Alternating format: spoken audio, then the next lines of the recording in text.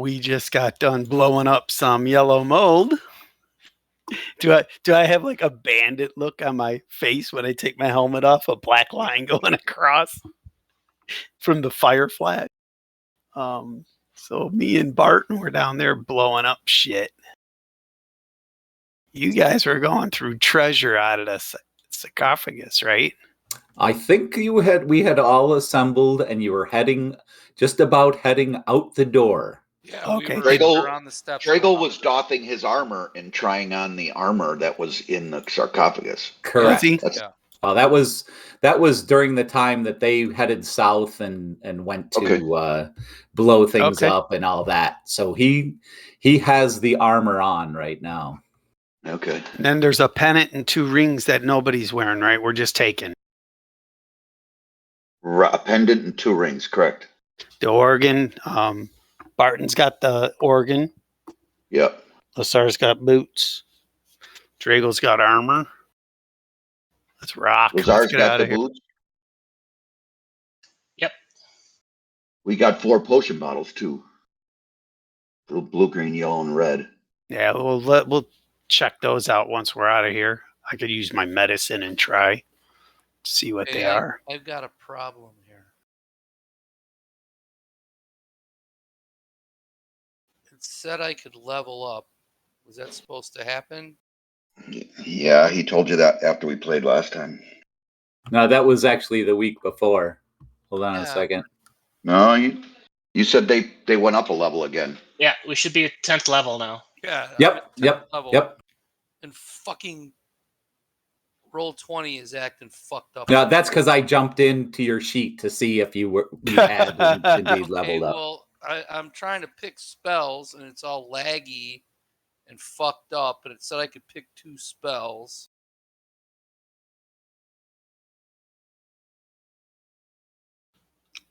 Jeff, so as a cleric, right, I put all the spells I can know on my sheet. So when I go to level up, I can't add no more because my sheet's full of all the spells, whether I use them or not. Right. You know, because we can pick a different spell every day, right? Yeah, but I don't believe bards are like that. Can anybody identify? Cannot. Tislin can. Tislin Thundersleep. A cleric? Yes. Oh, that's pretty cool. She's a cleric of knowledge, and she can also use the augury spell. That's cool. And she can use it as a ritual.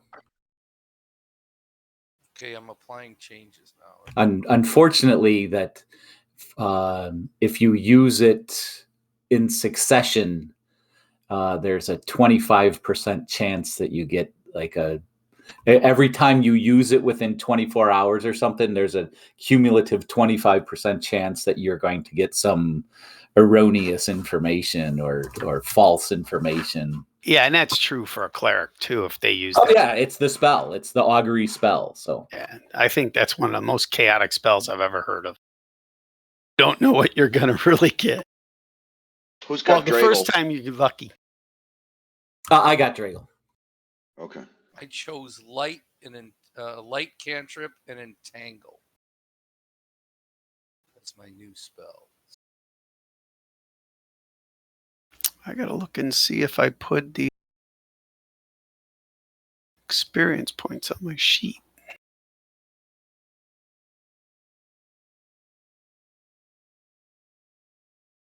You couldn't take a high level spell, Jeff? I wanted another cantrip, and then I could have taken another high level, but I think I got enough there for now. This is session 35 of the Riverfoots.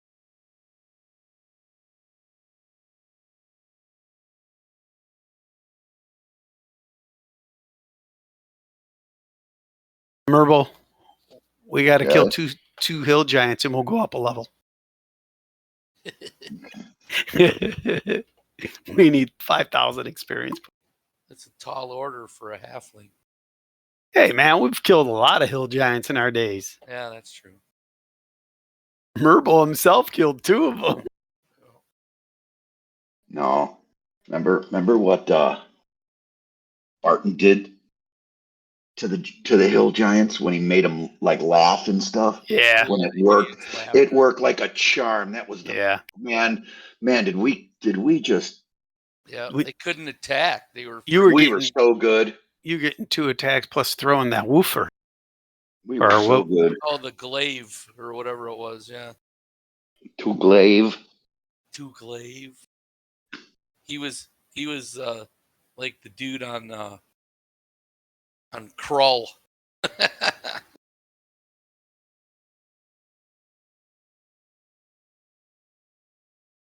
Uh-oh.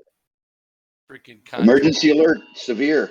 Oh, there Flash you go. flood warning is in effect in this area till 11 p.m. This is a dangerous and life-threatening situation. Do not attempt to travel unless you are fleeing an area subject to flooding or under an evacuation order. Holy shit.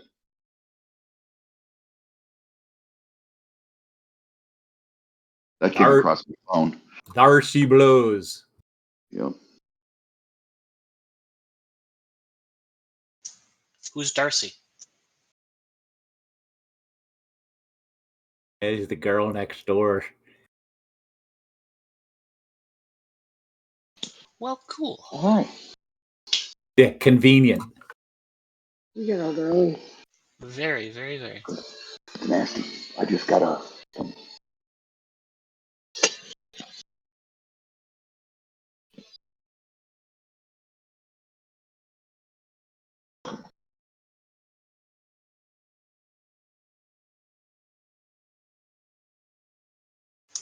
Weren't we outside this? And we saw all 999. That was before. You have not walked out the door just yet. Oh, I thought we had. We're I thought still we had. Nope. inside the sand castle. I'm wiping off my face from all the soot.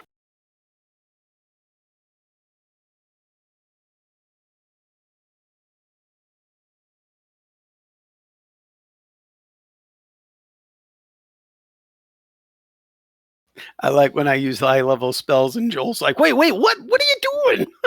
Hold No, on there. cool. No, cool. Keep using high level spells. I don't Yellow understand why. mold pissed me off. I don't care. With whatever you're doing, always use high level spells.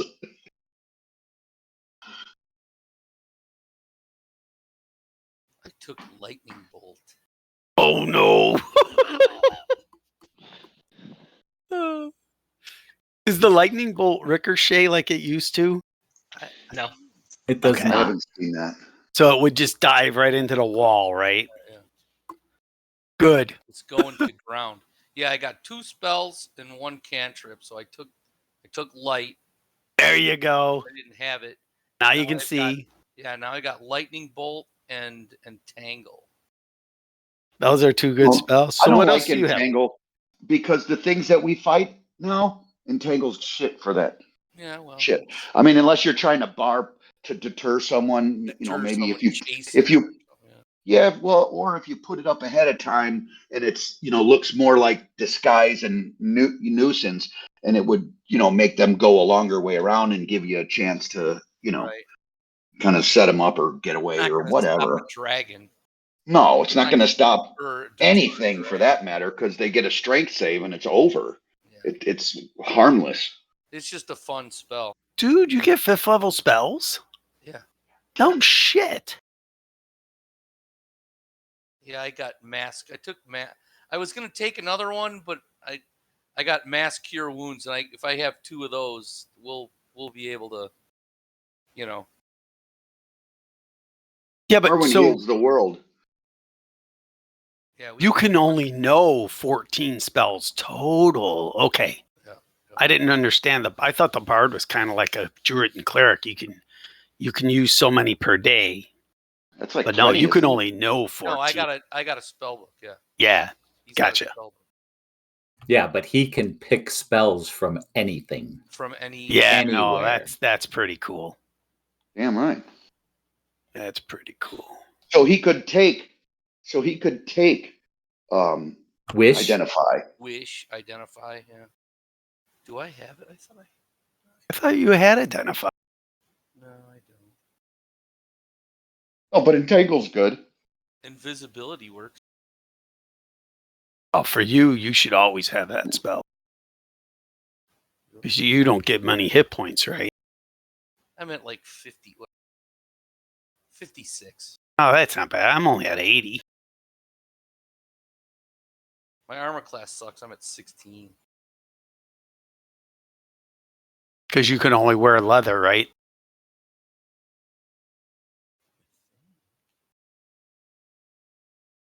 You can't get Shield of Faith. And that's with the Ion Stone of Protection. Yeah, no, I get it. Are a lot of your spells concentration? No, I got both mixed. There you go.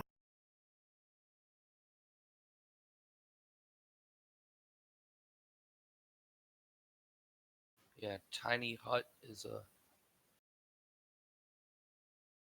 duration.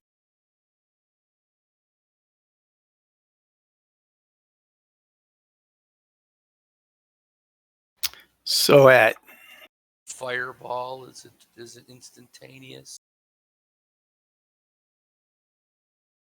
Dispel Magic is it instantaneous. oh, there you go. Lightning Bolt instantaneous. Instantaneous. Hideous Laughter is concentration. So it's James, awesome. I don't know if it's your music or outside my window. Right. Yeah, so is Fairy Fire. Sleep. That's nice. Duration. Sleep. Yep. Sleep is a duration. Can you start a fairy fire and then go invisible? Probably. You know what I'm saying? You gotta use concentration on invisibility. Hang on, let me look.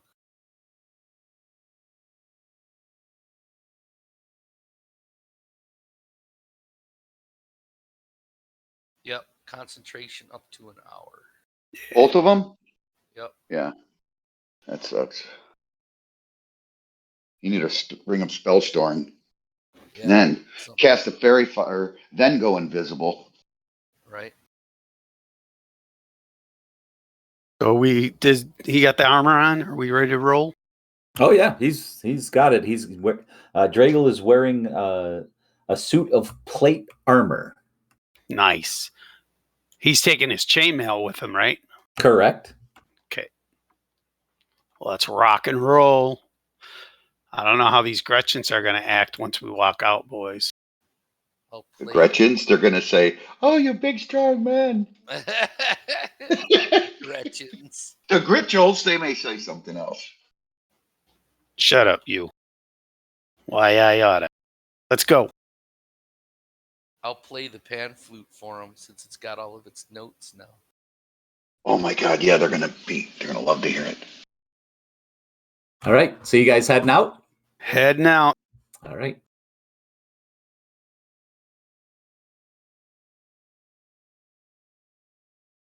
You open the door, heading out into the evening. It is now probably about 2, 3 o'clock in the morning. You exit, surrounded by the Gritchels, who still remain on their knees, meditating towards the temple, their sandcastle temple. As you emerge, they stand as one, ceasing their meditation. They begin to assemble, filing rank upon rank, row upon row, with but one spot in their numbers missing. The Gritchel to whom Tarwin has talked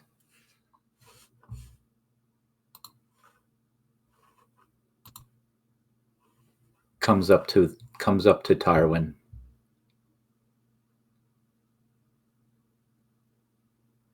Hello.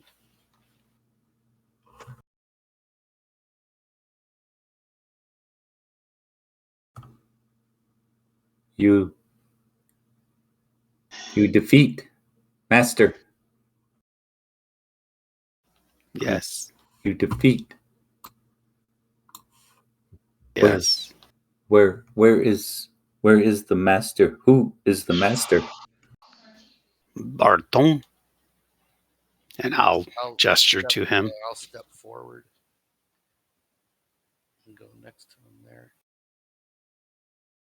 Yes, my little friend, we have defeated the evil that inhabited this place, and we have restored the note to the mighty organ, to the pan flute of the Bard of Thargor. And then I'll take it out and I'll show it to him. I'll hold it up. And you hear a collective "oh" throughout the Gritchel community. The pan flute is now complete. Play it. And I'll put it to my lips and play a tune of happiness and gaiety, and in contrast to the music that was playing on it before by the evil. Okay, so you're just playing your regular pan flute, a tune that you're familiar with. Right. Okay. Something lighthearted, a bit of a ditty, or more of a ballad. Not like something to dance to, but just more of a ballad, a pretty ballad. Okay, roll percentage dice. Come on. 0-0. Performance of your life.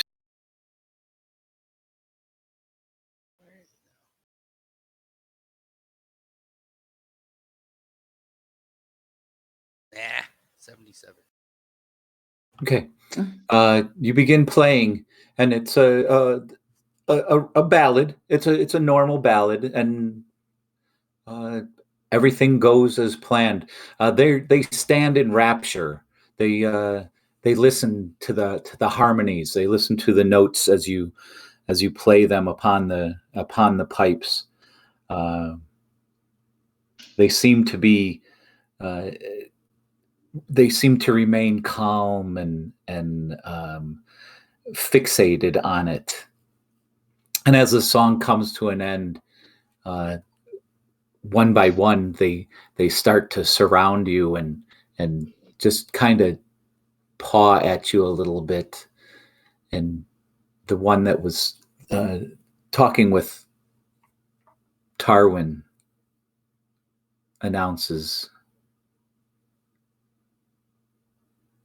curse broken. Curse broken. Were you cursed to listen to this every day? He points to the sandcastle. Cursed to build. Oh, they don't have to do that anymore. So you're free now. You no longer have to build the castle. And as one by one, as they come up and kind of paw at Barton and touch him, like a realization, like this is real. Affirming its reality.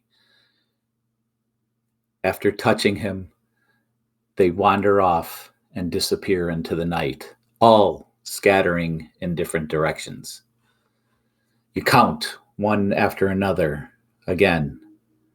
999. The last being the spokesman for the group. Can I ask him something before he goes? Yeah, he's staying there. He hasn't left yet. So I'll explain to him that we met one of you who was with a dragon. When we first came in, he was with the dragon. He left because he said he didn't like doing the same thing. Oh, whatever was going on. Can he return home? Because right now he's helping our people go home. I'm so sorry. I totally confused the hell out of this, Gritchett. No.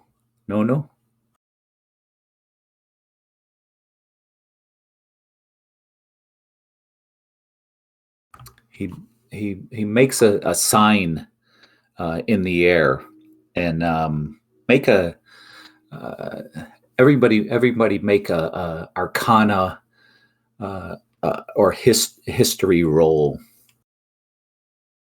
I just added to my history. 21. Oh, my lights are flickering, boys. Okay, the sign he makes is a sign depicting chaos. It's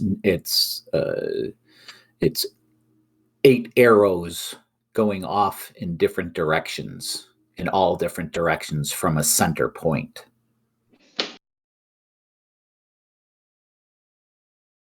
So it's like no home. There's like, because they're all scattering in different directions. I don't know that they have a place where they're all going to go and hang out. No. I don't think they'd do that. Gritchel, and he makes the sign of chaos once again. Oh yeah, no doubt about that. Oh, Gritchel is chaos. He's a chaotic little bugger. Stealing our stuff. Are all of you like Gritchel? He shakes his head no. Okay. I understand. Him touch. He's probably got half a Hearthshire stashed away somewhere. We'll find him and take care of him. I go. Bye. I go. Have home. a wonderful life. May Yandala smile upon you and your people. All right, Barton, maybe you can throw up the Yandala, yes. Yandala. The hut. Do we need? Yeah, we need to rest. Yeah. Yeah, it's nighttime. We stayed up all day for this to happen. Yeah, I got one more spell slot for that one, and I'll use it for that. Yeah, okay. Let's do it. So you're putting up the hut? Yep. Okay, the hut is up. My steed is nearby, right? Correct. Waiting faithfully outside the all right. the temple. Does that temple cave in, or does it stay there? It appears to be staying there for the time being. Okay. It's still only about 2-3 o'clock in the morning. Okay, so it's still night. Yeah. Well, I think I'm going to have to do a water spell to get us some water. So I'll do that. Create water. If everybody fill your skins, because like Merble said, we've been up all day. Yeah. We need to get low on rations too. Well, let me know when I got to start doing that. I got to take the slot to create food and water. Does anybody need healing? Nope. I do. Okay, well, I'll lay on hands. Okay. I have How many you 72. I need, I don't know. Here, hold on. Dragel's down 11. Let's see what he's got down 6 left. All because of the yellow mold. But Barton, now high five Barton. Barton broke that down. Now I know. I got to figure out a way to use fire. So Dragel needs 11, and I can only do in multiples of 5, I think. What do you need? 16. Brother? Okay, so I give you 15, and I'll give him 10, and I got 5 left. Thank you. Does anybody need any? No? Yeah, Dragel can take care of himself. He didn't even, according to his sheet, he didn't even use his, so he can cure himself up. Okay. Yeah, I don't think Drago got hit much. It was Merble, me, and Barton. Barton got hit. Wow. Yeah, the dude was going after Barton big time. So I only used 16 or 15. There you go. Because it's multiples of 5. Yeah, but you're going to take a long rest now, and you'll get your abilities back after the long rest. The 8 hours goes by. After about 4 hours, as the sun rises, you see, like you saw the day before, slowly at first, grain by grain, the sandcastle begins to erode as the sunlight descends upon it, slowly at first, and then picking up momentum. The sand flows down in a stream, spreading out across a wide berth, flattening itself out and becoming one with the desert, never again to be seen upon the face of Siklari. Nice. You've fully rested. Everybody's back to 100%.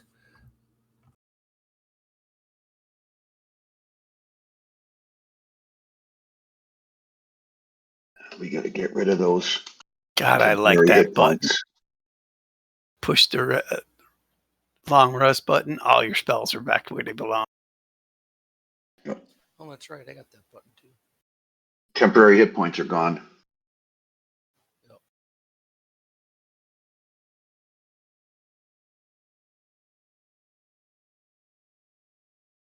All right. So the plan was to head directly east, to the river, making for Gutters Canyon, crossing Gutters Canyon, and making it to the Misty Moor. Yes, sir. Okay. You estimate that it's probably going to take you about 2.5 full days to make it to Gutters Canyon. Mm-hmm. So it's just about noon. You have a lunch and a breakfast. Take on some water. The desert sand baking under your feet, under the midsummer sun. You prepare yourselves to head out,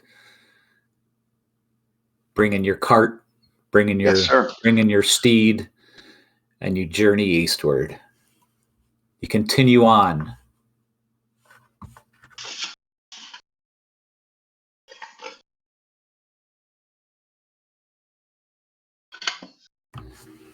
Until just after nightfall, you push on. Everything seems to be relatively calm. The sun begins to set, rapidly cooling the desert. Nothing out of the ordinary, no encounters. Everything's been relatively quiet. Really no issues whatsoever. Nothing to note whatsoever. The desert has seemed, at least this part of the desert, has seemed to take on a calmness.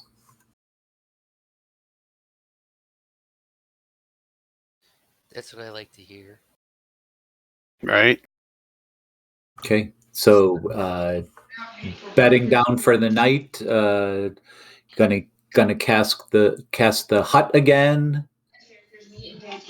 Should we? Yeah. Of course. Yep. I'll do another surprise. Reload our water. Hold on.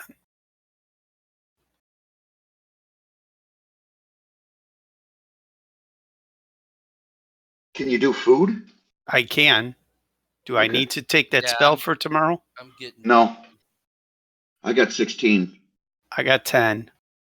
I've got 4. Barton, you didn't fill up when we were at Gastant's place? Well, that was a while ago, man. Not really. Couple days. There were hundreds and hundreds. Oh, okay. Yeah. Well, I had 10, and I was clicking them off as we went. So. Gotcha. You know what I have 10. Halfling eating 2 a day. Right. So, yeah, let me know, because I don't normally take that spell, create food and water. Right. We're okay for now. But let me know, and Dragal has some to share if anybody's short on food. Yeah, he still has about 18 left out of the 20 that he's been holding. I gotta step away for a second, guys. Okay. Quick break. Then I'm gonna go pee really quick. Sounds good. We got company, so I gotta step away for just a bit.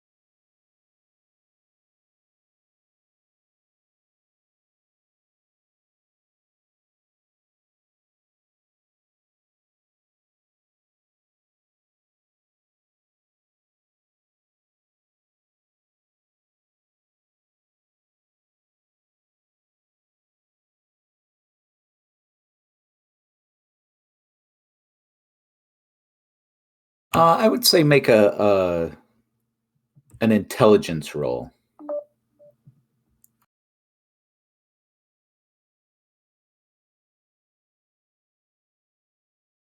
No, nothing has come to him just yet. I'm back.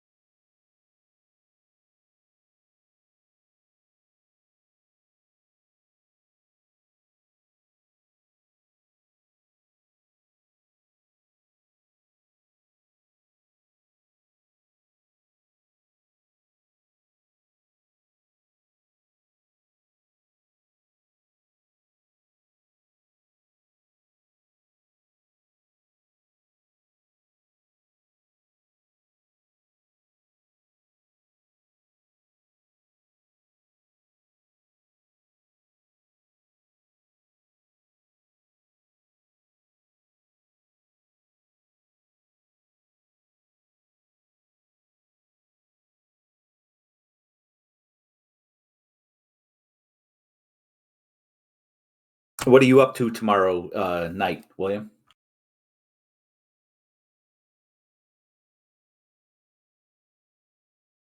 Maybe he's not back.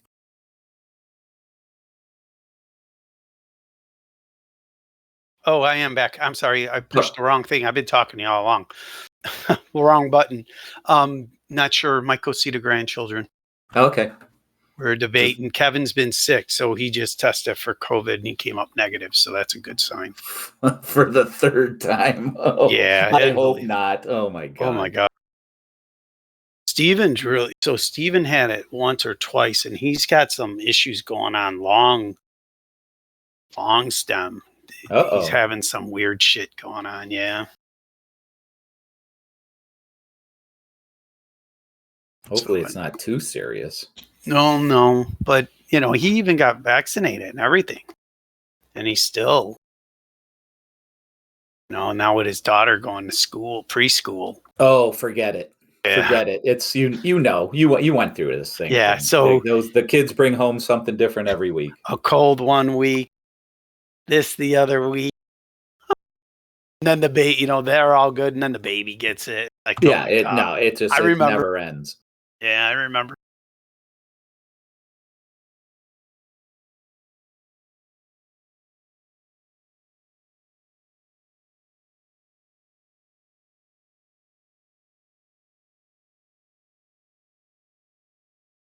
I'm making a note. I'm going to Gary Con next year. Oh, you know what? I am going to while we can. I'm going to Google it right now. I did Google it just now. Did they have anything?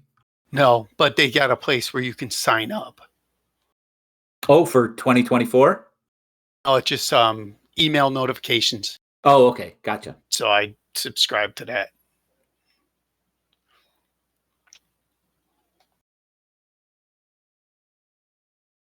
That's one way to get in there. He's looking for staff volunteers.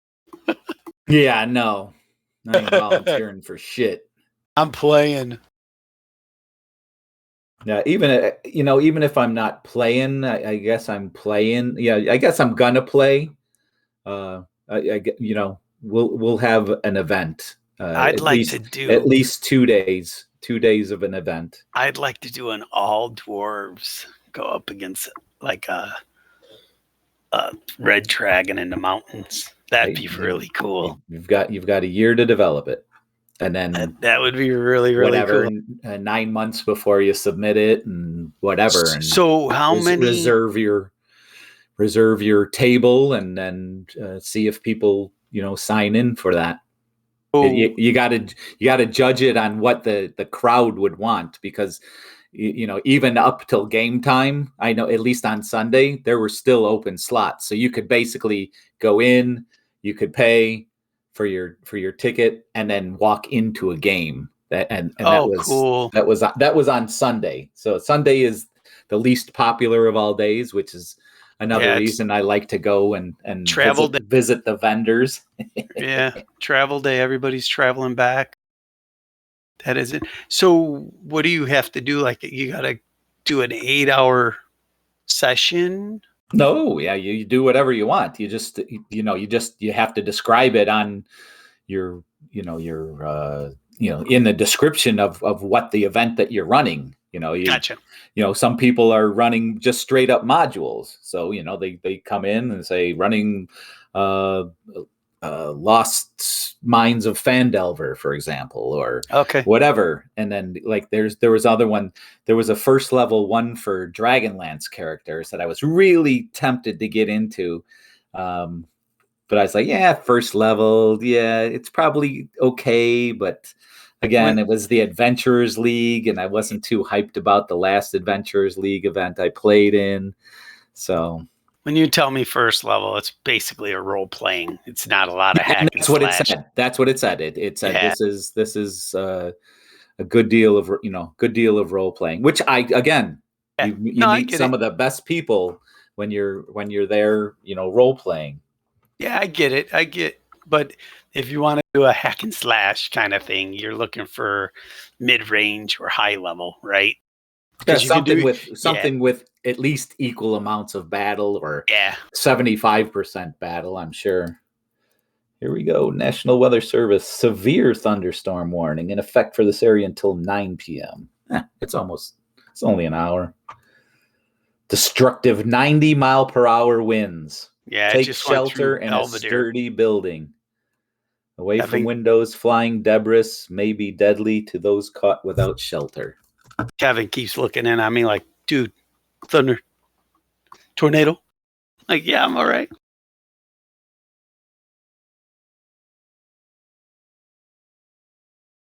I lost my Bluetooth, guys. Uh-oh. What are you doing? I'm just sitting around, and I couldn't hear nobody. I didn't think anybody was back. I was just hanging out. And then I heard something, and it was you guys coming through the... You lose energy? Do you need to charge it? No, everything's... You're breaking up. Yeah.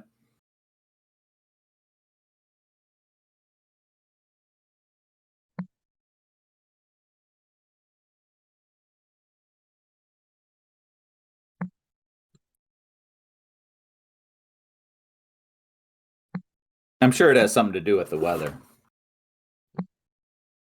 That's right above us.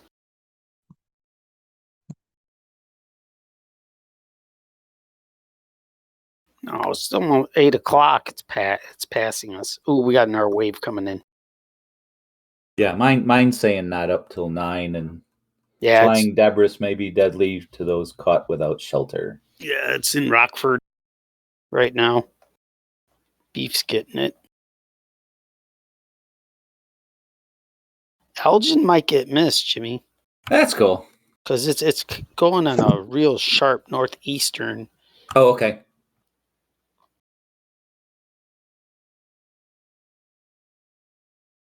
I put a Oh, actually, the southern edge of any storm like that is actually the worst. Yep. Yeah, that's what you're getting. You're getting the tail of it. That's where those comma shaped.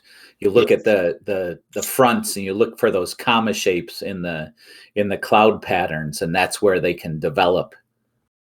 You'll be getting it about 9 o'clock, according to this. What I'm looking at.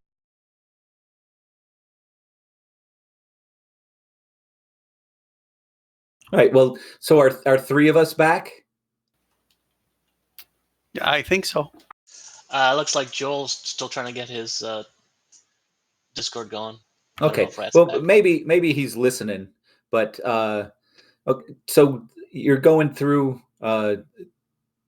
Barton has the hut up. I need Lazar to roll percentage dice.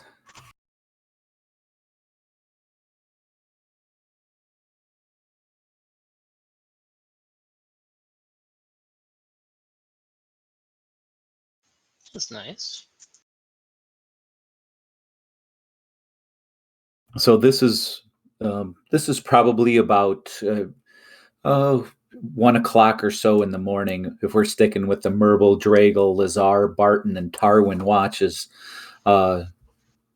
Lazar is actually up. He's aware on watch, and as he's looking out,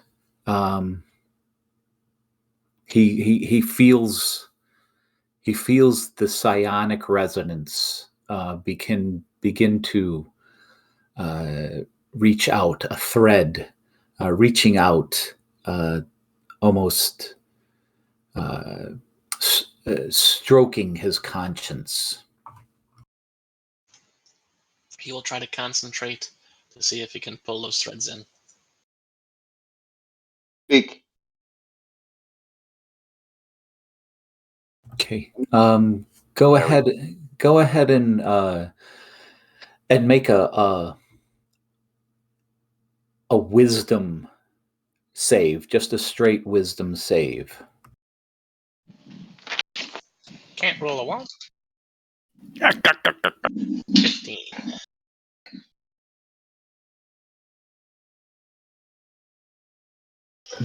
you sense a message.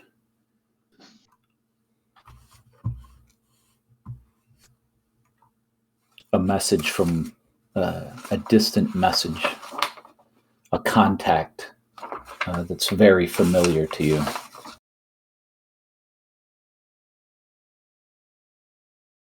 It's our Uber.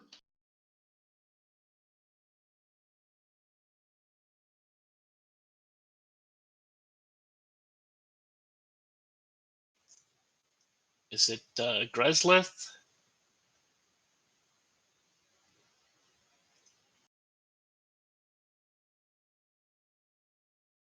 Or Melantarath?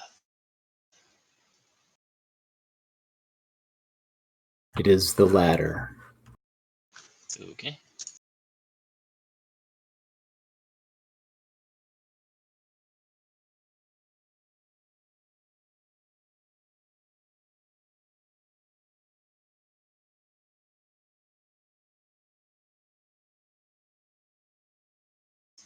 And what is the message, if I can decipher it?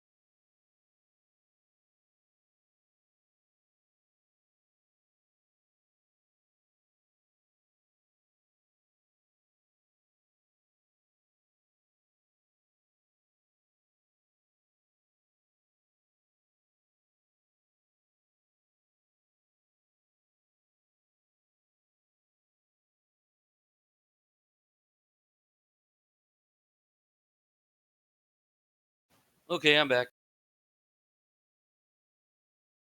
Jimmy's working on something right now with Lassar.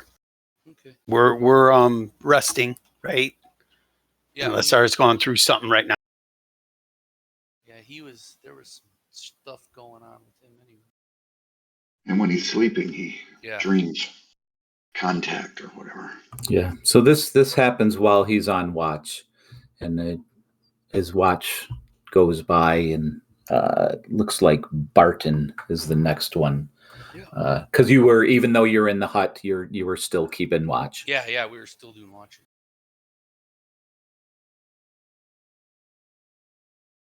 We just watched the end of Harry Potter and the Chamber of Secrets. That's what everybody was doing when they came.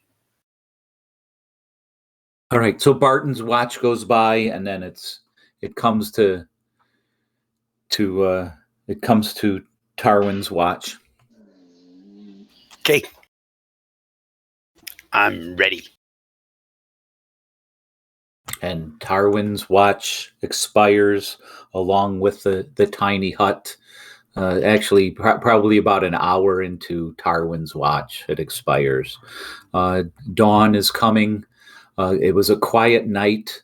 Again, the desert seems in an odd way of feeling more at peace, almost less chaos and sense of dread. That has all passed. Whether We're it's starting to get comfortable. It feels a little bit more comfortable. Whether it's the departure and the lack of contact with Gaston, whether it's the defeat of the Cambion of Yenagu, whether it's the discovery of the lost cord. It's hard to put your finger on just what it is. But you get up the next day.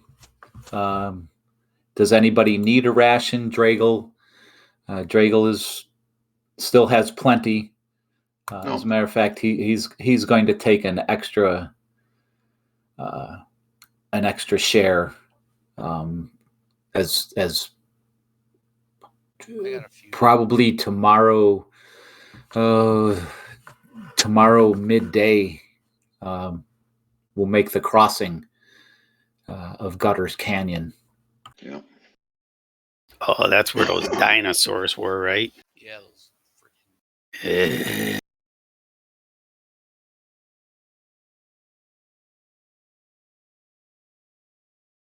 Bart. Fireball worked good against them. Yeah, just make sure to use it before we're around them. Get them in a group far away. How many were there? There was just that one. 9. There were 3 sets of 3s. Oh, yeah. And then that big, humongous one. I'm expecting to see bones when we go back because we left it there, right? I think so. So that will tell me. You will not. You are farther south than when. Oh, that's right. That's right. You crossed in the northeast sector. This is much farther south. There could be another one of those freaking things. All right. 5,000, Merble. 5,000. We're lucky they're not herd animals. Oh, those little ones were little bastards too. But I got something up my sleeve for them.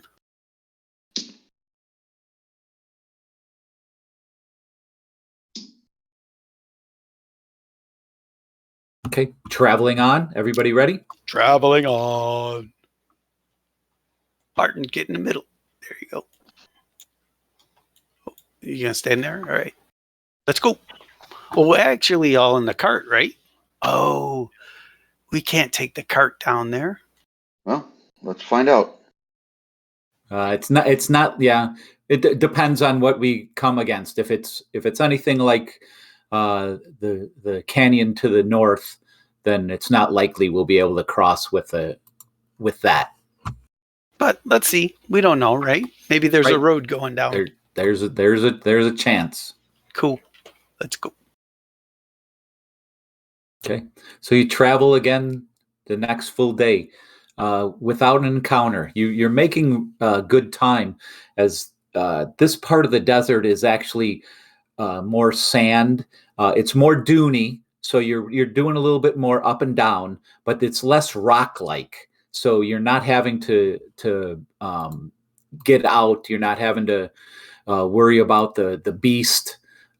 The beast can continue to pull it along at a good speed, and overall your feelings are increasing. Your morale is increasing. You're feeling better, and hopeful with each step that you get closer to home. And again, enjoying all that stuff that you've been looking forward to for so long. And we don't see nothing like on the horizons and anything, right? Just dunes, up and down from dunes, kind of like in and around. Remember where the Knoll camp was, and how you had to go up that one dune, and you were able to look down on it. It's a lot the same, just like that. And every time we go up, that's when I'll be scanning the horizon. Yeah, and it doesn't appear to be any movement, no consorted movement whatsoever. Oh, I hear an alert.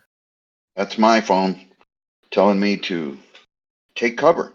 Yeah, Kevin and the dog are downstairs. You just got to take shelter in a sturdy building away from windows. Debris. Flying debris may be deadly to those caught without shelter. Till 9 o'clock. So you figure you've covered probably about 75 miles or so in the last 2+ days. Nice.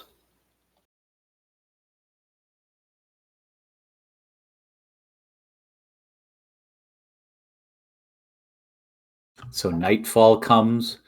You look out to the east, and you see where the rocky prominence becomes more visible. There's definitely the canyon, the walls of the canyon and everything are in the distance, and you can see the gorge in the distance.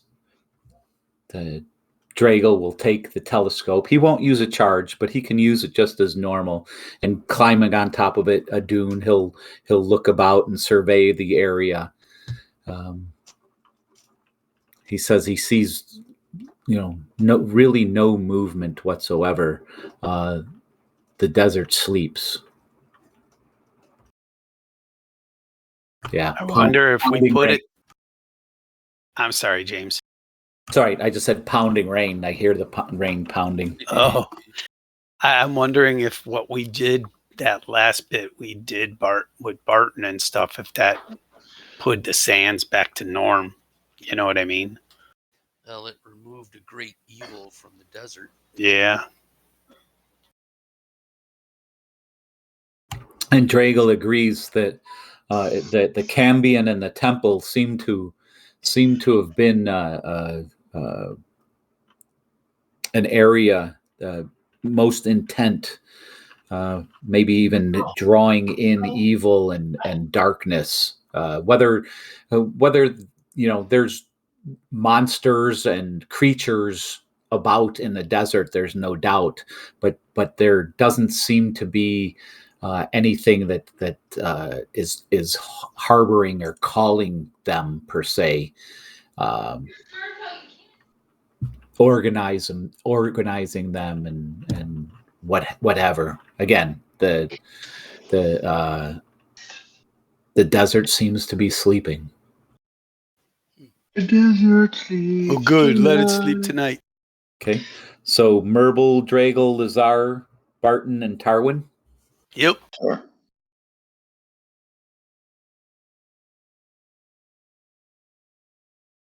In the hut. Okay. Is that what we're doing? Yeah.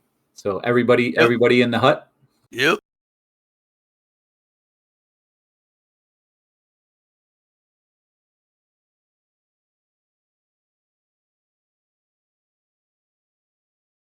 Okay, it's getting really nasty here. Give me 1 second. I'll be right back. Yep. Snow's coming down here, man. We got about an inch of pellets right now. We're lucky it's warm here. If this were snow, oh my God, we'd be buried. Yeah, you'd have what is it? A 1 inch of snow or 1 inch of rain is the equivalent of 9 inches of snow. Jesus. Depending on the moisture content of the snow.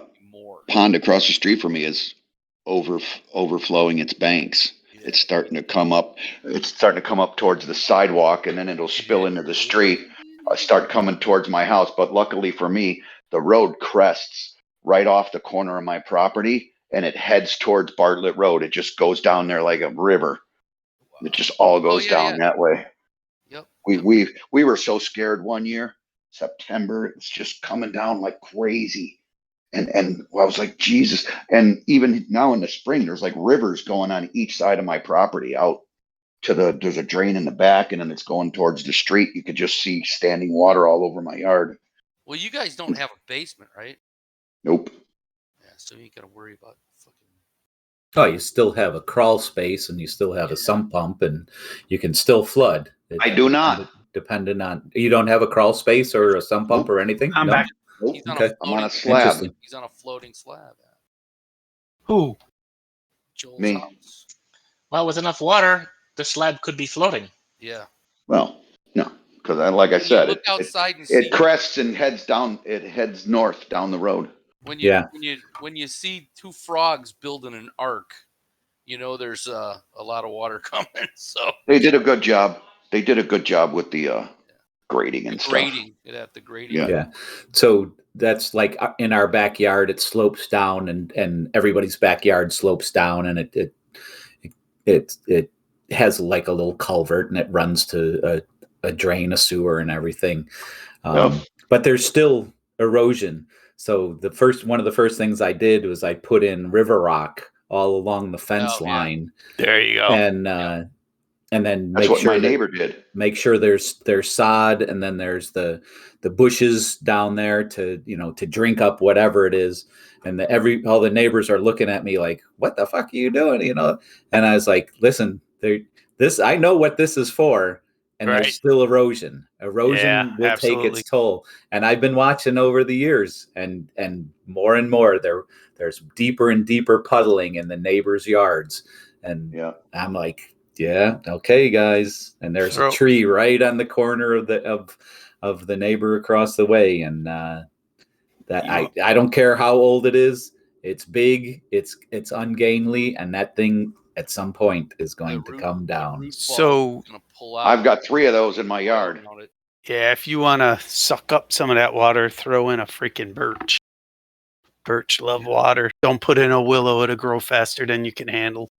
No, I cut down all the trees. Oh, did you? In and around my house? Yes, absolutely. Willows are filthy. Yeah, they're huge.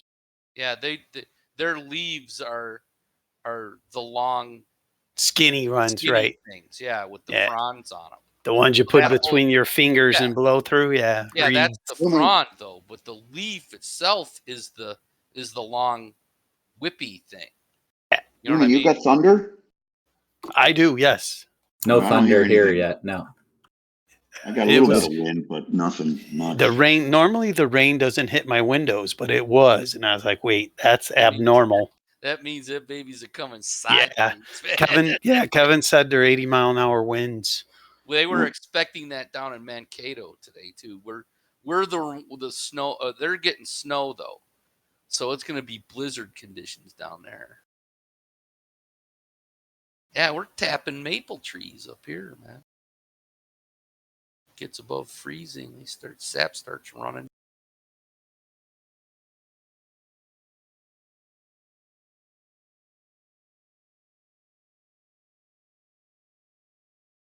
Okay, so Merble takes the first watch. Dragle takes the second watch. Dragle wakes Lazar for the third watch.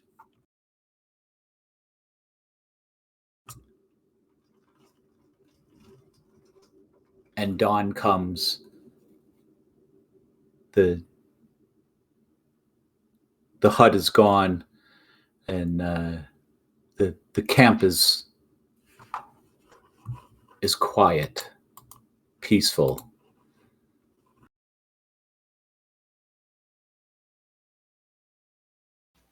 Everybody make a perception roll.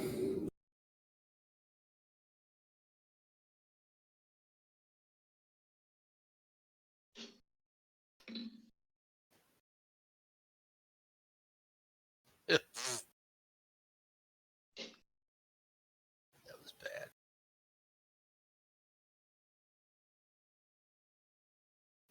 Oh, give me a second here. Doing this bad.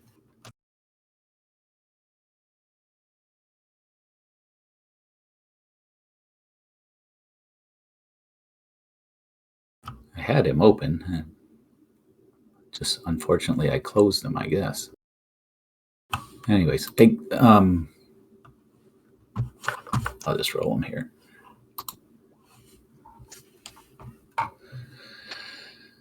So as Tarwin gets up in the morning, he notes that Barton is still asleep. The hut's gone. Merble, Dragle lie sleeping, and Lazar is nowhere in sight. He's gone.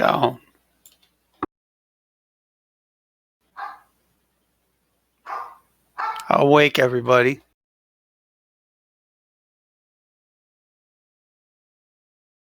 Tell him, anybody know where the car went?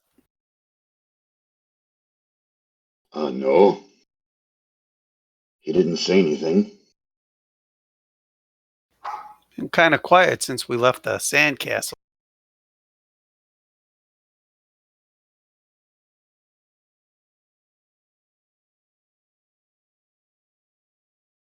see any tracks going anywhere? Nothing. It seems as if the desert has swallowed any tracks of his, whether it's the blowing sand, the powdery sand, even your tracks in from the previous day have vanished throughout the night. Just the regular normal winds that blow. Before I study for my spells, I'll do a sending and I'll send it to Lasar, asking him, Lasar, where are you? Are you still in the desert?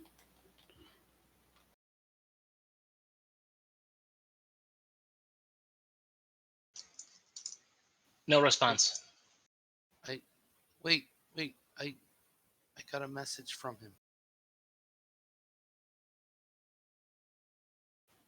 He claims it's his time to leave us.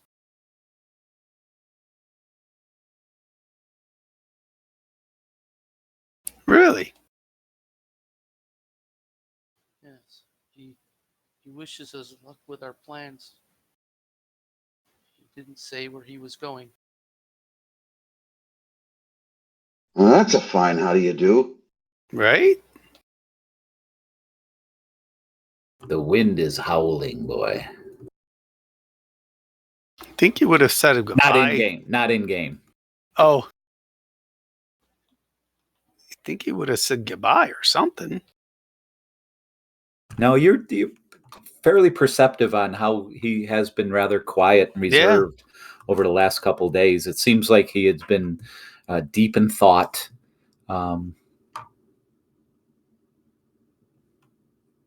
Just kept keeping mostly to himself.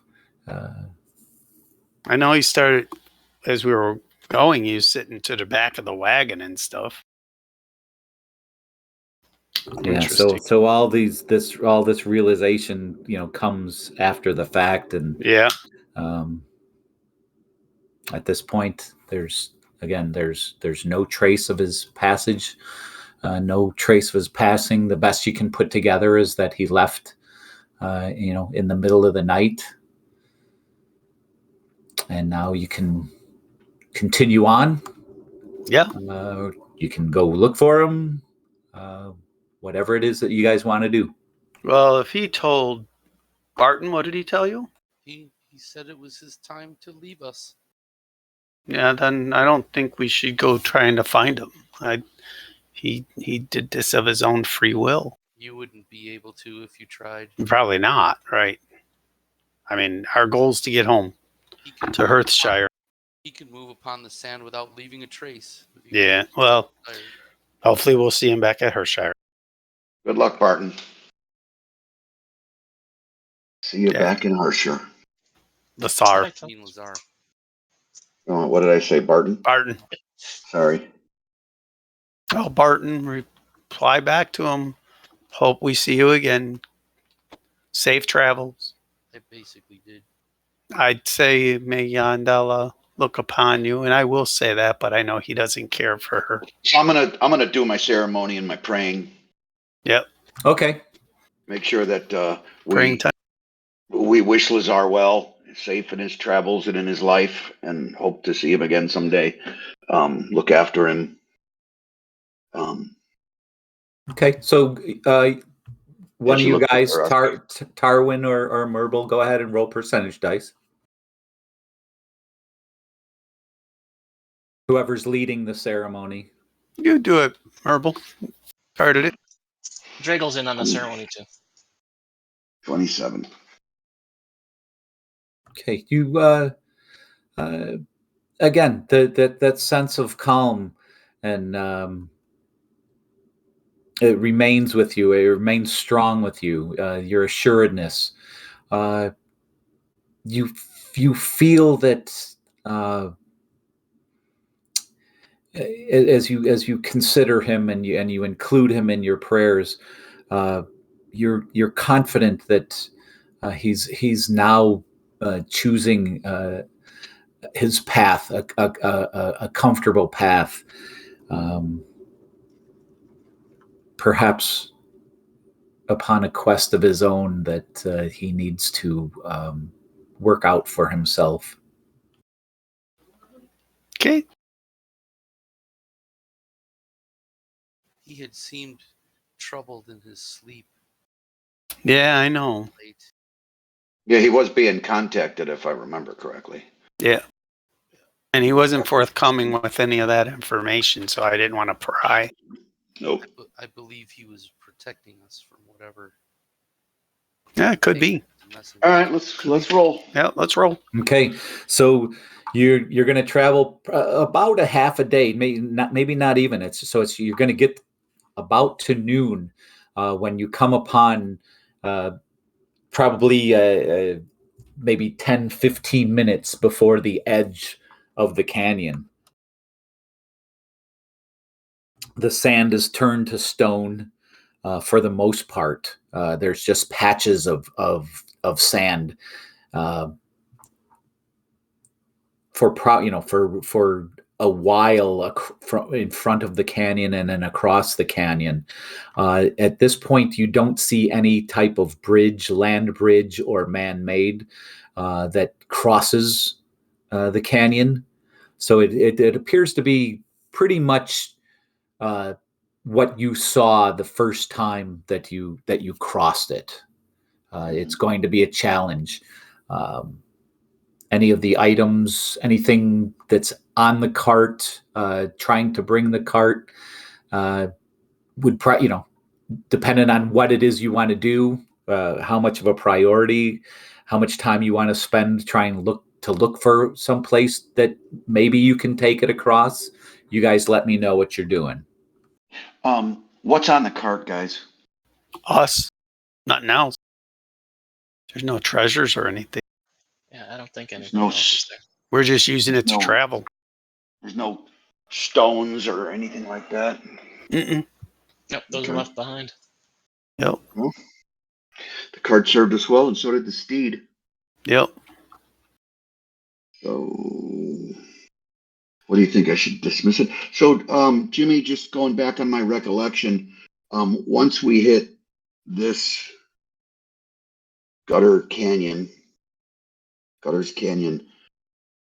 trying to recall how far it might be till we get to,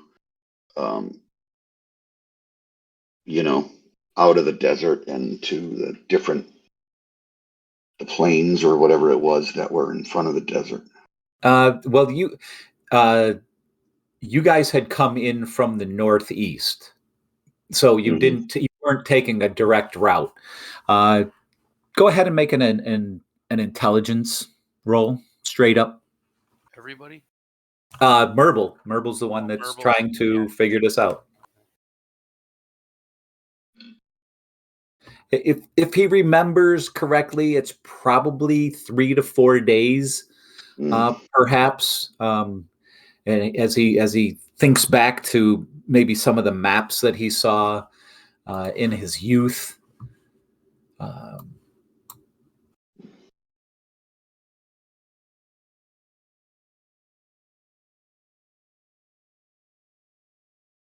possibly 2-3 days till you cross the edge of the Dol de Cadral, and then another 2 to 3 days before you hit the Misty Moor.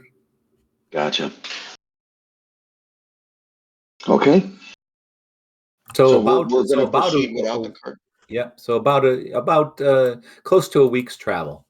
So what things do we have on the cart that we need to Nothing. Cart? Nothing. Okay. Just our bodies. The cart was just a thing that we picked up from Gaston. Wherever, yeah. Or it was and from the Knolls or something. So the cart ends here. Yep. And yep. The steed. And so does the steed. I'm going to dismiss the steed.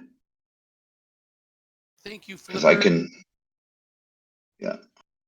Later, Mr. Steed. And it basically vanishes, right? Or is this this is a spirit? Yeah. And usually intelligent, strong, and loyal steed. Yeah. Yep.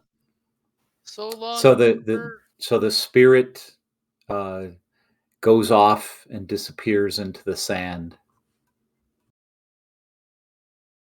Again, something that was something that was more or less called based upon the location that you were in. Uh-huh.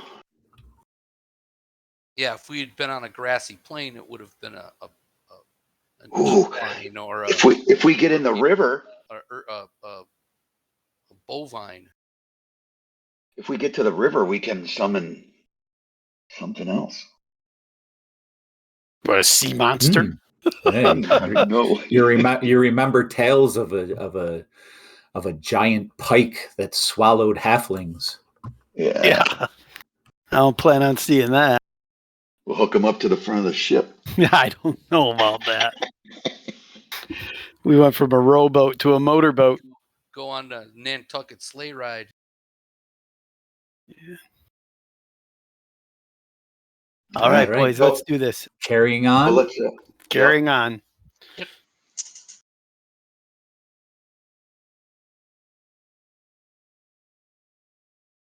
All right. I don't think I have everybody, but we'll find out in a second. You make your way to the edge of Gutters Canyon. Now, are we missing? Can't see anything. Yeah, so we're missing Dragle, Merble. I see. Oh, Merble's there. Merble's up high. Where is everybody? On the left. I'm above Barton on the left side. Yeah. Can't see What nothing. I don't see. Yeah, there we go. We're on the very edge of the map. Okay. Yep. Maybe it's Tarwin that I'm missing. Yep. You're missing let's do Tarwin. How do we get down here? We climb like we did before. This is exactly. I mean, the map looks like what we did before. Yes, the canyon is pretty much the canyon, a deep cleft of rock, some 40 to 60 feet deep in places, with other prominences in the middle, 30 feet high, 20 feet high. There's niches and seemingly caves, ladder work, man-made, creature-made. Ladder work in certain places. Really? So there is so creatures, humanoids, have attempted at times to climb, traverse. If I remember, were they kobolds? We're not that lucky. Yeah, right. There were some lizard-like creatures, if you recall.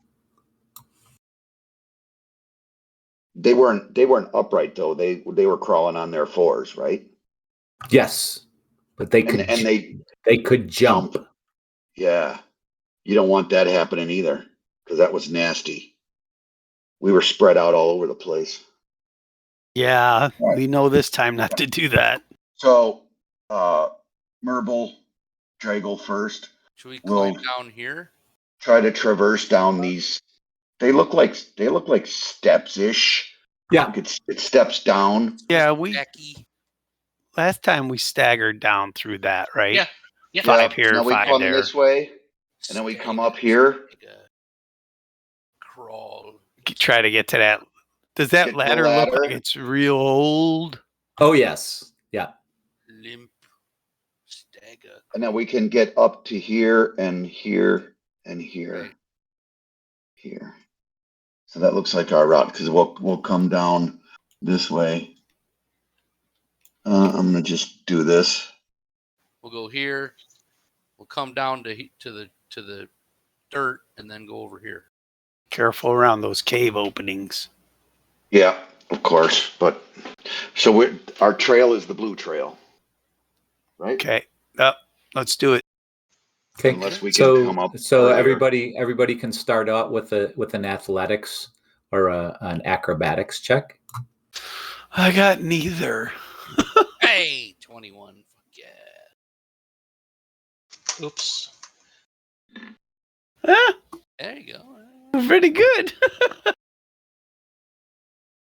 Yeah. Not very good at this, but Yeah, all no, right. no problem. You guys are making your way down. You get halfway down.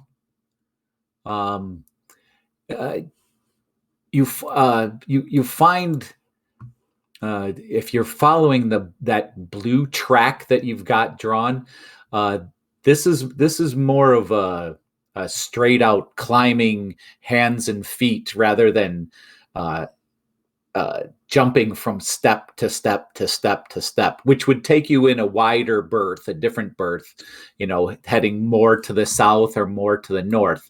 So you'd be going more up or down as you're heading lower and lower. Uh, Climbing straight down the face of this cliff, definitely more challenging. Well, we don't want to. We want to do. We want to get down. Yeah, but I'm I'm just looking at where you have the blue track, and a straight line from where you are to the blue track is you actually trying to scale the face of a cliff's edge. Yeah, no, I'm not. I'm gonna try to We want to try and get down to here, go down to stagger. Yeah, if it's easier to walk, if it makes more sense to kind of zigzag down. And this one looks like it's this here looks like it's just a slope that we can kind of go down, and then you get to this one, and then we can climb down to the rocks and shit over here. If there's ramping, we want to use that method. Okay, that's absolutely. The objective is I'm just trying to explore. I'm trying to explain to you, what the two different ways that you can go about it. You tell me how you want to do it. So if we end up down, if the best way to go down sets us over here, we're still going to zigzag around to the up here towards the blue line, and we want to come up there because that looks like it slopes up. Then give me another athletics check. One more. 22 again. Oh, can't roll a 1. Can't roll a 1. Oh, baby. Oh, my God. 2. Okay, the bit of the rock face gives out on Merble, and he falls about 10 feet, taking 2 hit points of damage as he thumps to the ground. But you're all able to make it down to that point there. Which one? This point?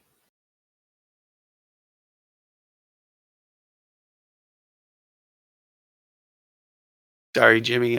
I was up on the map high. Where did you point? Okay. Yeah, so we're on the dirt. We're on this dirt down here. Yep, I'm gonna get my figure. That looks like the floor of the canyon. Yes, so that you make it to the floor of the canyon. Merble lands hard on that one bit of shelf face and then falls with a thump onto the ground. As you make it down there, I need you all to make a perception roll.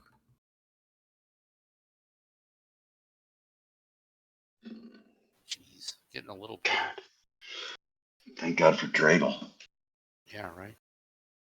Tarwin got a 23.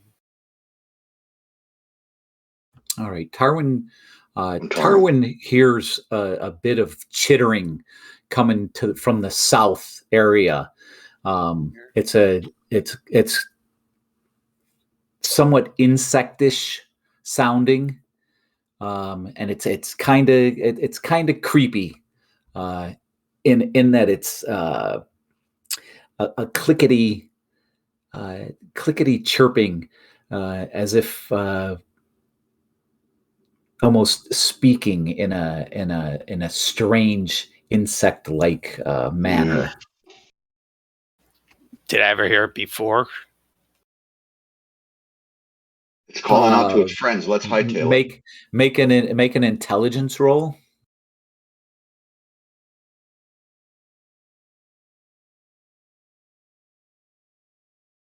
Yeah, not that you can recall. You've never heard anything like this before. Passing it on. I hear bug chitter.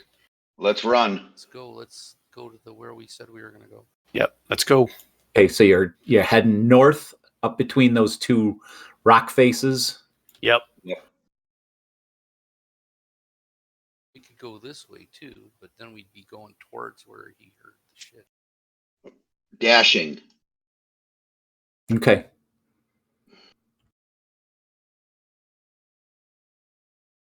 Okay, that's my dash.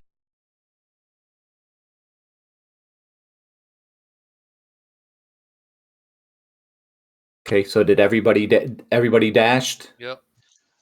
I'm not dashing. Drago's not dashing. He's just going to move up so he can be rear guard. Cover the rear.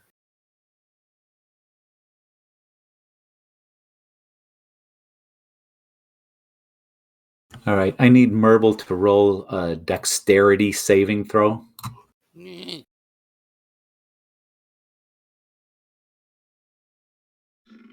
Yes.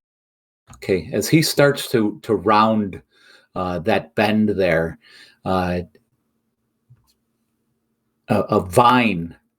vine-like tendril comes shooting out, lashing out at him as if trying to trip or grab at him. As he turns and looks to his left, he sees some type of creature with multiple eyes staring out at him from the gloom. Also, it appears to have a number of these other tendrils, and the chittering begins to echo about the canyon. Oh boy! Watch out! I need you. I need to know whoever it is. This is just a straight up 20-sided roll to see which side goes first. Come on, Billy. Initiative or no? Just straight. Just 20. a straight up 5. 20. Or straight up 20-sided die. Oh yeah. 19.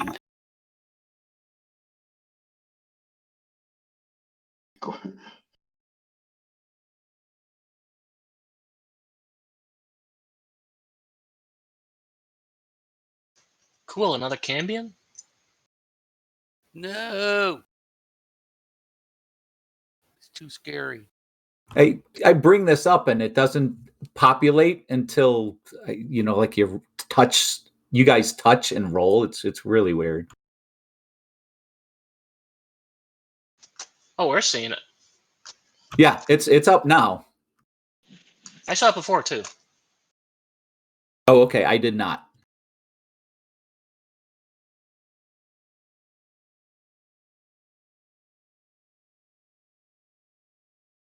Was it 19? Yeah.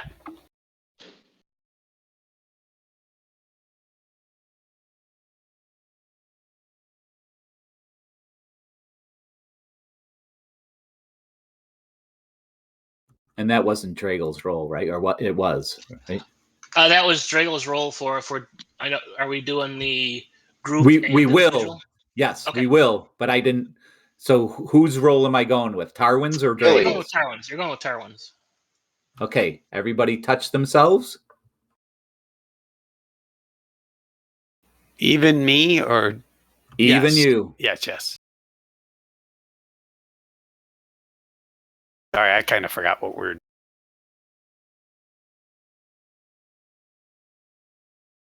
Yeah, but we still have initiative as a group. And yes. Then we'll go. Yes. Okay. Because I need to get some open air here, boys. There's something in this cave right here. Yeah, I know. Kill it with fire. I'm not seeing it. Do you want Dragel to have that? Oh, there's Dragel. Yeah, for some reason it didn't go out there to begin with. Okay. So we're there now. Good, right? Yep.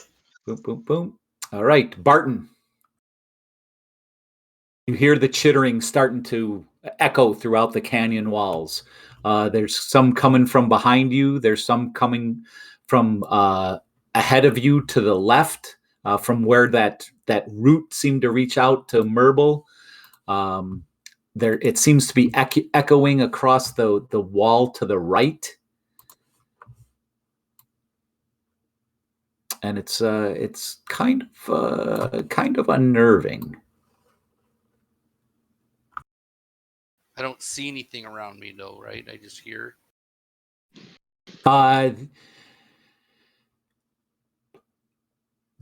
Merble indicates that there's something coming from that cleft, that he saw right something here? in that cleft. Yep, where you see the root coming out of. Back off, laddies. I'm gonna let him have it. So do we get our minute to game plan? Yep. Boys, what are we doing? Are we moving to get up here? I think that we should continue to move and maybe get to higher ground. I don't know. We don't want to get surrounded. We want to. We're in a choke point. We got to get. Are we dashing out of here? Yes. Maybe the choke point is good. Well, that's what I'm asking. So if we're down here, we're in here with something. There's something in here. There's lots of them. Okay. So if we can defend where we're at. Yeah. Right. We can defend where we're at. If we should close ranks. If we get overwhelmed in here, I'm not going to be able to cast a fireball or anything like that. So stay in this section then? I think so. Okay. But these things are going to climb. They can come over these rocks and they'll be coming at us still. But we got a good place to close ranks. Yeah. And that's what I think we should do. Yeah, Barton, I think we hold off on major spells until we see what's coming out, you know. Well, then maybe I should jump in there and kill that thing inside there, and then we can. No, don't separate. Don't separate. How high up is this ledge here? That's about a 30-foot ledge. Okay, so they would be something was up there. It'd be 30 feet above us. Right, and it would just come down on us because they climb in here all day long. All right, Barton, what are you doing? I'm gonna close ranks with Dragle. And ready my bow.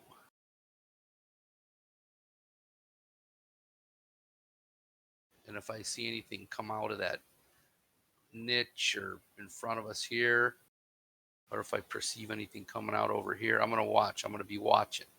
Okay. All right. Looking for movement. The first sign of an enemy, you're letting them have it with an arrow. Arrow knock, just a regular one. Very good. Dragle. Dragle pulls out his sword and gets into a stance that if something comes near him, he will attack.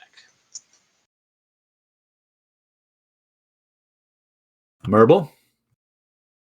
I will make sure that my shield and my axe are out.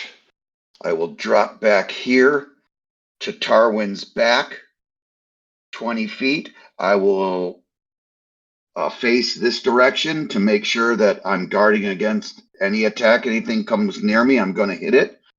And when Tarwin moves closer to Barton, I will follow him and keep it tight. Very good. Tarwin? So, question for you, sir.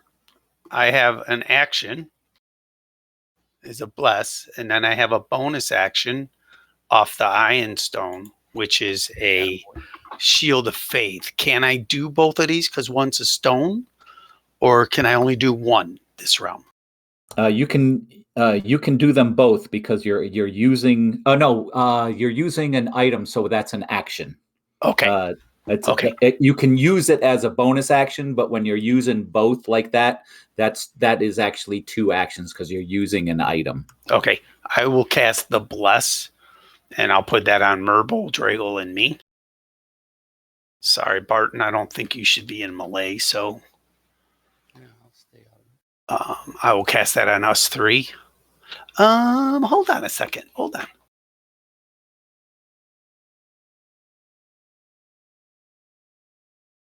I will cast it on all four of us, doing it at second level.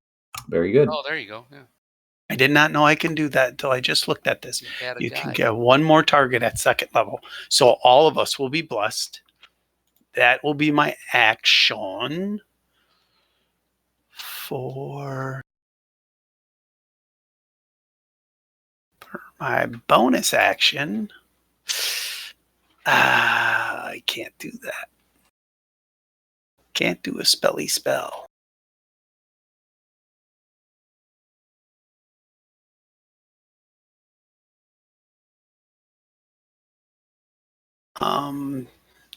I'll just make sure my shield and my mace are ready.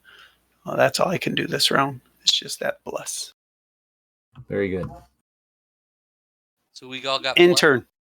You're not moving? +1. No, you don't want me to move, right? We want to stay together, right? I can move. I have movement. We all want to stay together. All of us. Yeah. I was withholding my movement. Do you want me to go down one? I can go down. Yes, go down closer to Barton, right next to him. All right, I could do that. Sorry, I didn't know. Okay. Now in turn. Merble, you can't move this turn. I said when I was. You can't withhold a movement. You can, or you're using your action then to move. That'll be fine. You won't get any type of a defensive attack, however. Okay, well then can I not move? Okay, fine. Okay.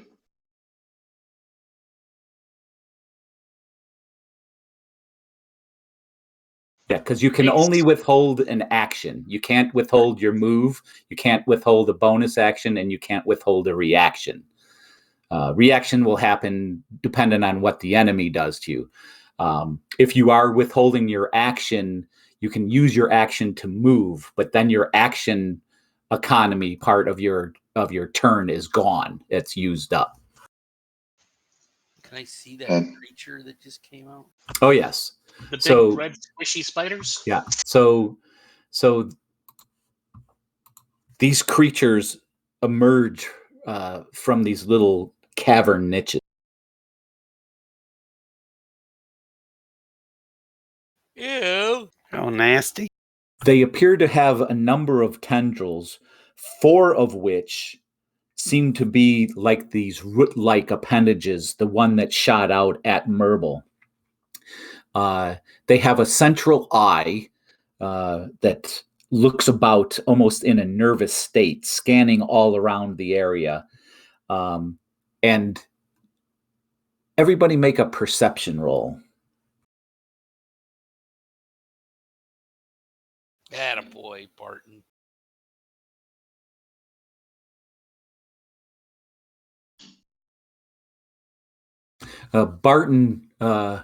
Barton shudders as he sees what appears to be a beak-like mouth on the underside, almost like a squid or octopus, a hard beak, as it comes out of the cavern, that little niche. It skitters across the top of the rock, shooting 4 of its tendrils at Merble.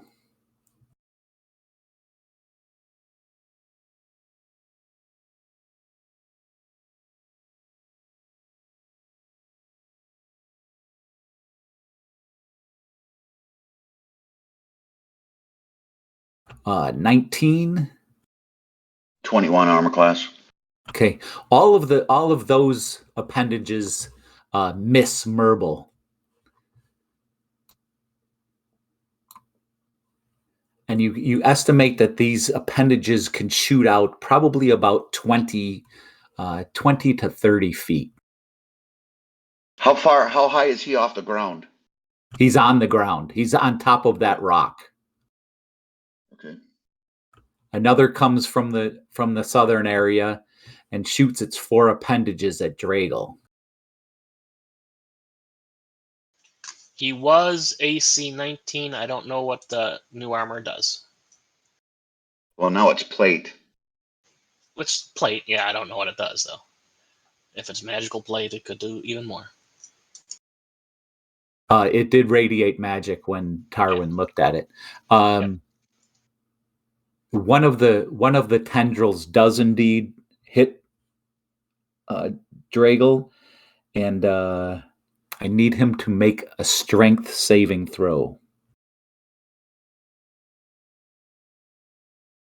Okay, he doesn't appear to have been damaged by it. He's able to not be bound or restrained by it.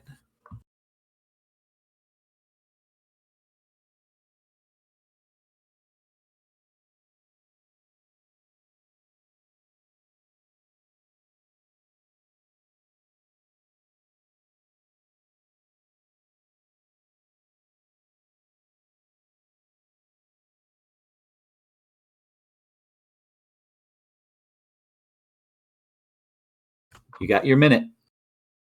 Okay. Okay. For the record, Jimmy, my bless came off my iron stone. Okay. Correct. Just so you know. Okay. All right. So sorry. Can I ask a question real quick, Jim? Sure. So I know that we rolled our initiatives. So do we have to go in that order? Yes, you do. So I can't say.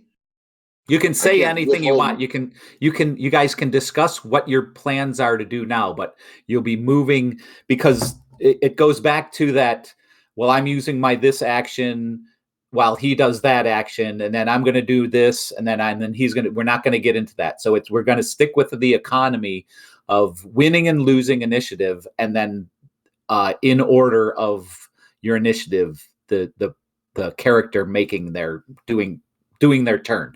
So your economy will be used up when you use it, and then it's complete except for any type of reaction. So action, movement, bonus action. Correct. Reaction if it comes up. Correct. So there's no waiting for Tarwin to cast his spell before I move. No.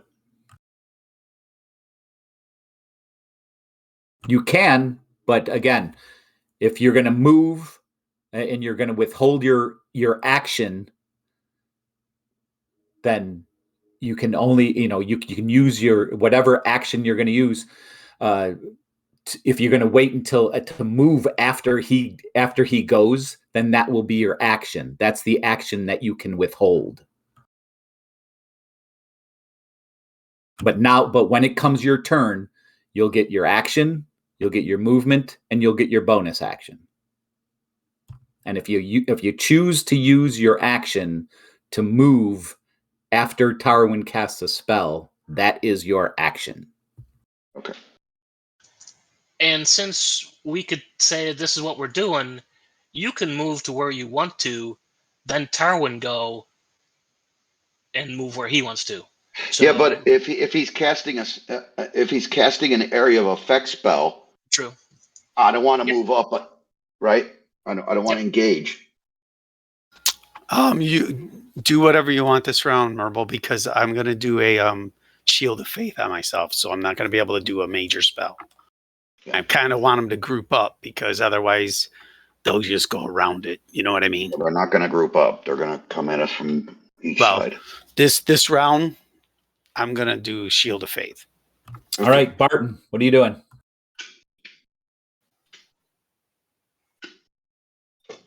My lights just flickered over here. And we'll break after this round. Okay. How far apart are these two guys? Well, we can't see him yet. I don't think I can see that one yet.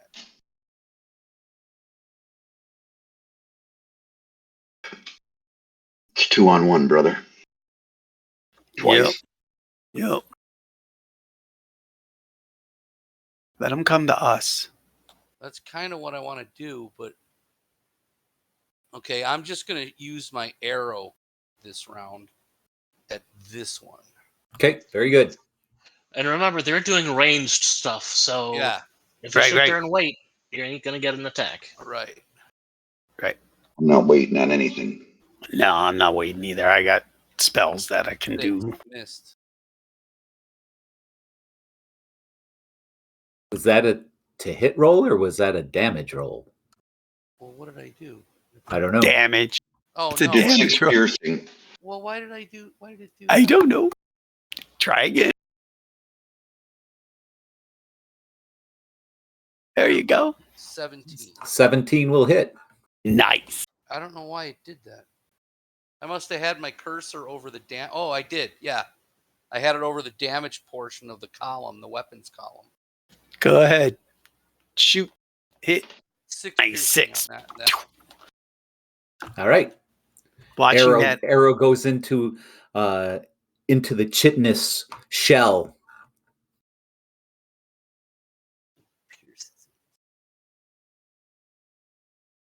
All right. Does it seem like it anything done else? any damage? It appears that it appears to have hit him. Yes. I am going to. Can I use the inspiration as a bonus action? I think that's a bonus action. You tell me. Hang on, I'm looking. What does your character do? Yep, I'm going to use a bonus action, and I'm going to give Merble a bardic inspiration. Sweet.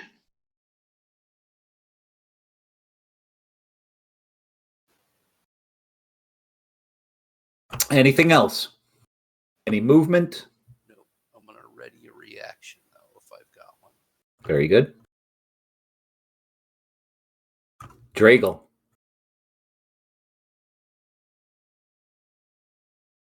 Drago moves up, and with his Holy Avenger, it's probably not doing Holy Avenger stuff right now. But it's just longsword +1. Dragal can use it. I believe it's 2 times per day, and then as Holy Avenger. Yeah, as a Holy Avenger at his will, and then it recharges after a long rest. Gotcha. Well, he's just gonna longsword it.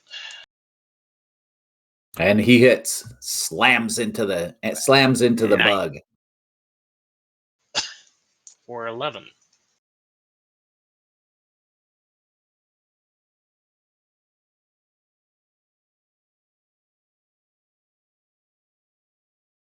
Second attack.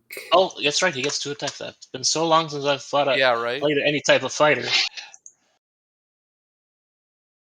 18 will hit. Oh, yeah. For 17. Oh, don't forget your divine smiting you can use. Yeah, I know. Okay. Slams into it. Nice. Doing a significant amount of damage to the shell itself. Anything else? That is all. Actually, no. He's going to move over just 1 to maybe block it from getting past him.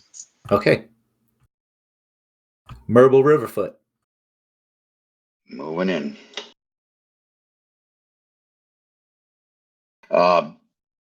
Bonus action. Casting a spell.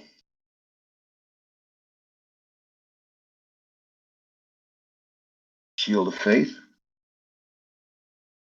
Very good. Add 2 to your armor class.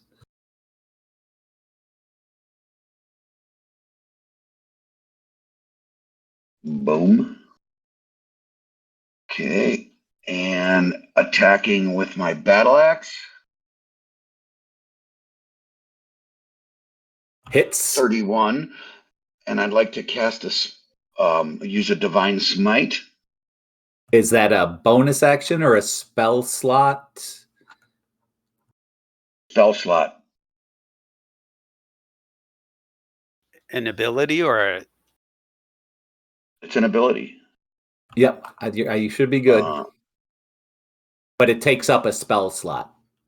Yes. I know this is changing in the future, but you're good.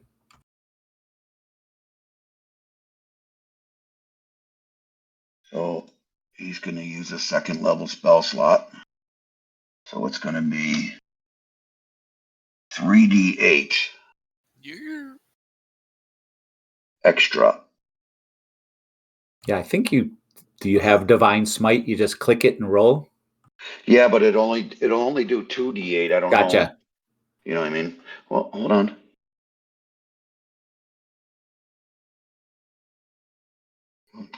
Do a little editing here. Yeah. Okay. Here we go. Let's see. Work it, baby. Okay, so I had 3d8s, 15 plus 10. 25 hit points. Second attack. Slam! Nice. You hear the creature let out almost like a scream as the radiant sword buries deep into its outer shell. He hits it. He hits it once again, cleaving into it. For 9 more. Nice. A thick green goopy ooze starts dripping out of the wounds on this particular one. Going to action surge. And do it again. Come on, brother. Kill this damn thing. Hits him again. With a divine smite. Again.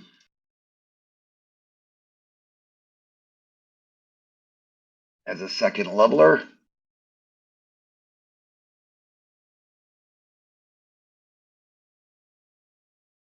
Nice. 12 23. plus 11, 23 more. Yeah, Boom! And more of this green, thick, gooey ooze comes out, and it sizzles on the organic matter that is on the ground. Ooh.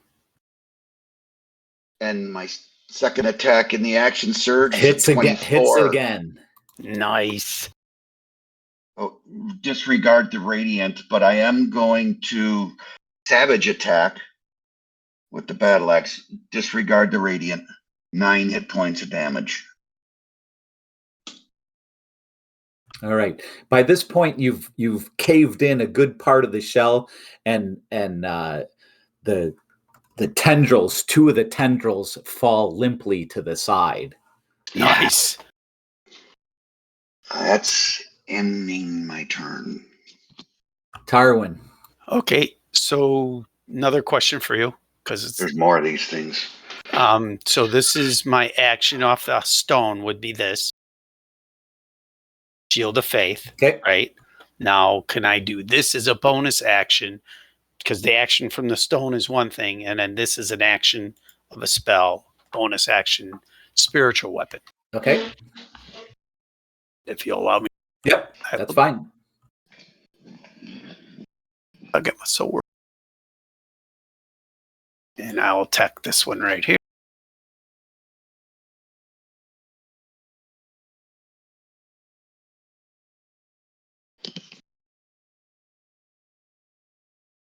Hits. Attaboy. Okay, I was going to say, ignore the bless. Still a 20. For 12 hit points of damage. Now that I have my Shield of Faith going, I will move up. It drops to the rock in a splat, and the shell just is broken in 2, and the goo flows out from it. I need both Tarwin and Merble to make a dexterity or acrobatics roll. And make an acrobatics roll. Oh boy. 14.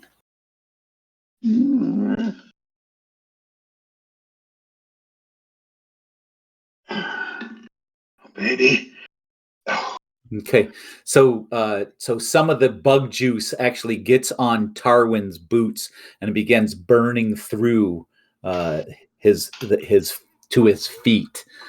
He's able to rub it off on the ground with some dirt, neutralize it to some degree, but his boots are probably about 50% of what they were.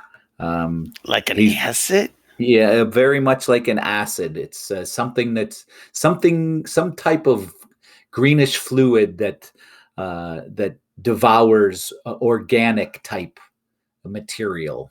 Leather being one of them. Not good, boys and girls. I'll shout out, it's got acid and it's burning my feet. Try and entangle it. Acid for blood. Be careful. I am just not allowed to have boots, man. It's not swamp water taking them, it's acid. Blah. All right. Anything else? No, that would end my turn. All right. Let's try to kill these at range if we can. Mhm. Well, We got one in the backfield here, guys. We got one coming in from the north. He's already in. Yeah, he kept coming that whole time. All right. So 4 of the tendrils will come at Merble.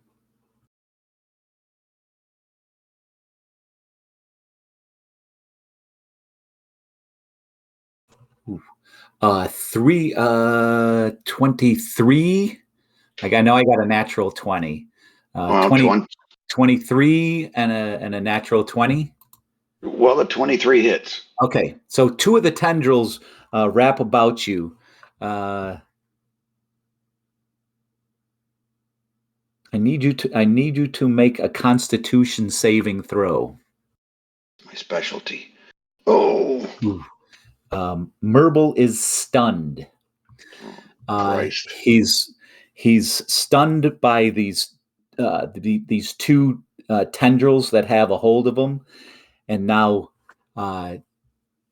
you watch as the beak opens, and it with the tendrils gripping about Merble, it pulls itself, trying to dig its beak, its stony like beak in through his armor, burrowing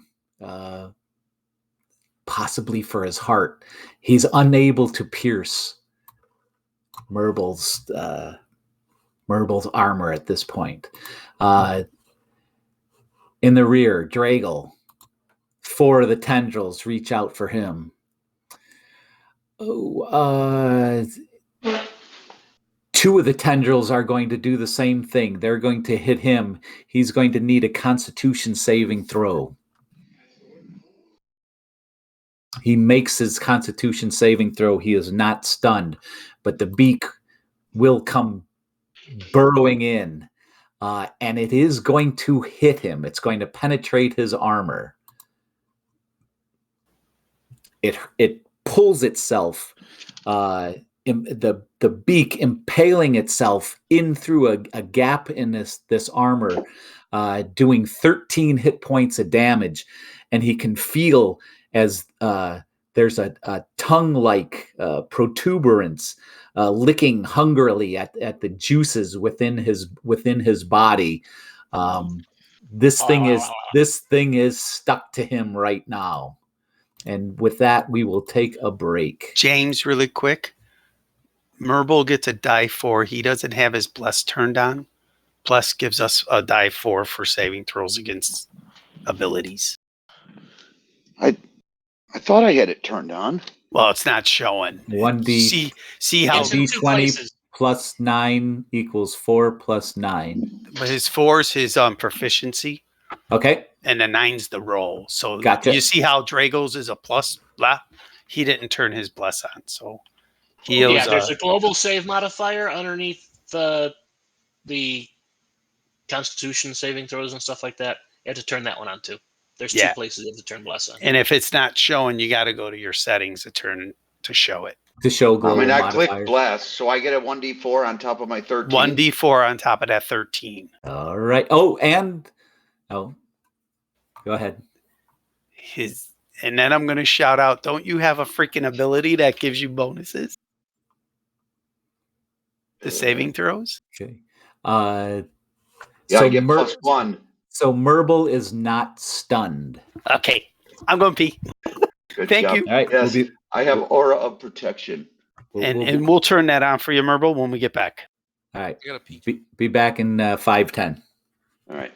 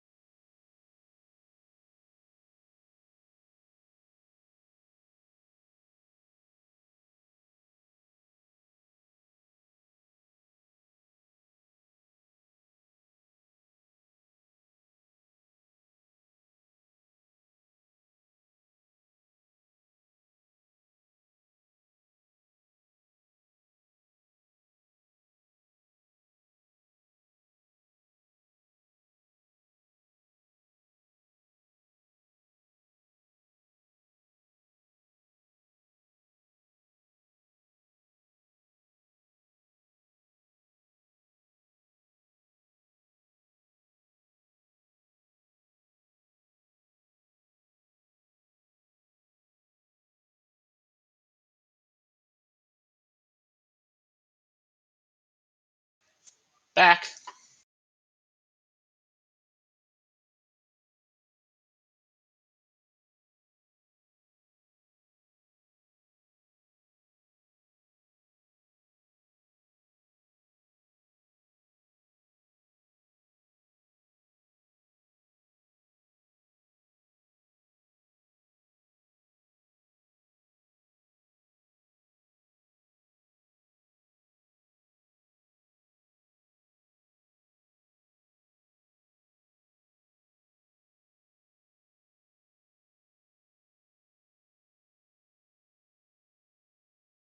I'm back.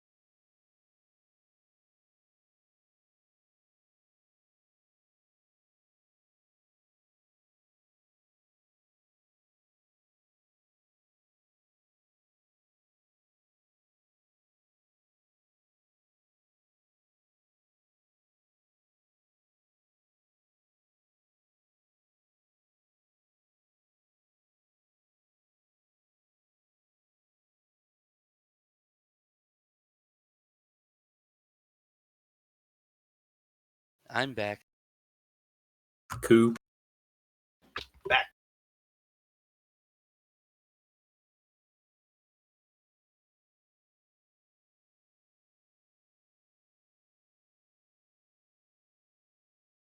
Just waiting on Joel. Yeah. I think so. Yeah, Jim, the recorder isn't seeing anything since Lazar isn't on the Oh, screen. I gotcha. I'll bring him back. He's far, far away. Sneaky sneak.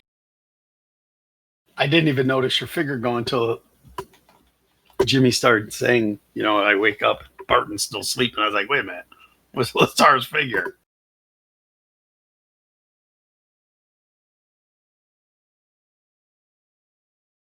See, you put on those boots and it took you to another world. Dangerous magic items.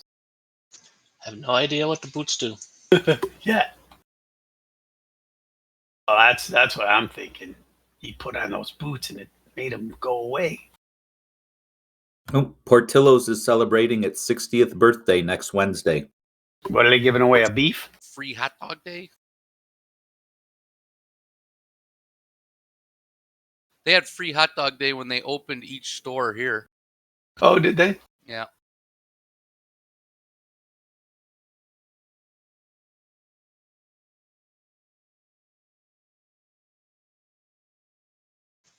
We actually went before it was officially opened, so we didn't get that. Oh, really? It's pretty bogus. They're doing some type of whatever it is, a tour stop at a different Portillo's each restaurant each week from April 6th to June 8th. Oh, yeah. Blah blah blah, and then plus guests can purchase limited edition birthday themed merchandise. Oh boy! Oh, yay! The first 10 fans to visit the doghouse at each stop of the tour will receive a free slice of chocolate cake. Come on. Multi-billion-dollar company, and they're giving away a chocolate piece of cake. Come on, Warren. You can do better than that. Who owns that now? Warren Buffett. Does he really? Did Berkshire Hathaway buy them? I'm not sure. I know. I thought the kids owned them now. No, Dick Portillo sold it. But I know, but I thought the kids got it. He sold the franchise. He owns all the buildings. He owns the properties on which they were built. Right. And they lease from him. What Jimmy's saying is that Berkshire Hathaway owns Portillo's now? Yeah, that's what he said. Fuck that. It's been years. I never knew. Yeah, I like Bona beef. I think it's better. Has more flavor. There's an outfit in Delavan, right near the interstate, where the interstate goes through Delavan, or that one big 4-lane road. I think it's 51 or something like that. It's on the side of town that's got the Walmart and all that shit. Okay, update. Warren Buffett did not buy the Portillo's hot dog chain, contrary to the Chicago Area Daily Herald initial news report. Berkshire Partners, a Boston private equity group, was the buyer, unrelated to 72%. Warren Buffett's Berkshire Hathaway investment group. Berkshire Partners. Partners, yeah, they own 72% of it.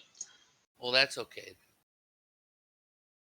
No, it's okay if Buffett owns it too. He still drives like his original like pickup truck or something like that, doesn't he? Lives in the same house he's lived in Omaha for 50 years.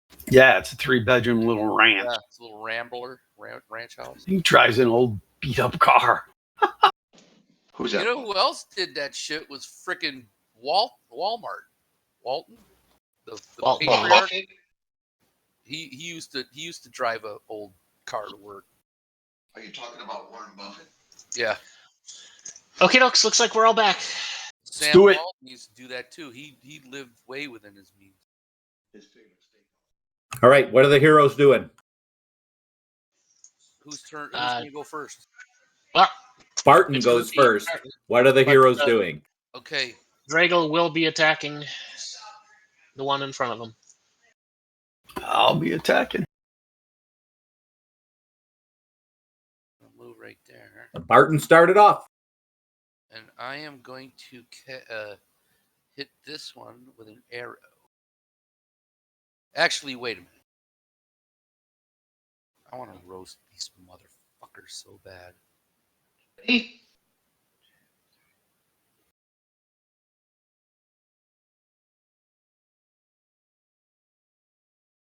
What is the radius of a fireball? Is it 20 foot radius?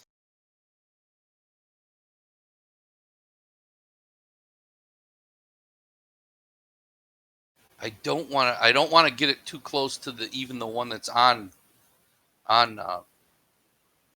Drago, because he'll get caught up in the fire. No, as long as you stop it before it gets the Drago, you're cool. Yeah.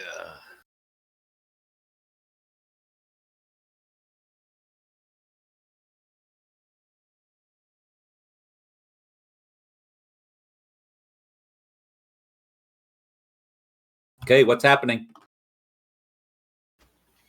Go, Barton. Barton's doing his thing.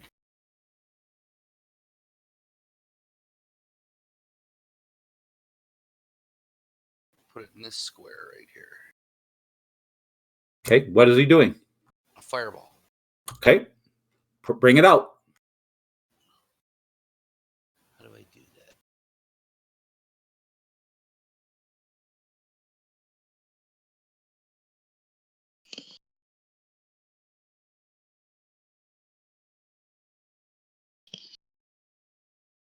How do I do this shit? It says use character.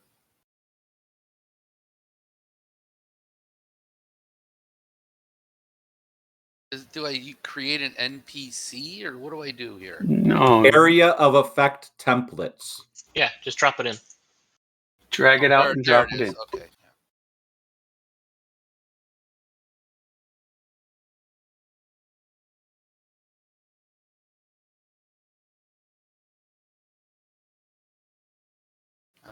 I'm not having any luck with this,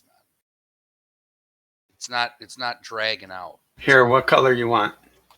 Pink. I don't care. Okay, here, give me a second. What is it? 20-foot radius? 20-foot radius. You got it. Okay, how did you do that? Wait, hold on. This screen. That's not a. It's a dude. It's an NPC dude.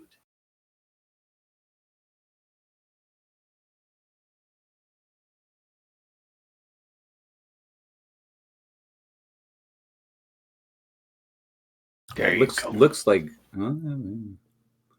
That one you just dropped looks good. That was Yep. it made me create an NPC. That's weird. Yeah, so roll 20, glitched it. Yep. All right, cool. Right there. All right. I want to try and get both of them. Dexterity saving throws. Hang on a minute. Did I put it in the thing? Yep. Okay. Damage. Come on, Barton. Kill him.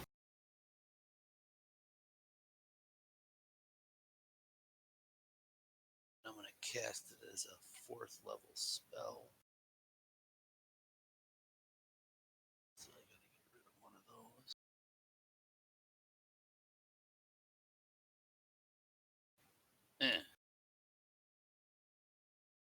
27 hit points of damage on this one. 4 ones.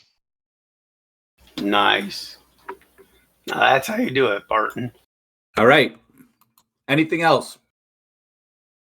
And I'm going to use a bonus action to give Dragal a bardic inspiration.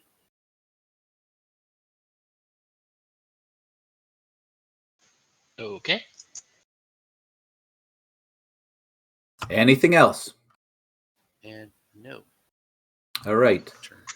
Dragal. Dragal attacking with longsword. I can take this off now, though, because, right? Because it was instant. Yeah, there we go. He's going to divine smite that.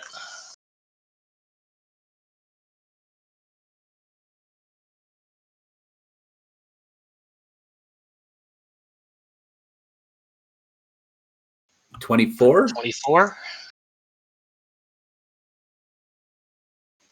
Second attack.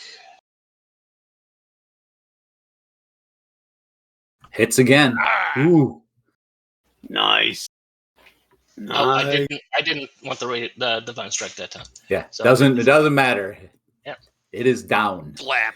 Cool. And it hangs limply as the jaws are still kind of stuck onto his chest, into his stomach area, and then after a moment it falls out and plops to the ground. Yeah. Cool. A face hugger. Make a dexterity saving throw.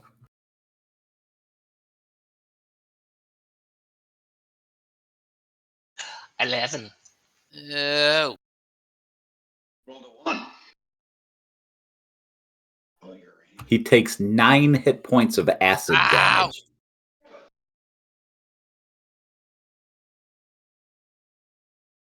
Okay. Ouch. Anything else, Dragal? Dragal is done. Merble Riverfoot.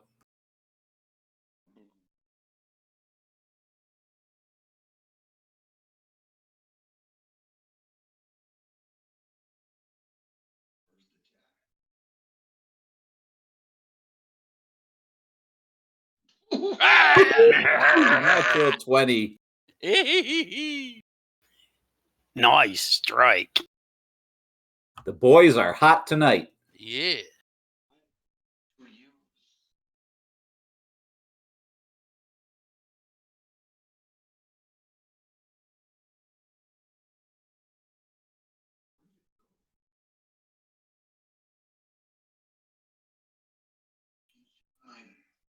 Joel, if you're talking to us, we can't hear you.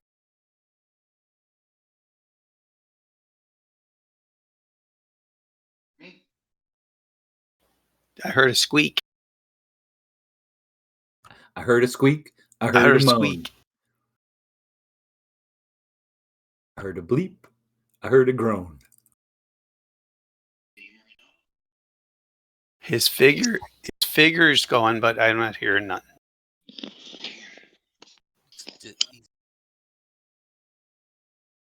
Something's going on in his Discord. No, we can't hear you. Just press that damage. Are you doing Discord on your phone?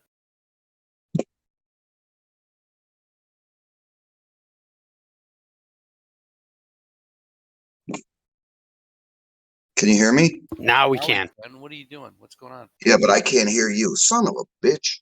Is that your headsets or what are you doing? Son No, of I bitch can hear you. shit.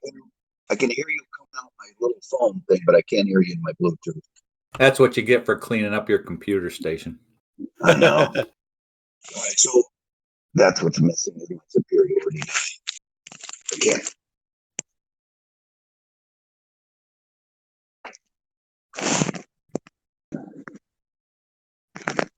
I'm going to use a superiority die.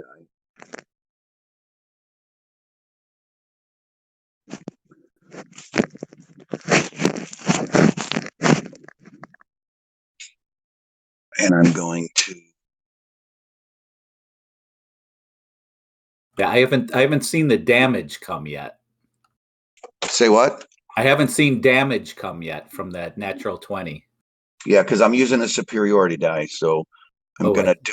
I thought you used that after. Oh, okay, gotcha. Yeah. So I'm going to get a 1d8 on top of it. 2d8, you're rolling natural 20. Divine Smite off. Next roll. 28. Yep. Dang. Smash. Nice Next strike. attack. Hits again. Nice. Sweet. With a Divine Smite this time With the radius. at first level. So I got to change that. Click the superiority. No. Divine Smite. Put that off. All right, 2d8.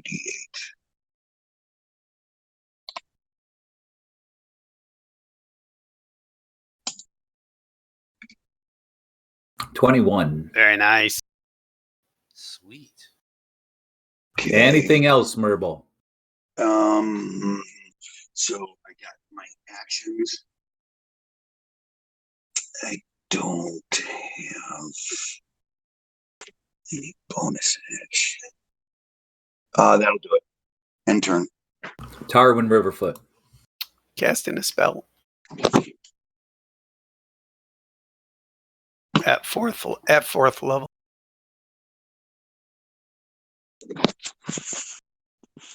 Hold on, just bear with me. I gotta find the right spell. Cause I had to set it up.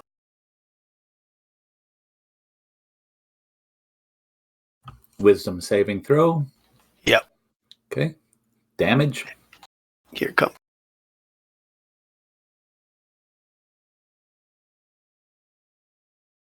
14. 13. Yeah, there's 4 there, right? Yeah, 2 1s in that roll. Damn. Terrible.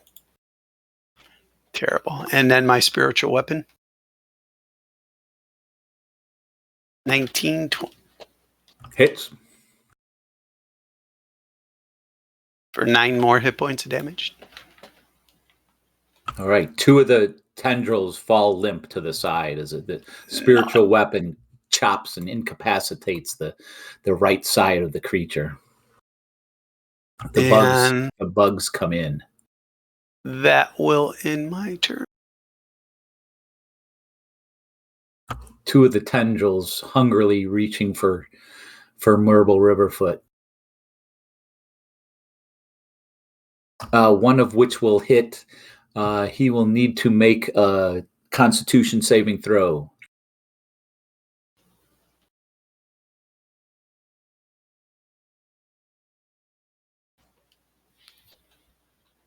Don't forget, you got a bless.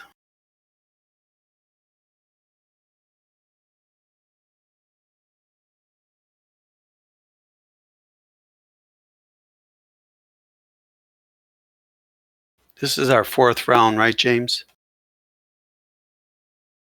Maybe 3rd? Okay. Yeah, because I've done 1 spell each round. This is my 3rd one. I'm back. Constitution saving throw. Plus bless. and whatever godly abilities you have.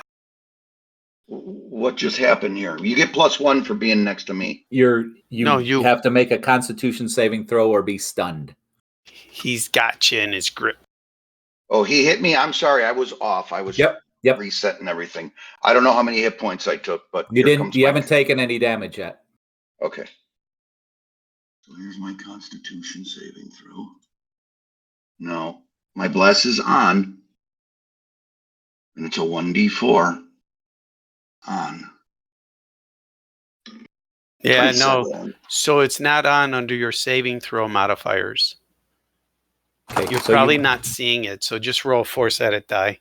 So you make your save, and the mouth comes in, and it permeates your armor, and it does 21 hit points of damage. Whoa! Damn. Four tendrils come at Dragal.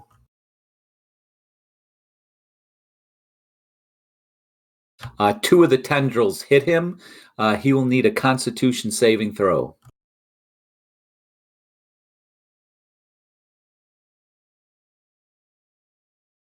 He makes his save. Nice. Very good, very good. However, the mouth once again penetrates his armor, doing 26 hit points of damage as it burrows in. Holy shit. I get a reaction. Very good. A riposte. So superiority die off. That does take a superiority die, doesn't it? Yeah, it does.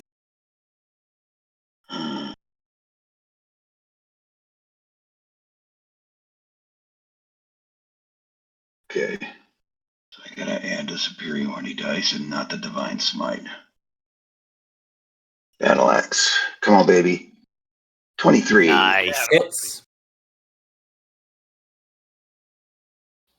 Very nice. 18. Flat. Make a dexterity saving throw. Oh, you got splash damage now. You gotta watch out. No, wait a minute. How much damage did I take last time? Because it didn't come out. 21. 21. Minus 21. Enter. Now I need a saving throw, right? Dexterity, yes. Dexterity. Oh, I like the Constitution one better. Roll 4-sided die. Remember, you got an inspiration too. Yeah, I think he made it, though. Yeah.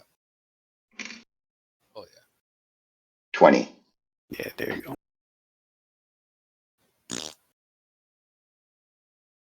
Our way is going to be blocked until that shit dissipates.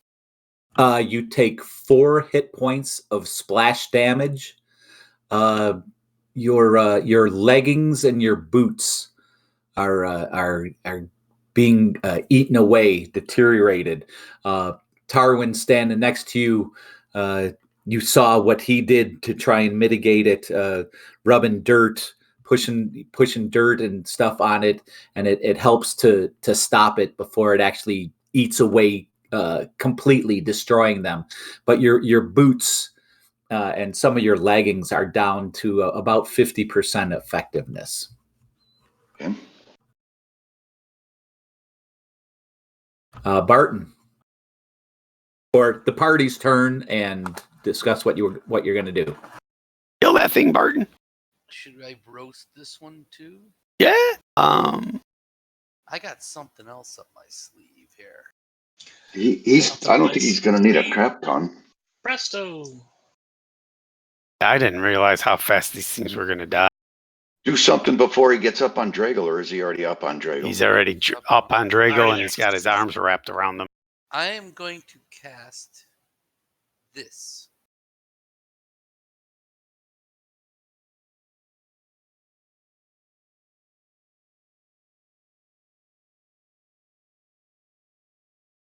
The spell transforms a creature that you can see within range into a new form. An unwilling creature must make a wisdom saving throw to avoid the effect. The spell has no effect on a shape changer or a creature with 0 hit points. The transformation lasts for the duration or until the target drops to 0 hit points or dies. The new form can be any beast whose challenge rating is equal to or less than the target's, or the target's level, if it doesn't have a challenge rating. The target's game statistics, including mental ability scores, are replaced by the statistics of the chosen beast. It retains its alignment and personality. The target assumes the hit points of its new form. When it reverts to its normal form, the creature returns to the number of hit points it had before it transforms. If it reverts as a result of dropping to 0 hit points, any excess damage carries over to its normal form. As long as the excess damage doesn't reduce the creature's normal form to hit point 0, it isn't knocked unconscious. The creature is limited in the actions it can perform by the nature of its new form, and it can't speak, cast spells, or take any other action that requires hands or speech. The target's gear melds into the new form. The creature can't activate, use, wield, or otherwise benefit from any of its equipment. So I'm going to turn this thing into a goat.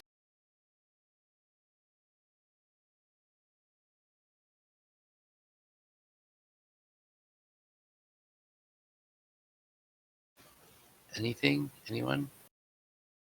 Turns into a goat. Okay, and then you heard all that stuff. Yeah. Yep. he uses a freaking, what is that like? What's that called? Like a Jericho goat or something like that? It's called a goat. Yeah, there's a name for them with all those horns. Okay, so it's got the goat's challenge level. It's got the goat's it's got its own personality, but now it's got the hit points of a goat. Anything else? That was my action. Let me go down one here. And I am going to ready an arrow. Merble Riverfoot. Nope. Or, Dragal. no, Dragal. Sorry. I had gotten one ahead. Dragal will attack with longsword. The goat The goat. hits twice. Sweet.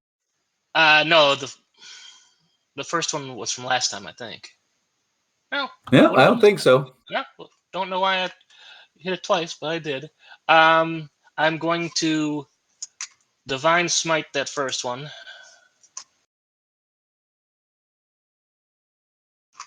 For 16. 16.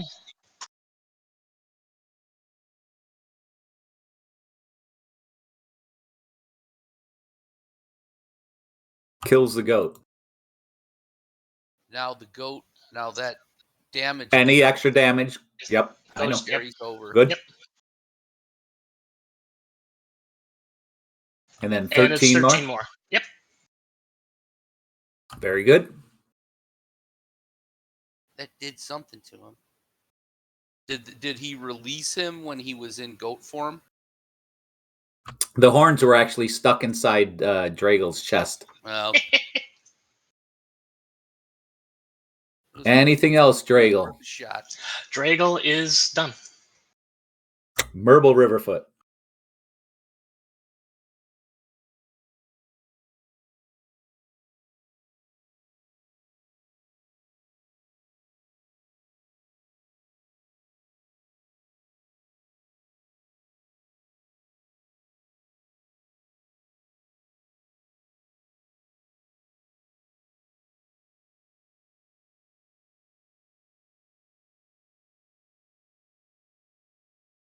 So I'm going to move over there and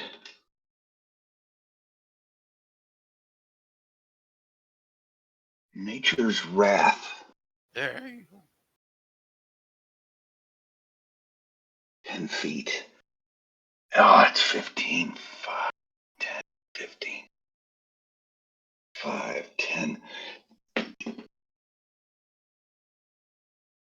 Okay.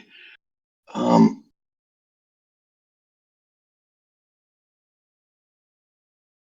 going to shoot a crossbow bolt.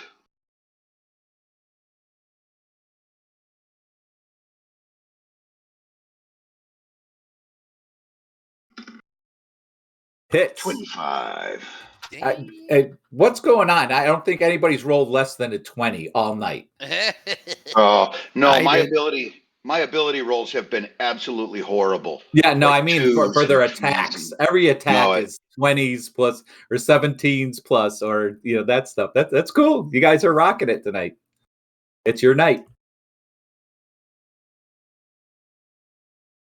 Forget the superiority die. It's 5 hit points for the first one. Whip.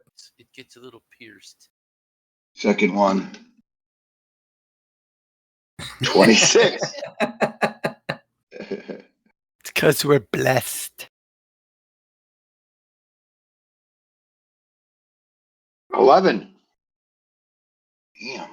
Damn. Whoosh. All right. Anything else, Merble? That will be ending my turn. Tarwin. Move in.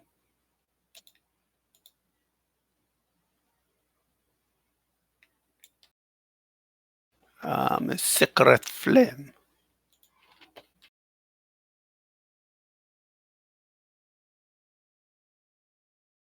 Dexterity.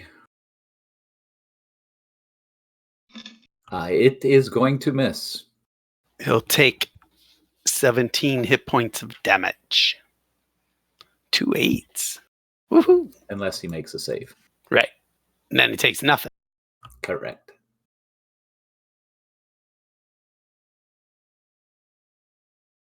No, I meant from the spirit guardians. Oh, I haven't rolled them. Can I? Yeah. Are you in range? Oh, sweet. Yeah, you're right on the edge. Yes. Sweet. Sorry. I just did the secret flame. Yeah, that missed. Okay. Darn. 24. Very good. 22. The top one's not hit. Unless Anything he saves. No. I'll move my sword. Okay, two of the tendrils have gone limp. I need Dragle to make a Constitution saving throw. Very good. Nice. The mouth continues to burrow and suck. This time, burrow and suck. The law firm, Trump's new law firm. Burrow and suck. 19 hit points of damage. Damn. These are nasty, man. Hero's turn. What are you guys doing? Go get him, Barton. Barton. will be attacking. He's going to move up right there. And then put an arrow in that guy.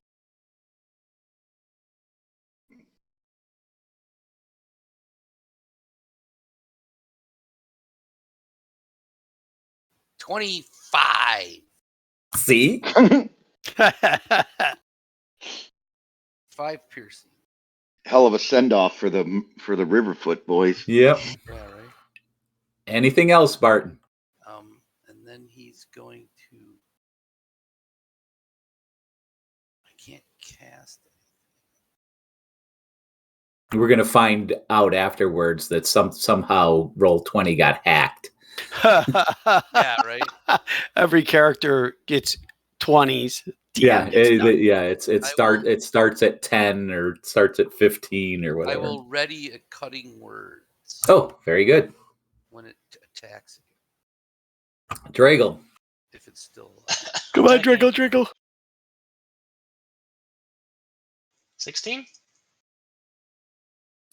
Do we have our first miss or You have a bardic inspiration. or I have an inspiration. Or- What is it? 1d8?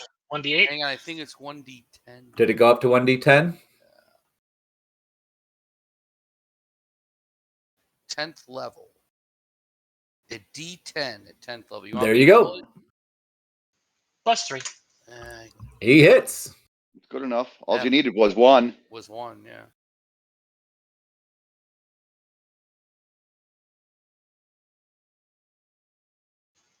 For 17? Nice.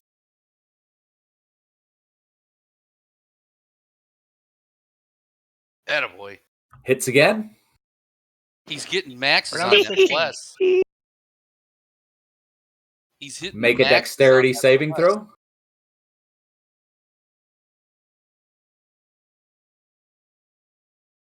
Probably failed that one. Merble's close to you.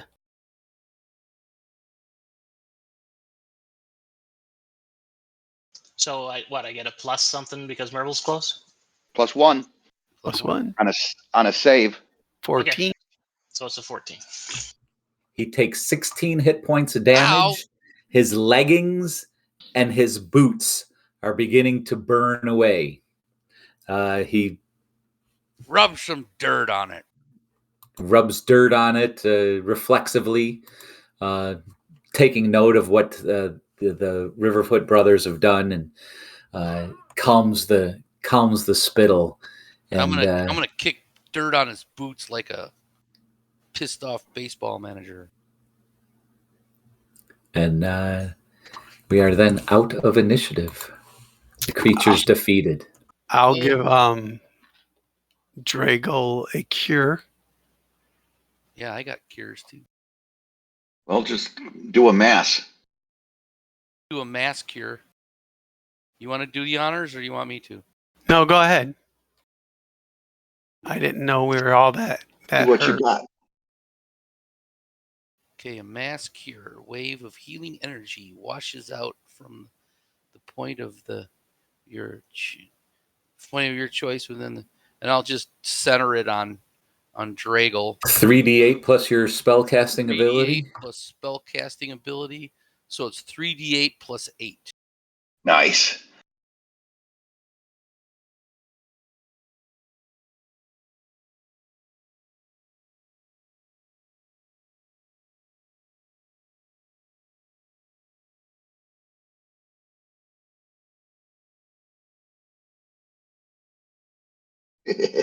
Nice. Cool. That's a good roll. 3 So- 4s on that. That's not bad. That's 50-50. Is Drago still hurting? You consider 57 He's out half. of 120? Yeah, you're He's still half. hurting. Let me So is everybody still got damage on him? Because I could do one too. Barton doesn't. I need 7 more. I'm fine. Yeah, Drago is half. Do it to him. I got to cure wounds too. Here, hold on.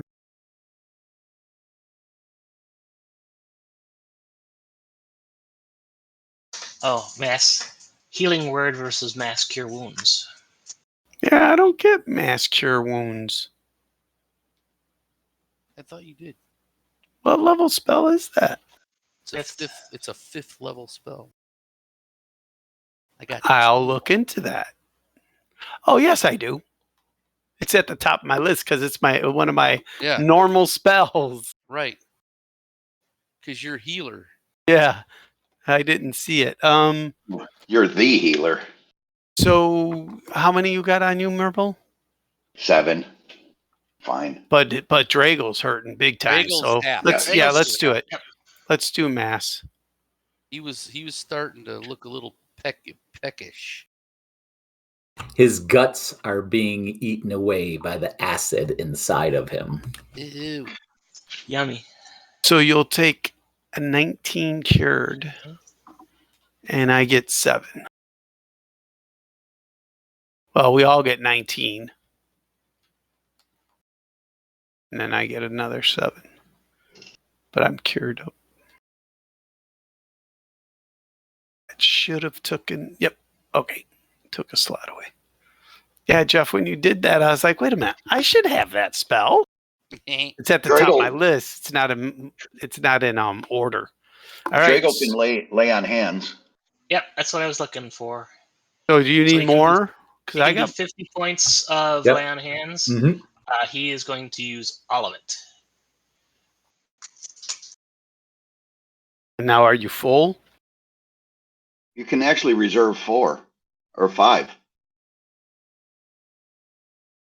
Can't you? Actually, I should reserve 6. Or you can do 5 at a time? Yeah, Yeah, 5 it's blocks multiples of of 5. 5. Okay, so then, Beatrice can split hers up. You gotcha. can get yourself So I can't get to completely healed and save 26. 5. So how hurt are you now once you did that? Actually above hit points, so. Okay. I'll hold off on curing you again then. All right. Do we want to look in this cave where that thing came from? Let's get out of here, and we can peek in there. I'm not crawling in there. I mean, I want to get home. I know, but there might be treasure in there, man. Might be. Thing's nasty. I'm sure it drags something in there. Come on. Come on. Get down already. Come on. We're going home. Yeah, we're going home. Let's do I'm that. going to step around this goo. Okay. Great. So what are you doing? How are you stepping around it? Are you? I'll climb up on this wall here. Okay. So give me a athletics or acrobatics check.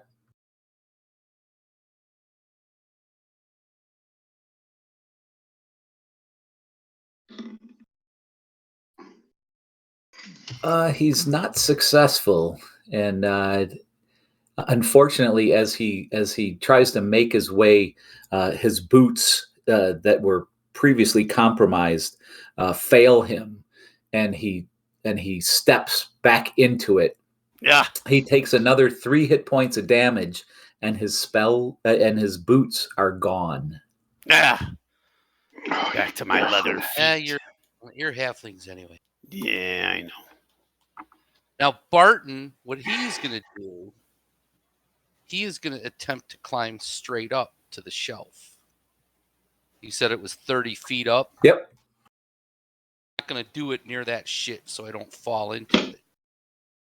So how many athletics or acrobatics? Acrobatics rolls. You want me to do a couple of them, or I just need you to roll one. 27? Okay. He scampers on up. Pull out my.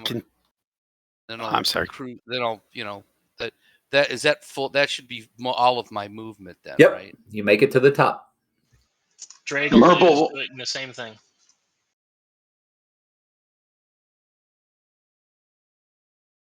Acrobatics, athletics, athletics, whichever strength or dex. Okay, you're able to get up there. You make it up with your full movement.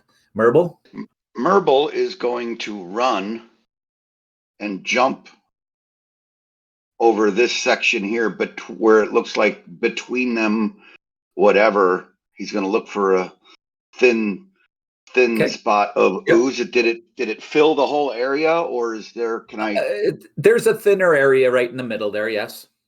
Yeah. So I'm going to try and jump right through there. Go ahead. Do an acrobatics or athletics. That's fine. Oh my God! These are the rolls that fucking me all day. He too comes up short, plopping down right on the very edge of the acid. Again, the boots being compromised earlier fail both the Riverfoot brothers as they attempt to avoid this acid. He comes down with a splash, taking 3 hit points of damage and losing the use of his boots. He no longer has boots.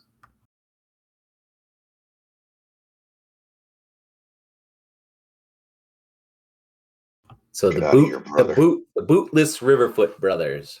Yeah. Can't wait to get home. So whip out my continual light. What's in this cave? It's really just a little cleft in there. It goes down, and then there's a shelf that drops over the edge. And as you look in, it goes in, drops off. It goes kind of maybe 40 feet. How much of your light? Is it 20 feet? Yeah, like a torch. 20 feet. plus 20, 20 plus 20. Yeah. So right on the edge of the low light, you think you see another level down there, but it'll be about a 40-foot climb down that another rock shelf inside of this cavern-like complex. I don't think you want to go climbing, do you? Well, that's up to you, brother. No, let's climbing go. around, and Let's go home. I agree. Let's go home. I don't know what's down there, but I don't know if it's worth my life. So I'll move away, put my continual light away, and start moving. Okay. And Drago will come down on the other side. Okay. Another athletics or acrobatics. Yeah, that's what we're just gonna go right across to here, right? No problem for Drago. Damn, that's like his 5th 20 tonight.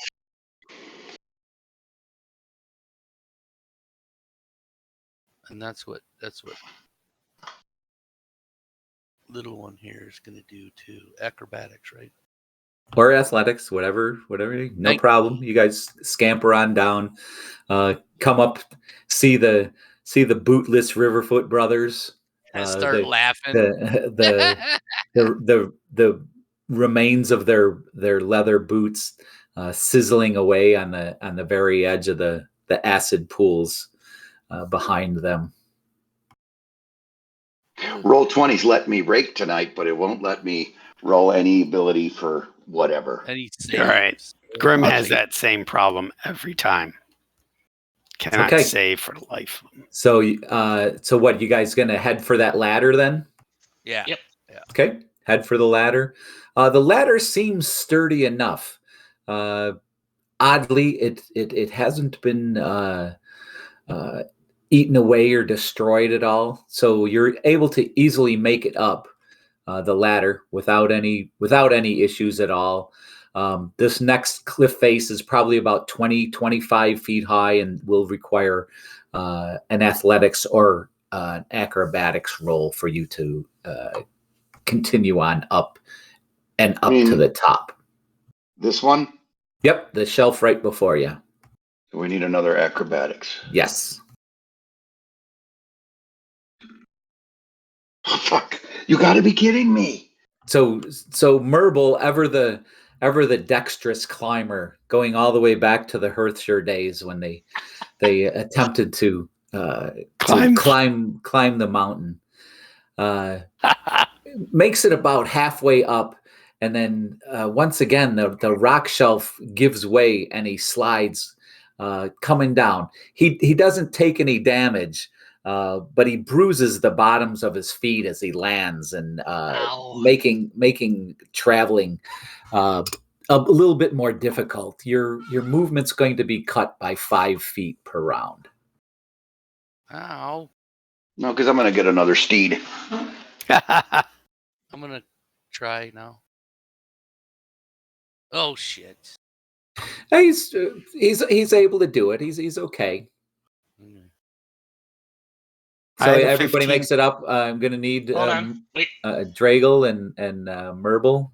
Merble's going to need to roll again. Drago's able to make it up. And Merble, sore feet and all, makes it up to the shelf. And then it's an easy hop up to the next level and then on to the desert before you. Okay. Gotta dig those toes in there. Grab it. I guess. I'm going to take some. I'm going to go and practice when I get back to Hearthshire. I'm going to be climbing every day. I'm going to get those pickings, and I'm going to climb, and I'm going to practice, and I'm going to practice. We got our grapple hook now. We can try to climb with the grapple hook. I know. What we need is a potion of spider climb. So you make your way across, and then you travel the rest of the day without incident. Merble said he was going to summon a steed. I am going to do that tomorrow because I'm out of 2nd level spells. Gotcha. Okay, very good. You make it to dusk, and dusk falls upon you. Imagine it's going to be business as usual with Barton, if he's got the spell to cast the tiny hut. Yeah, I still gotta. Oh, no, hang on. Casted 2 fireballs, right? I cast one at a 4th level, and then one at and then that was it. So I used a 4th level slot, and I used 2 4th level slots, one for the polymorph and one for the 4th level fireball. That's how that works, right? Yep. You're taking care of your spells. You're taking care of your character. I didn't want to do that. It is. Are you guys using the tiny hut tonight, or do you not have the spell to cast the tiny hut? Okay, then it's you guys tell me what you're doing. Once the tiny hut's up, I'll get out my tarp to create water because I need to also wash my feet. Yeah, you do. Gotta get the sand out between my toes. How gross. Get all the dead skin off them too. Hey, stay away from my feet. From the acid bath. I need shoes. I'm gonna have to get some boots.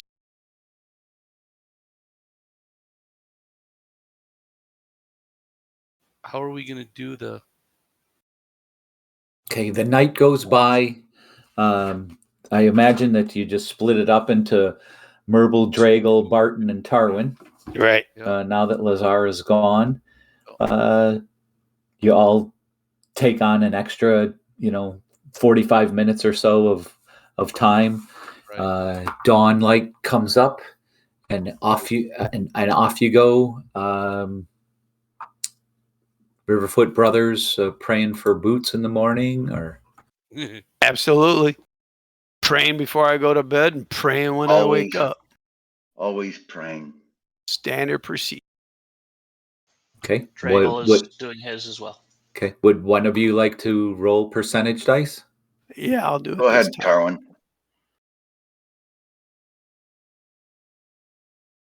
60. Okay.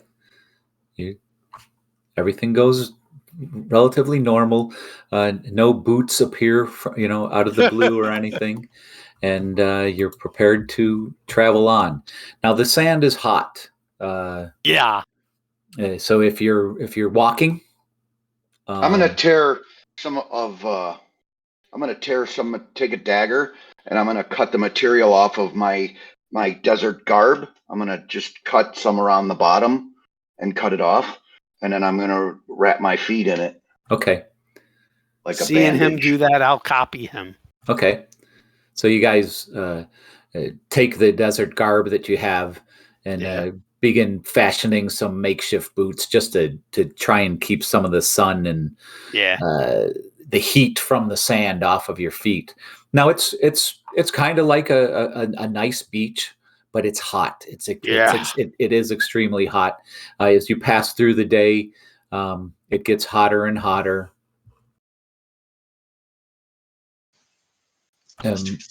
Merble, his speed is compromised somewhat, but you make it through. There's really no issues whatsoever.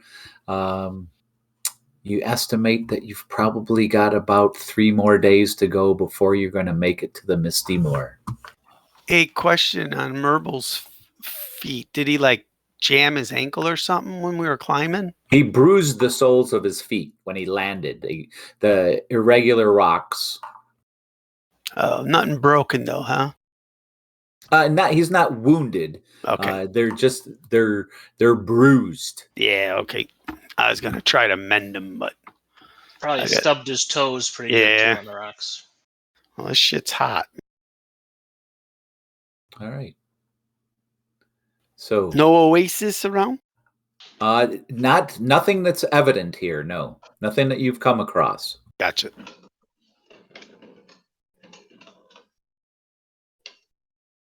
Can't wait to get to the river. It's not midnight yet. River. All right. For my feet. So for the next, for the next 3 days, you travel across the sand. As you're getting closer and closer to the edge of the Dol de Cadral, your joy at leaving this dreaded area, an area that you really, by the time you entered it, you had no idea the depth of the danger that was within here, whether it was from Gaston, the apparent leader of Seameat, who turned out to be an ancient green dragon with a sister to the north, to the Black Mesa, to the Cambion and the Cambion of Yeenagu, and the Knolls and the Knoll tribes, from Barton being killed and being turned into a water spirit, to Tarwin, with the almost improbable powers of Yandala, able to heal a rift between planes, something that, as you reflect upon on your travels now, with the quiet and the anticipated joy of getting home, you reflect on these things, and you realize the major implications that something like that actually has. Nothing, as you course your way through the stories of your youth in your brain, even remotely resembles that particular act of healing, something that could heal a rift in a plane. You make your way to the river steps and find yourself at the shores of the Misty Moor. Nice. The rich grasslands about you are welcome to your feet, cooling you. The temperature much more moderated, much more temperate. It is still warm. You're talking about a midsummer day. Now this, oh gosh, how long? How many months could it be? We don't know. You think back, and you think back of when you left, and you left in the late spring, if you remember. And now it is deep into the summer. Could it still be the same year? You can only hope. Your sense of time it has told you earlier on that it was indeed weeks and not years that you strode upon the ethereal plane. You come to the shores of the Misty Moor. It's life-giving waters. I'm putting my feet in the water, beckoning to you as you approach the banks. The banks gently slope downward. At this particular point, the river not particularly fast-paced. Gonna take the box out, the wooden box. You make it. Is that Lassard? You figure, yeah, because that way we can see. So I can see. Oh, gotcha. I'll get the boat out. So it's probably about noon when you make it here. So you're about close to halfway through the day, but just the joy of seeing flowing water, waters basically of your youth, far to the south. I remember Badger Falls and the joy that you had swimming at the foot and the base, and the terror of the flood. This is flowing from left to right, yeah? Correct. It's flowing from northwest to southeast. Which is the way we want to go. And we're Indeed. gonna take out the boat, say Siobhan, and turn it into a boat. Okay, Don't so need you're the just ship. so you're just using the boat. Just using the boat. How is it only 20 feet across? No, so each of these squares here is a full 30 feet across. So it's about 90 feet. If you remember back, it took you a couple of rounds when you crossed it far to the north, and it's about the same. It's not much wider. It will take you, to cross from one side to the other by boat would take you a couple of rounds. But I don't think that's your intention. I think your intention is to actually attempt to sail south. Yes, it is. Down there. So out comes the boat. Does it look navigable? The waters? I mean, we're going to survey. We don't want to just, if there's Make a perception roll. fast water and we know the river. It's not really fast here. It's just flowing. Yeah.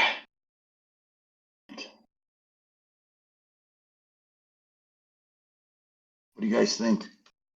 I think we could do it in a boat. We went across it. Yeah.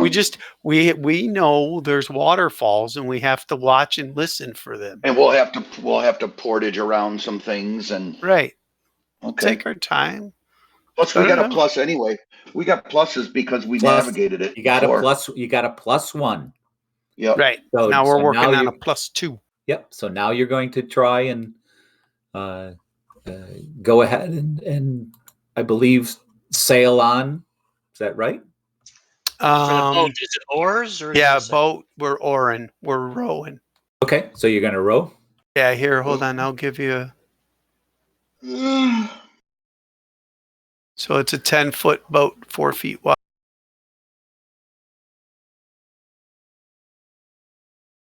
Yeah, I just posted what the boat is. The oars too. As one pair of oars, Dragal will take on the oaring. All right. So you climb into the boat. Yep. Okay. You climb in. You get yourself situated, and you begin to sail south and east down the leg of the Misty Moor River. Constantly looking the river over, making sure rock to the right, rock to the left. Yep, we'll have somebody on the front of the boat spotting.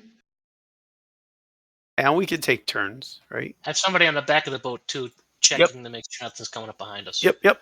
There's a rudder back there, right? So who's at the front? I'm taking it back for right now. Merble will take the front.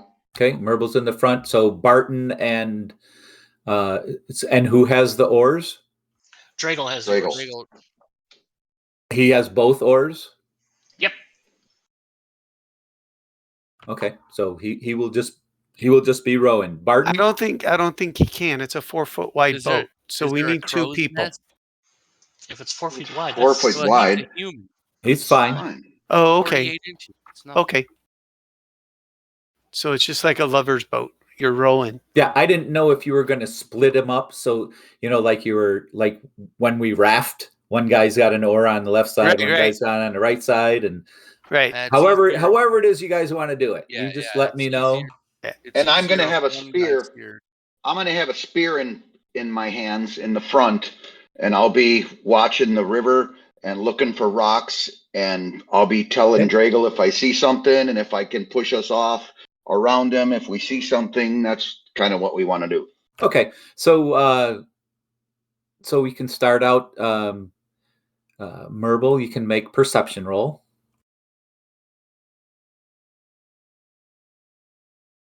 Yeah. 22. All right. So for the first several hours, Merble is able to help guide you guys past rocks. There are rocks. No real rapids, nothing really crazy. This is a rather gentle part of the river. You see as you look ahead that you're going to be coming into the woods. There'll be a fork in the river. We're going to want to go left. And the woods, are consume both sides. You're going to try to keep to the left. Yep, because that's the one that takes us right to the middle of Hearthshire. Okay. So for the full day, you continue on. Are you going to stay on the river at night, or are you going to camp on the side? No, we'll pull off and camp. We have an anchor. Wait a minute. Yeah, we but have an anchor. I don't want to destroy the boat. There's a dwarf on the boat? Okay. What? So we can get off the boat, You said we had an anchor. I didn't know we had a dwarf on the boat. we can park the boat, get out, set up the hut. Right. And we can take the boat down. Right? Yeah, I'll put the boat back in its box. Yep. Right. I mean, how many times can you take it out of the box, put it back in the box? Doesn't matter. As long as you know the words. Command word. Yep, gotta go. So once everybody's out, we'll put everything in the boat that needs to go back in the boat, and we'll say, Zachary T. I was waiting to hear that one. You say what? Zach Riti. Riti. Ty. Ryty. Zachariti? Zachariti? Zachariti. I thought the first Y would be silent, but okay, Zachariti. The first Y is not silent. Okay, Zachariti. Zachariti. And the boat closes into a box. You find a nice place. You're right on the edge of the woods. A nice wood. Nothing foul or sinister about it. You find a decent place to camp, and you put up the tiny hut, and you spend an uneventful night. You get up in the morning, eat, rations, a drink. Your water allocations go down to just one a day now. You're no longer in the desert. You're no longer in that unbelievable heat.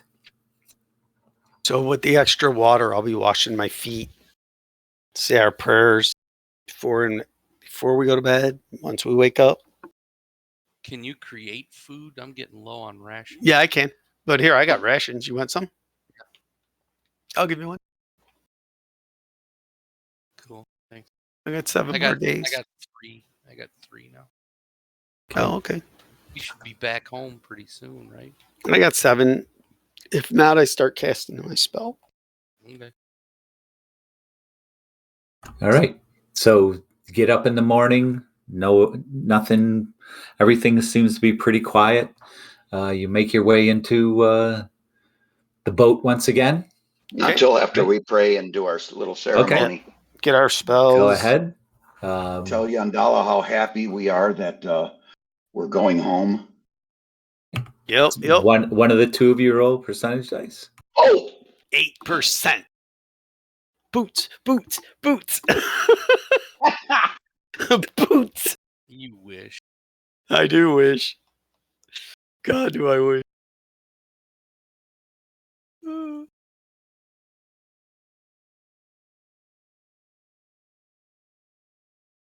So today, as you're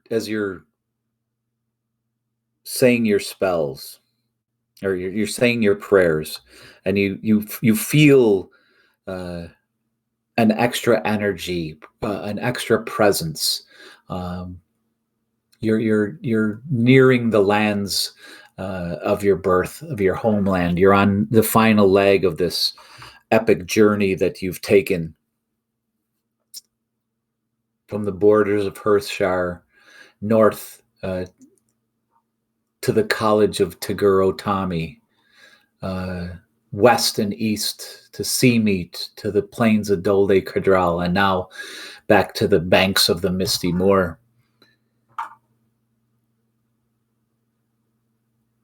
What is it in your heart? What is it that your heart tells you? What is it in your heart that you desire more than anything?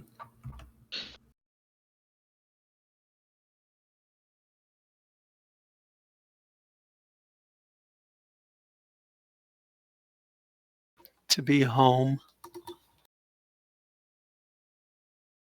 Yeah, that's a good one. To be home. To be with our family. Being home. Merble? To be with our family. Yeah. To be home. Dragal? To see his To beloved. be with his wife and child. And Barton?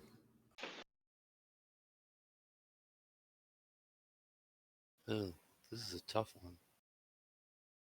A nice mutton chop. I was going to say, and then a good cask of wine and a plump Cornish hen around a fire with a young lady. This is not the Stay Puft Marshmallow Man. Okay. So you break from your prayers, each of you feeling a sense of renewal. The bruises on Merble's feet completely healed.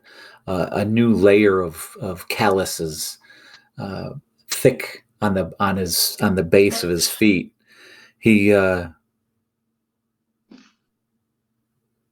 looks about him and he thinks that he doesn't understand why or think the need for boots ever again. He thinks of almost how foreign they felt now that he can feel the grass between his toes and the earth beneath his feet, that connection with Yandala. The same goes for Tarwin. Enlightened, his heart races, a new sense of joy. Dragal, the thought of a newborn child, the excitement of another generation. Barton, the pipes of Thesaphis in his pack, his search for the lost chord now complete. The knowledge that he holds the key to the lost city of Thargor, a gem city lost a millennia ago. You open the boat, you climb in, taking up your positions. Upon the misty moor you ride, taking the left fork. You note your speed seems to be enhanced.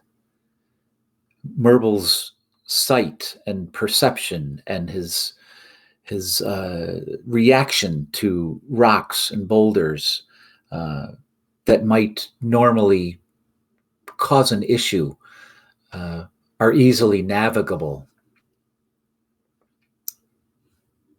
Though the waters do not feel treacherous, you race. You race on through the wood.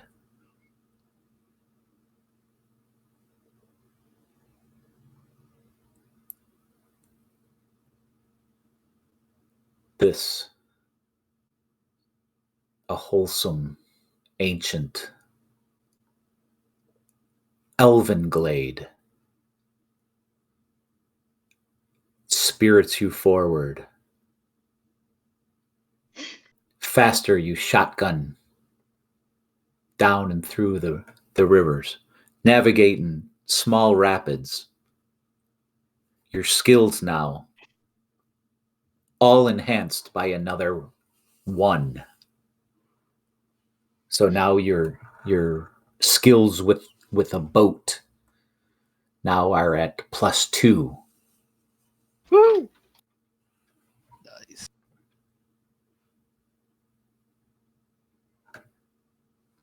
You will add these to a survival check.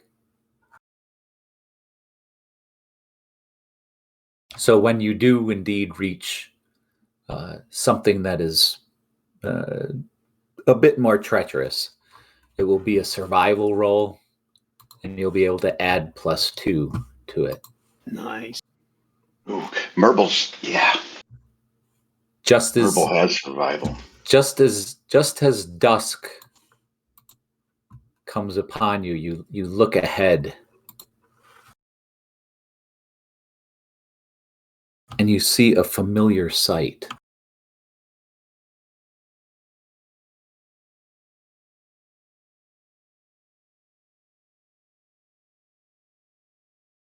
A newly built and repaired bridge on the very edge of your vision.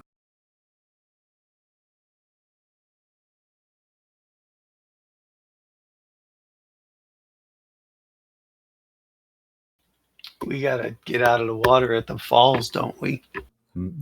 You will not reach the falls. Oh, okay. Before the falls is Black's Bridge. Oh, okay. And as dusk is falling upon you, you see that you will have to get out, but you have indeed made it to Black's Bridge on the very edge of Hearthshire. Nice. Nice. Do we know how long will it take us to walk to Hearthshire from here? It's right there. It's right. It's there. Oh, we're there. We're Oh, shit. First drinks on me, boys. First, I'm sorry. I apologize, Drago. We need to go see the missus first. She's in Evernos. We don't know. I don't think so. What? She was supposed to stay in Hearthshire to. She's in Hearthshire. That's right. Oh, She's was with she? child. Yeah, I thought she was going to Evernos. No, she wouldn't leave without her husband. Yeah. No, I would hope not. She didn't not to go Evernos. with us. No, that's right. Certainly not to Evernos. Yeah, that's without right. She Drago. just didn't go with us. Yeah. Okay, so we're gonna have to sing "Zickety Zickety" to close that thing up. Yep. Ziggity ziggity bacala. I mean, Home again, home again. Zachary Zachridi. T. Reedy T. Zachridi. Do we see any leftover Hadar tentacles around? You do not. Guys did. How much of our village is back to? Are there still all those big holes? Do we see those? Hold on. Okay.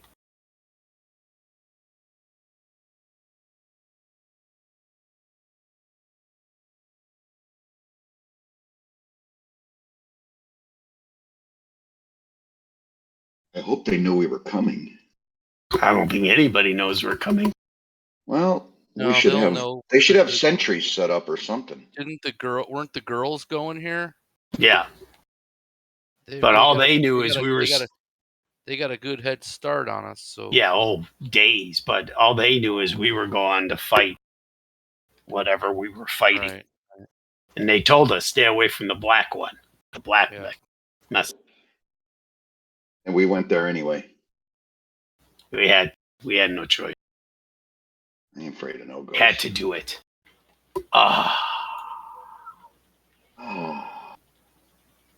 So you cross the bridge, and as you do, as you reach the southernmost farm,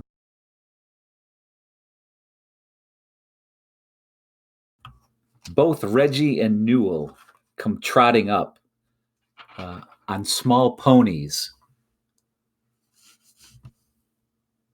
They helped us in the battle. Greetings, Tarwin, Merble. They jump off of their ponies and they rush to you, hugging you each. Yandala told of your coming.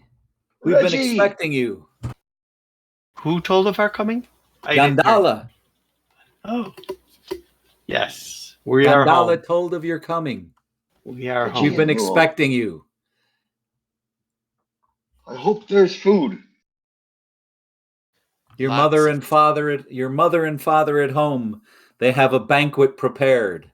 Let's go. Where's Beatrice? Where's Drago's wife? Beatrice is with them. Okay, let's go. And she is due any time.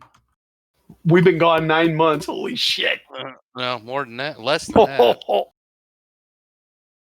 It's got to be less. Take us there, brothers.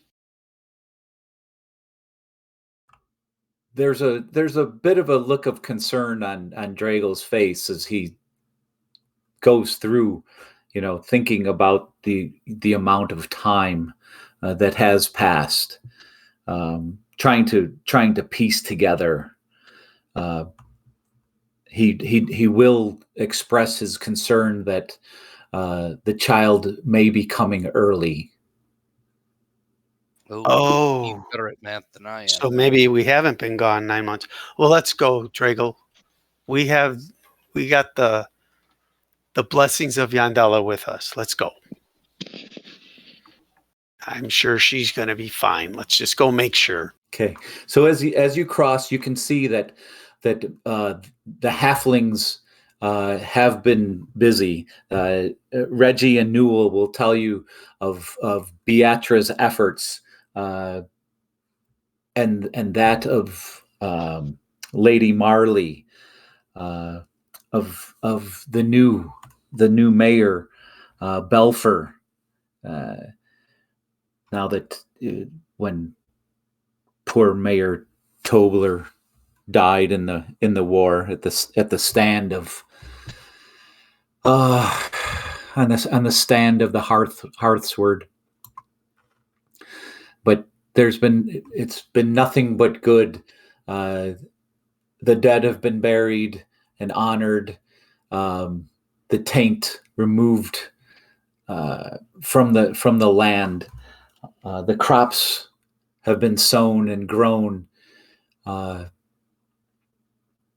Everything is looking up. Everything appears to be getting closer and closer to normal. Adelinda and Hani arrived not 3 days earlier, telling of their rescue. Is Gritchell with them? Gritchell, my boy, he got him here safe. We heard the tale of a strange little creature, but apparently after they crossed the river, he disappeared into the wood. He might not want to be around all the people, or he might have gone back to the dragon. Who knows? We'll talk to the girls and find out if they got any information from him. Did Bucky ever return?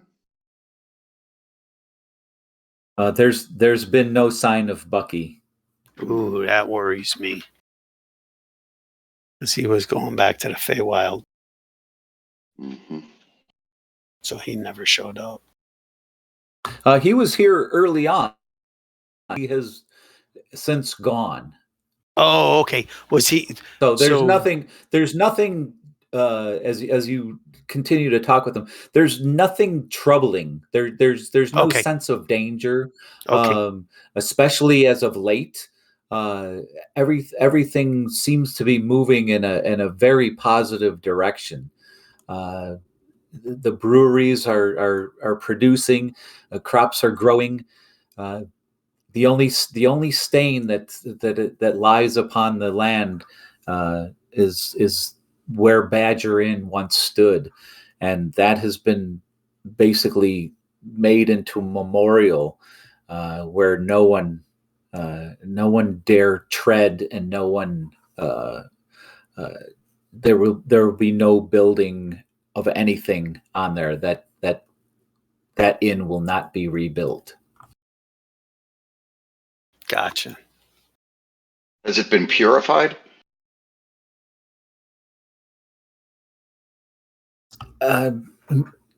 There have been blessings and masses and many ceremonies performed at the site in remembrance to all those that fell and were sacrificed. But out of reverence and remembrance, that site has been declared a monument, and with nothing ever to be rebuilt ever again.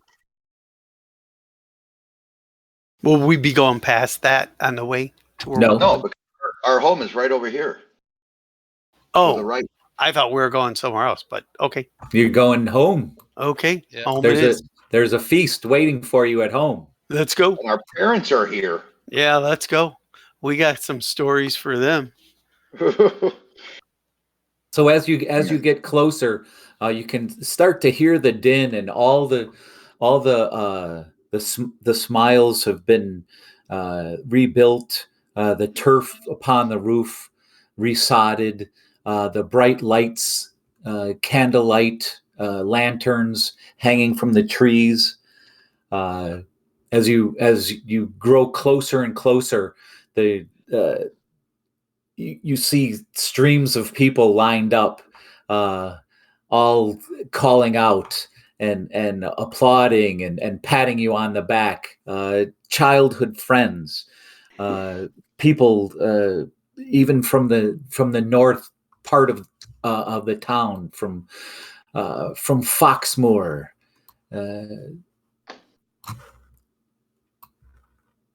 Bucky, or excuse me.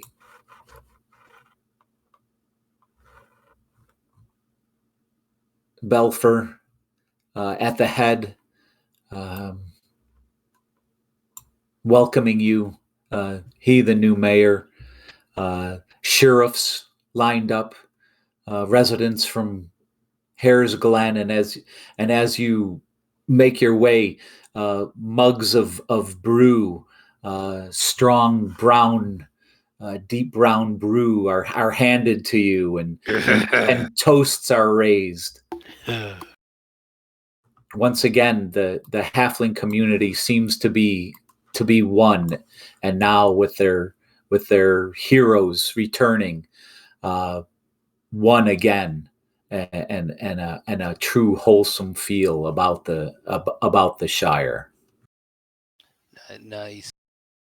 You make it to your front door, and Finfire and Mael are there, dressed just in normal clothes, not like the last time you saw them, when they were in actually their arms and armor, with Lady Marley.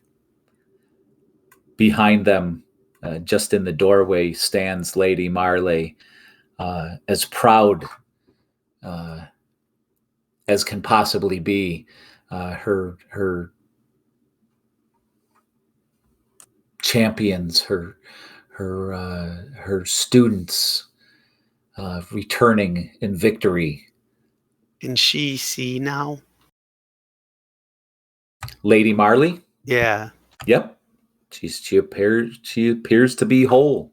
Yeah, because the elf said they helped her, right? Did they help her get her sight back?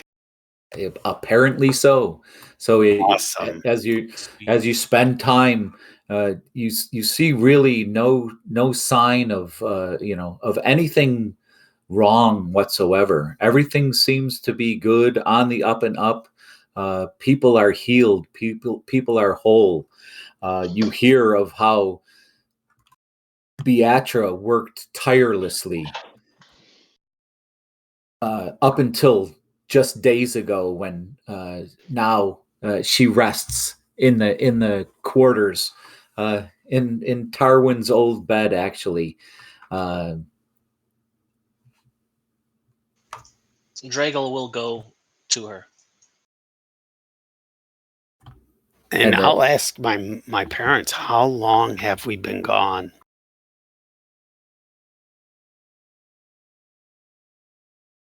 Because we lost track of time. Well, we just have to look at Beatra to figure that out. Well, that's why I'm trying to figure out whether she's early or we've actually been gone 9 months. From what you all recall, and where you have been, you left in what was the late spring. It Right. is now deep into the summer months. So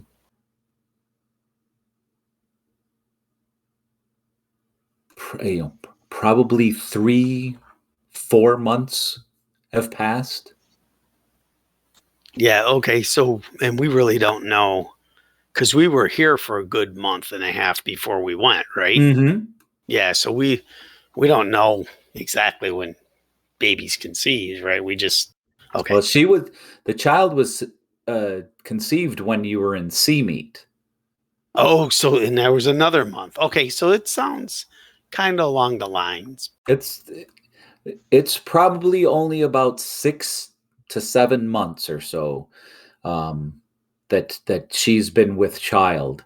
But as you go in and see her, she does seem to be pretty far along, pretty big for this stage of her pregnancy. The doctors have come, and she herself, being with the healing light that she has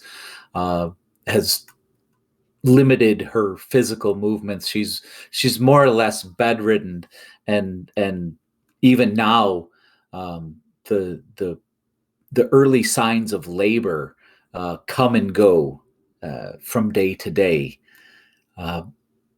All indications are that this child will come early and could possibly come at any time. She big? I mean, is she huge compared to when we seen her last? Oh yeah, she's pregnant. Oh man. Merble will kneel in front of her. My lady,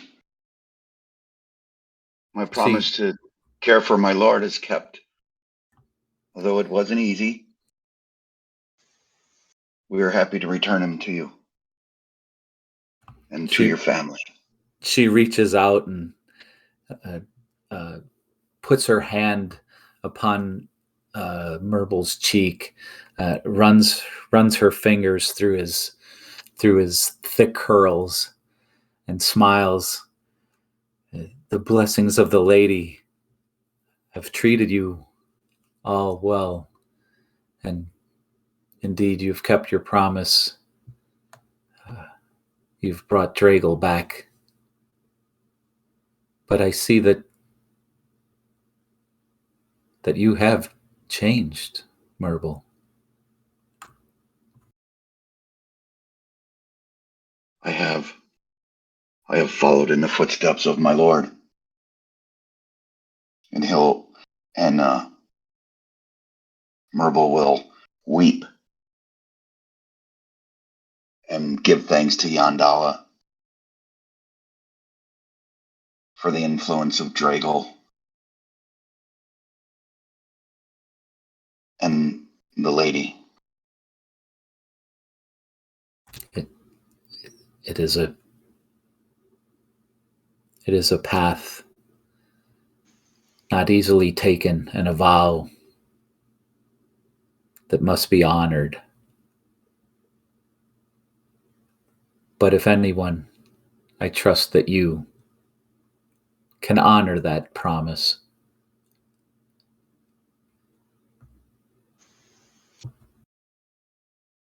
I won't let you down. And you have not. Dragle goes to her and holds her head. And, my love, I'm sorry that I was gone so long. I am here for you now. I do not plan to leave your side ever again. The child that comes soon. I can feel it. It is restless. It wishes to be free.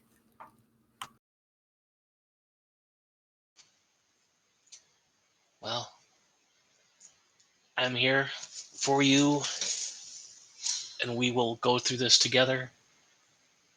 If it comes early, we will do the best to keep it safe, to keep it healthy. And you can see the relief on her face as Dragle sits on the side of the bed and supports her, and she lays herself upon his chest, holding him. The dearness of their love, just filling the room, filling the house. Finfire and Mayel pull another bed and put it next to it so that they can have two beds, making the room quite full. So there's not a lot of room for anybody else to be gathered around, but they say, make your peace and leave the two. Let them enjoy the time they have now again together. Yeah, I'll remove my helmet. And Dragle removes all his armor. I'll remove my helmet and say, "My lady," and I'll bow. It's so nice to see life, the rebirth. If you need anything, I am here. And I'll get out of the room. I'm going to let Drago be with his wife. I look forward to all the tales.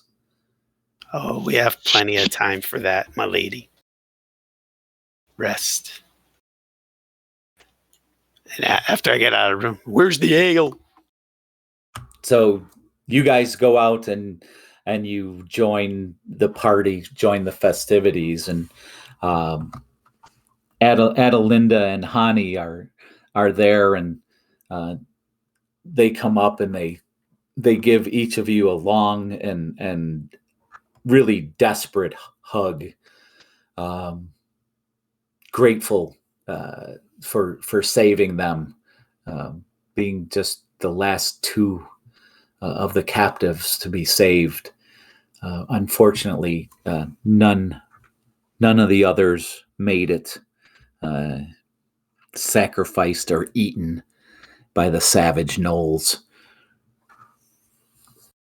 Those are the ones that we got out of the camp, right? Yeah. Yep. The ones you pulled out. The ones that Barton rescued. Yeah. And they, and Barton's right there with them. And the five of them, Reggie, Newell, and Flynn gather around. The lady gives her blessing.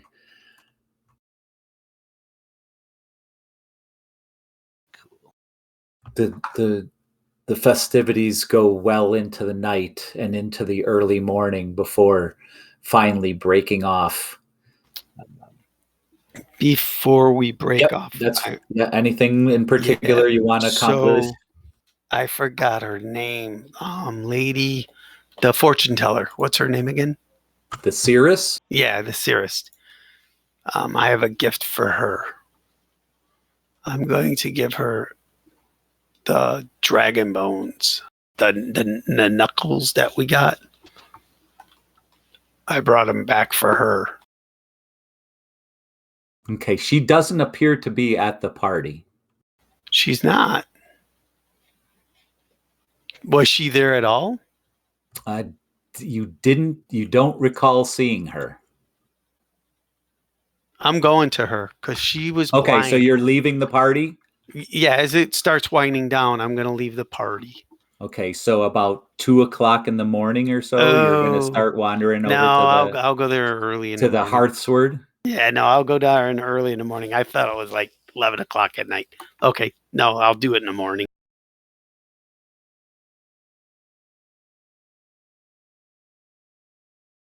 Okay, so you're 2:00, 3:00 in the morning when everything starts winding down. The last of the merriment is completed. Barton, you doing anything in particular while you're taking part in the party? Is the party's winding down now? You said it is now. I'm giving everybody an opportunity to say what it is they're doing. What is over and above partying with all of the townsfolk? Play that tune. I'm gonna pull out the pan flute and start blasting some. We'll party explain to our parents about that. Yes, we found the tome and everything. We've got the book too that we gotta take over to the library in Evernost. I'll take out the pan flute and start playing. See if I can get people to start dancing again. We don't want the party to end. Okay, so are you using the pipes of Thesaphis? Yes. Or are you using one of your own instruments? No, I have a pan flute. I'll just use my own pan flute. Okay, very good. Use the pipes. Use the pipes. So should I use the pipes? Use the pipes. I want my parents to see them. Take them out and show them to them. This is a little thing we picked up along the way.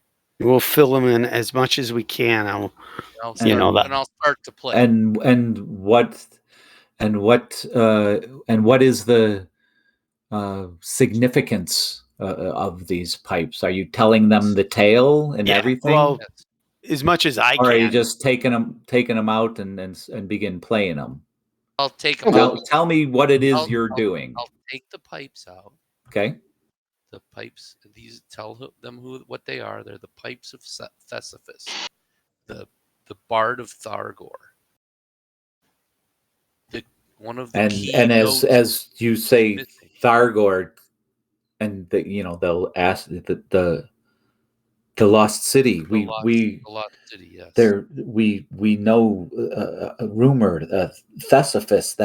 That's a name from some of the writings that we had found. Some of the clues. We found this tome, and I'll show them that.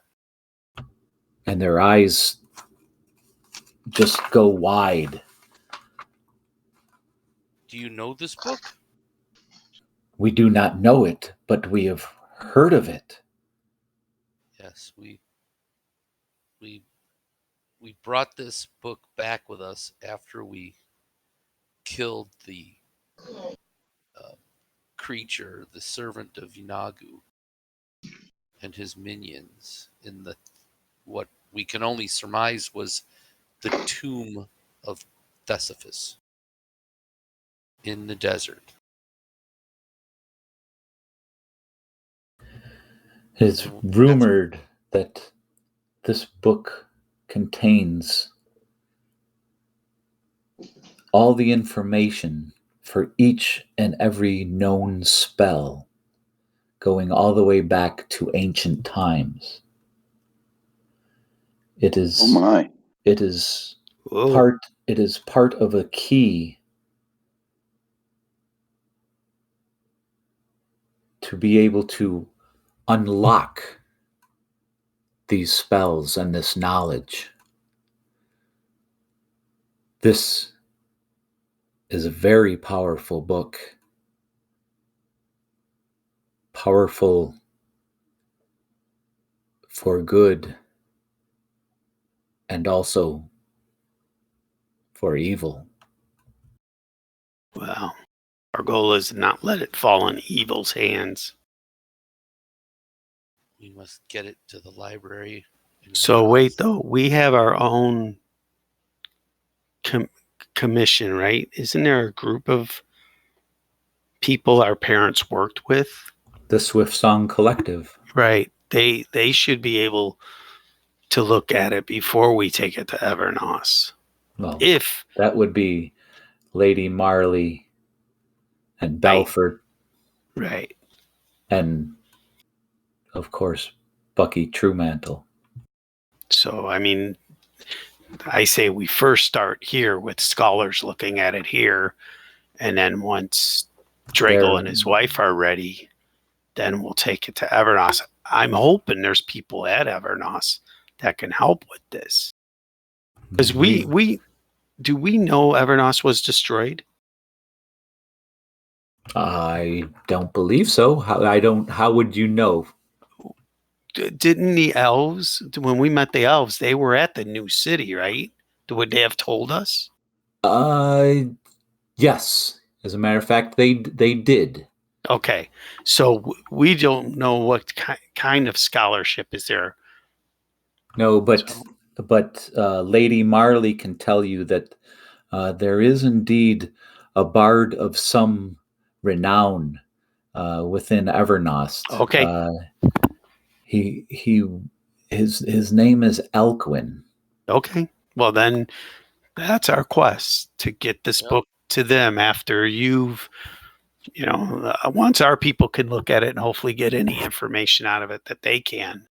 We have no one that can translate this, and from the looks of it, and as you open it and scroll through page after page after page, again, it would take dozens of scholars years to unlock all of the secrets of this book. Oh wow! This is the tome of all things magic. This needs to go under lock and key, my friend Barton. I figured that. So once we travel to Evernos, we'll have to keep it mum's the word until we can get it there. Right.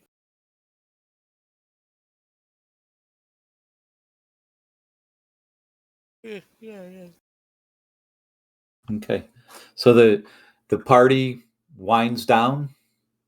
Anything else anybody's going to do special? No, shed the armor, of course. Yeah. Nope. Okay. So you're going to get yourself comfortable. Yep. Okay. There's a Smile home right next door to your own home that's been reserved for the two of you. Oh, sweet. For the brothers? For the brothers, yes. Okay. Is there a spot for Barton anywhere? There's room in their place. Yeah. Or he can take a walk to the Easy Reach Inn. Oh, you stay with us, there, Barton. or the Sleeping Troll is still you stay with us. Operational. I'll stay with Tarwin. You will stay with us. Yes, friend. You're our friend. You're not staying in no damn inn. I get the top you bunk. Wouldn't hear of it. You wouldn't hear of it. Yeah, we'll figure something. We'll get some kind of arrangement going. I'm sure And we can. We'll eat and drink until we can't eat and drink anymore. I can't wait to take a bath. And you get the taste of the rich foods of your childhood. You've been surviving on hardtack and water and none of the fine wines, the rich beers, any of that. So it doesn't really take long before it starts to go to your head, and you have to kind of take a step back and say, whoa. Did they get the bees back? Do they got the honey running? It appears that there is that everything, the first pickings of mushrooms have begun in the south. Nice. We'll show our parents the brooch and the rings, tell them about our adventures, and show them all the money we brought back, gold and silver and platinum. We've got a lifetime of stories to tell them. Yeah, we do. We made Hearthshire rich. And mythical objects are in our possession. The boat, the armor, the pipes of Thesephus. It's unimaginable. Is there anybody in Hearthshire that could help us identify any of this stuff that we know of? Yeah, sure. Yeah, that'd be nice to know. That can wait till tomorrow. Okay. Of course. Yeah, I'm not going to go too over gluttony because I don't want to have the squirts, you know what I'm saying? Oh, I'm having at it. I haven't had this food in a long time. I'm singing and drinking and eating. I will do all that, but I'm not going to overindulge. No gluttony. Come, brother. I might overdrink, but not overeat. Can you actually taste anything? Oh, I don't know. Can I? Or is it all still plain? For Why, you whatever, got COVID? For whatever reason, there's just that seemingly missing ingredient Shit. that bit of spice that you long for, and as you're peeling off chunks of roasted hog, you find you find that the meat just isn't quite as it's as sweet, but it's just not quite as not quite as satisfying. I'll put my sea meat rub on it. Give a little spice. That's the last time I'll take a drink from a dwarf. Yeah, that would have been used up probably long ago, Master Tarwin. As you tried to do something with your hardtack to get you interested in something to eat. Gotcha. Oh well, I got my ale. Lots of ale. So as you're partying into the night, you do notice that Belfer's daughters have taken particular interest in the two of you. Both rather, attractive, but still just a bit on the young side. Verla and Sana. Correct. I remember them. Falret and Mertran are the brothers. I don't remember, but okay. I took notes. Yeah, I didn't. Not at that point. I probably did. I just not looking at them.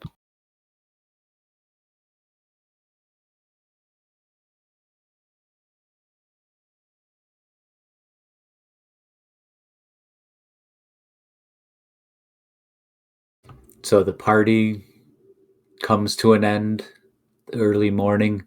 Everybody retires, gets some rest. Reggie, Newell, and Flynn tell you that the borders are secure. There are guards and sheriff. There are a pair of sheriff stations down by Blackbridge that are ever watchful. To the north, east, and west, nothing moves within the Shire anymore without some eyes or whispers carrying news. That's good.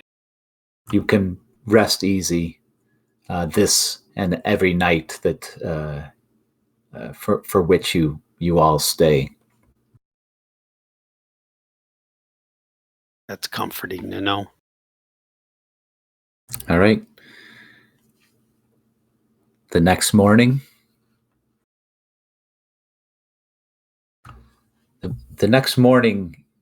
you wake to a flurry of activity at your parents' home. News is spread that the baby is coming.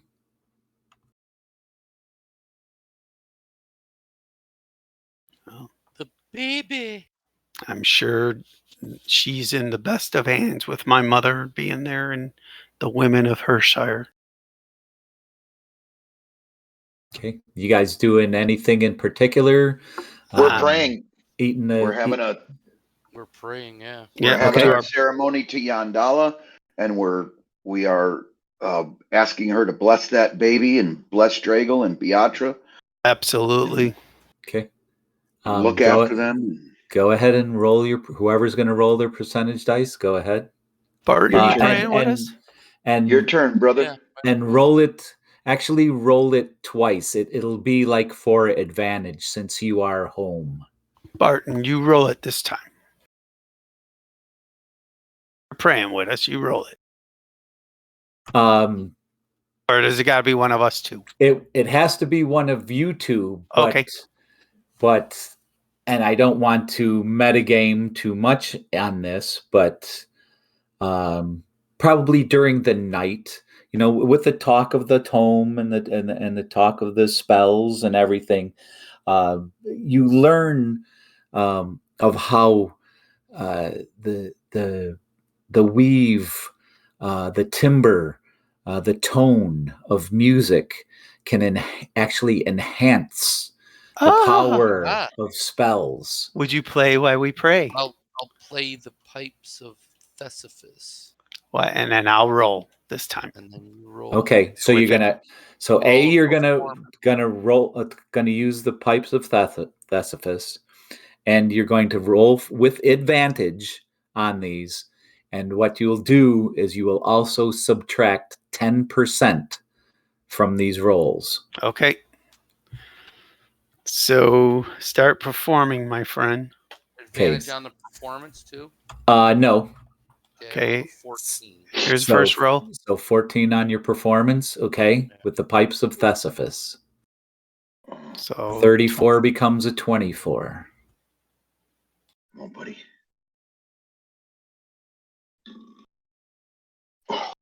74 becomes a 64. So you feel a bit of something, but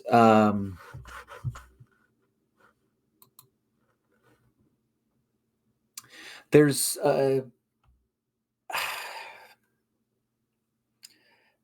a somber tone to the pipes while he tries to infuse it with a spirituality. It comes out just a little bit on the flat end. There's something just slightly out of tune. And as you complete your ceremony, the shouts come up from outside your parents' home. It comes! The baby is here! The baby is here! Let's go, boys. So you guys are heading next door to the house? Absolutely. Okay. As you're heading to the house, you see the look of horror on a couple of the matrons' faces as they run from the house.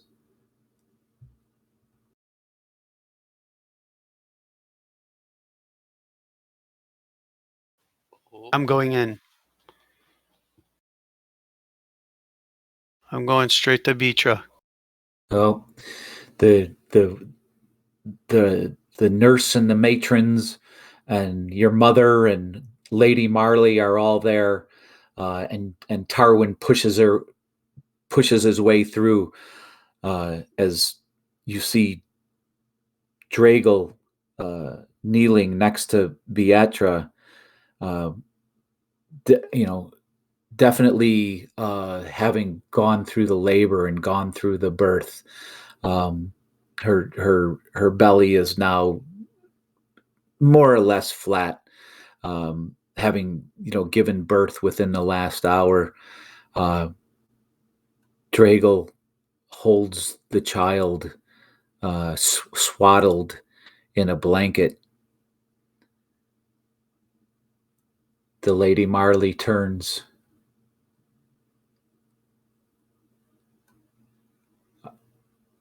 An absolutely stunned look upon her face. Dragal stands up.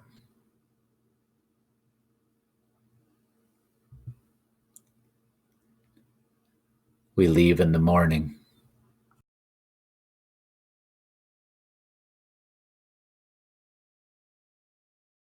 Leave for where, my lord?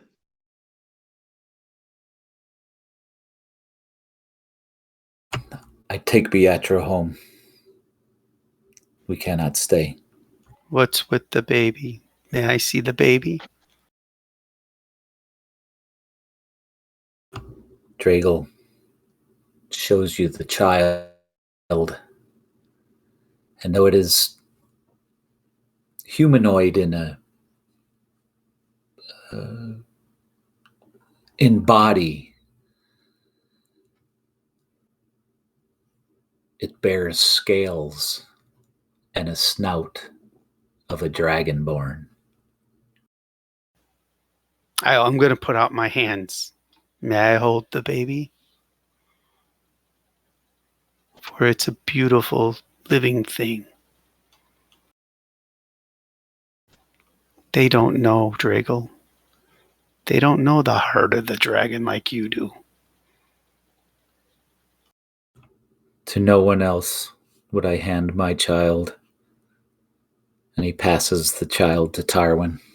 And I'll look at the baby and I'll say, such a beautiful creature. And I'll sing it a halfling lullaby and okay, make a performance, because this is indeed an unexpected event, and there is an effect. So a 15. Okay. And hold on.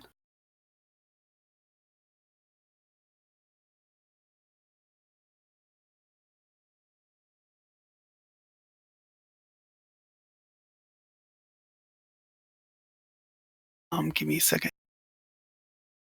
Do I recognize the tune? I'm just singing a lullaby. I probably can't even hold a note. You would recognize it. I recognize. I'll accompany him. It's a childhood lullaby. With the pipes of Thargor or Thesaphus. Okay. First make a performance roll. 24. Okay. Now roll percentage dice.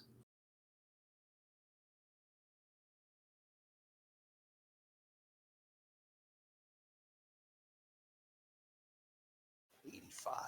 Man.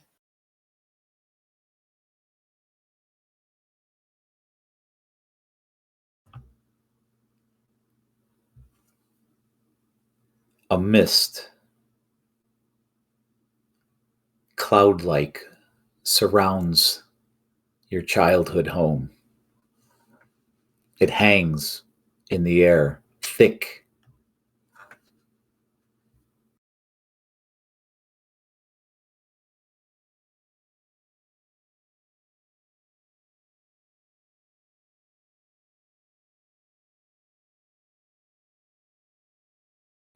Anybody else doing anything?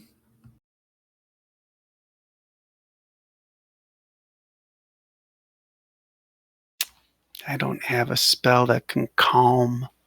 I was thinking of this, but I don't think this would help calm people.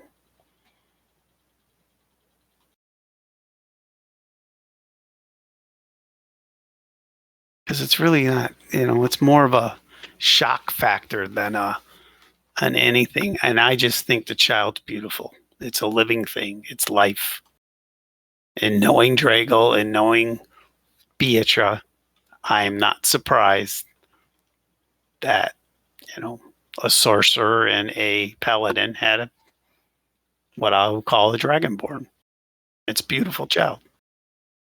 Drago is dragon. Yes, he is. And it's come out into his child. And Morbel will pull his holy symbol and say a prayer. Okay. I'll call upon Yandala to bless for the this. baby. Bless the child and the family. Okay. What color scales? Right now it's kind of hard to tell. It looks almost coppery. Okay. So it's metallic. Yeah, you could probably say that. Coppery, brassy, bronzy. It's hard to tell. The child is but an hour old. Does it seem healthy? Does it breathing fine? It's Ask Tarwin. He's the one holding the Tarwin. child. And I'm looking at him. Is he okay? I mean, I know life. He seems to be a dragon-born baby. He's beautiful. And I'm gonna hug him. He's a little baby. I'll just hug it like he's beautiful, Drago. And Drago reaches for the child back. Oh, I'll absolutely give it back to him. And then kneels back down and places it back in Beatra's arms. We cannot stay. Why, Drago? They will not understand. They will not accept the child. Who's they? Who's they? The halflings?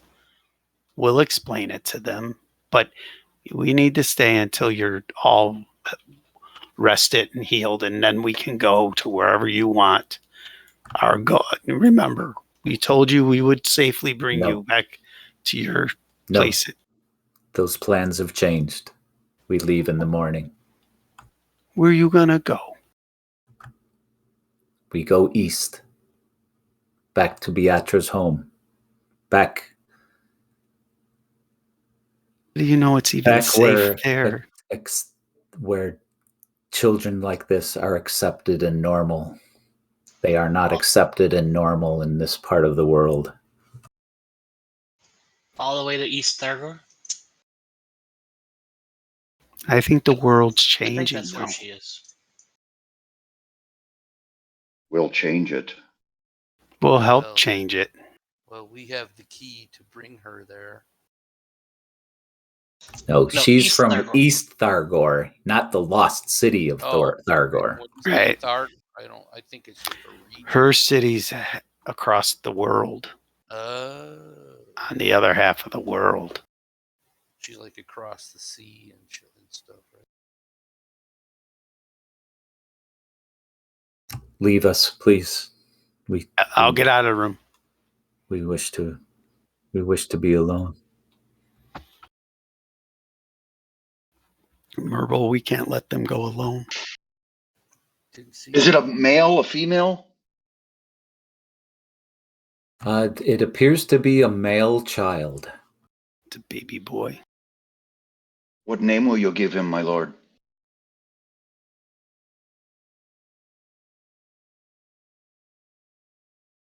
We have not decided that yet.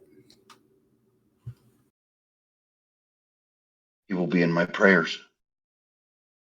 As mine. As will my lord and my lady. And you will be in ours as well. And I will take position. So they're in the Riverfoot home? Yes. I will stand sentry outside. Okay. And I will not move until summoned or dispatched by Drago or Beatra.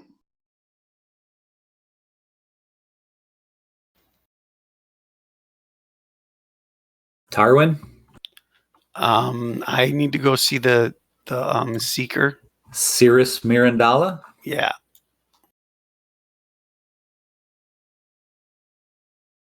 Barton? I'm going to go with him because I'm going to show her the book. You might not want to do that. No. Barton, I think the less people that know about that tome, I think the better. Okay. Yeah. Because I don't want, because I want to get it to the library and and I'm with you on that. Totally with you on that. But I don't think she's a seeker, or a seer. But I don't want something in her place to see that. You know what I mean? So. And if you're having this discussion in and around Lady Marley, your parents, they would advise that, yes, you keep it secret, keep it safe. Yeah, absolutely. And I'll take Barton by the shoulders. This is your burden now, but we're here to help you. And I'll smile. I'm up for the challenge. I know you are. This is your flail. I'm gonna go see her. Okay, so you and Barton are heading to the Hearthsword. Yeah, and you're going to see the Cirrus Mirandala. Yeah. Let's see how. Okay, so as you're make a perception roll. As you're heading north, I assume you're taking the Southborough Road. Yeah. 22. Okay. 7. Barton picks up as he's heading as you guys are heading up the road. He's picking up people that you had partied with just the night before, peering out their windows, looking at you, closing shades, shutting doors as you head northward up the road. They don't understand. I didn't think we'd wear out our welcome this quickly. No, they're afraid. Okay, you continue on. Yep. You pass Amberdance, Leather and Boot. You head north past the ruined site of the Badger Inn. I need both of you to make a Constitution saving throw.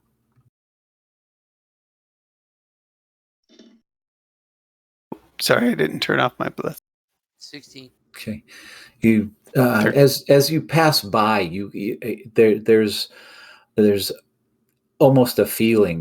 The one of the last times that you were by here, you saw the depth of despair. Here, the incredible acts of depravity and sacrifice that went on.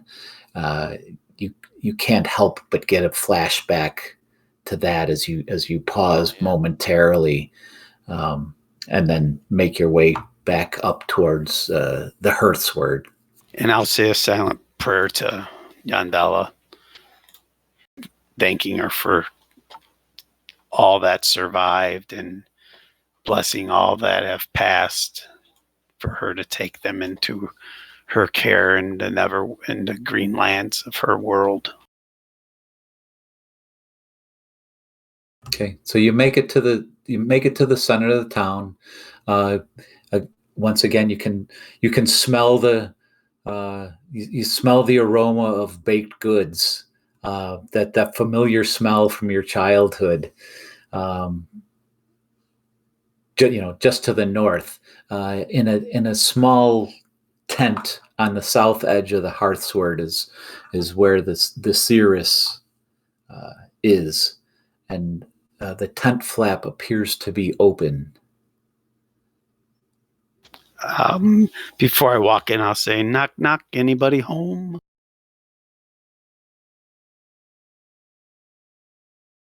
You may come in, an elderly female voice calls out. Does it sound familiar to me?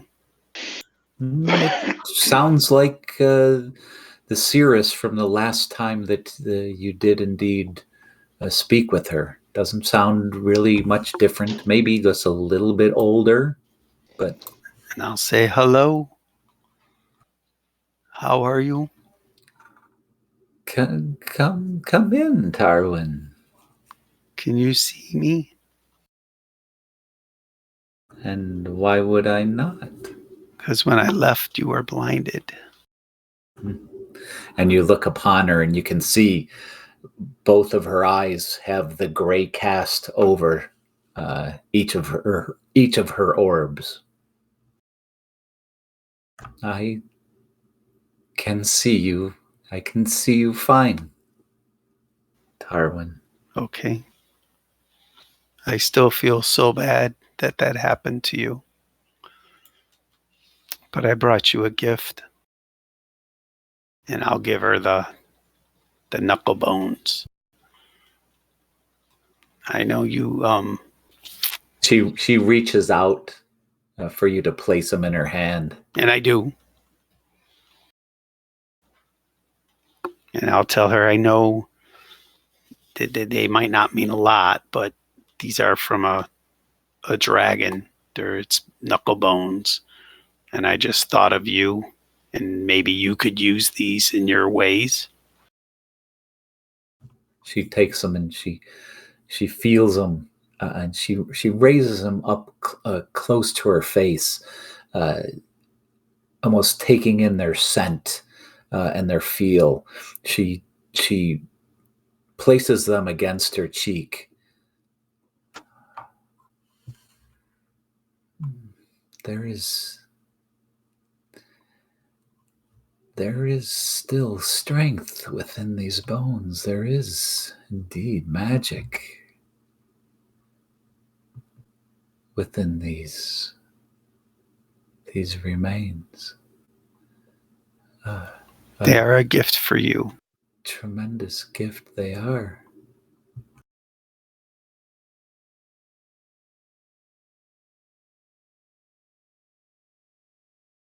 Thank you, Tyrone. You're welcome. Thank you for everything you did for us when we needed you. I'm so glad you can see again. That makes me very happy.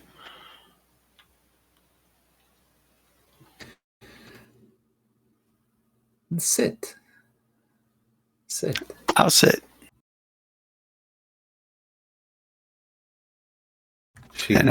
She takes the bones, and she takes out a candle, and she lights the candle, one to the left and one to the right, and she draws out her crystal, and she places it upon the pedestal, and you see that the pedestal has what appears to be the heads of 4 dragon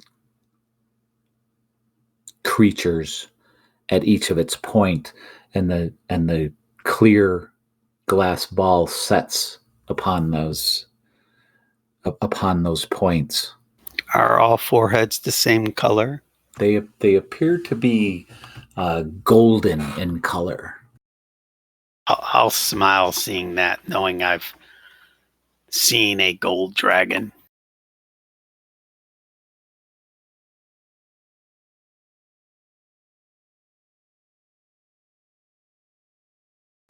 She begins to use somatic gestures about the crystal.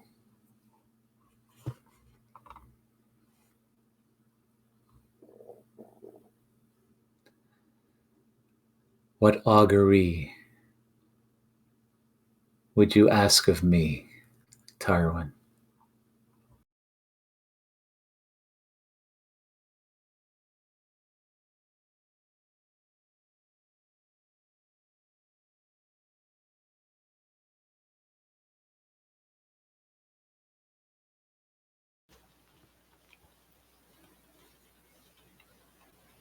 Do me and my brother go to Evernost or East Thargol?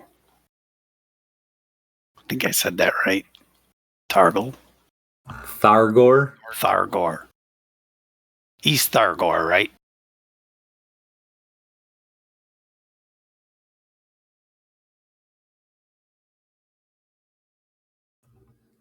I see you traveling southward to the new city.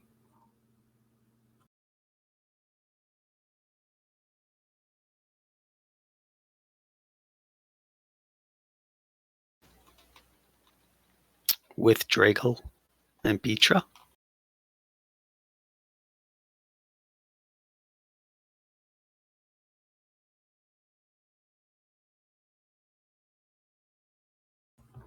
Of that I cannot see. Okay.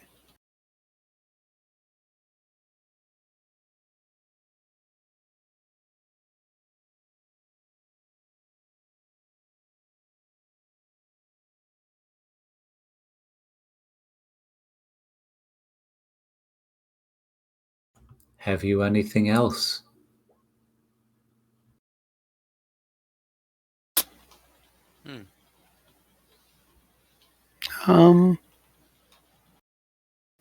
Not at the moment. I apologize. My mind is elsewhere. Just knowing that you're fine, and I can give you what I feel is a rare gift to a person that does what you do. I was hoping that it kind of makes amends in my heart,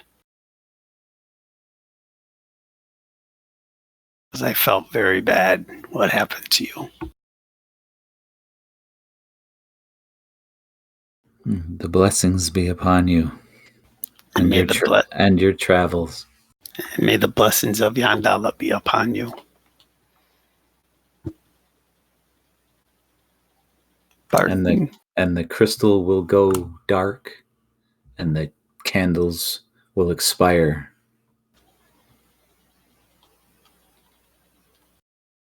That's all I had. I'll introduce Barton to her, and he obviously knows the story. I'm sure I told it to him many times. I'll take my head off and bow to the lady.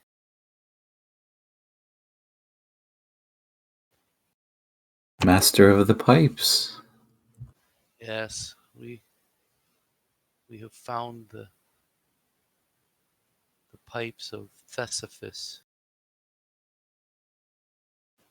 the bard of Thargor. Storied are these. Indeed.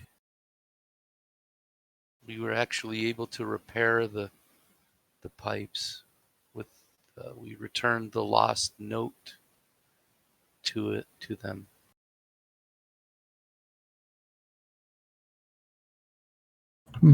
Rumors of a lost chord deep within the desert. I'll just smile. Great is your achievement. The winds of change are upon you. Yes, we feel we have another task now that we have the pipes. To find the ancient city and restore it to its former glory, or at least unlock some of its secrets. Tell me, Master, what questions would you have for me? She holds out her hand as if expecting some form of payment.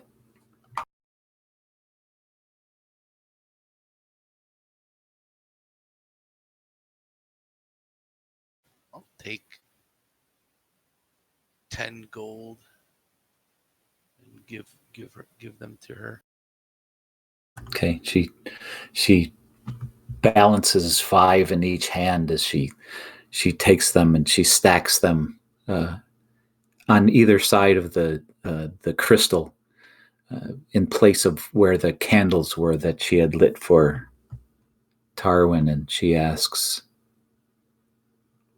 "What augur would you ask of me?" Will I be able to travel to and find the ancient city of Thargor?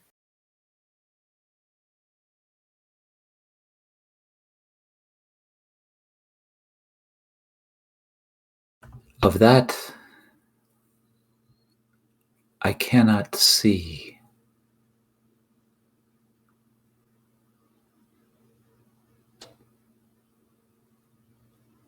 I can only tell you that should you undertake such a task, great would be the benefit for this land.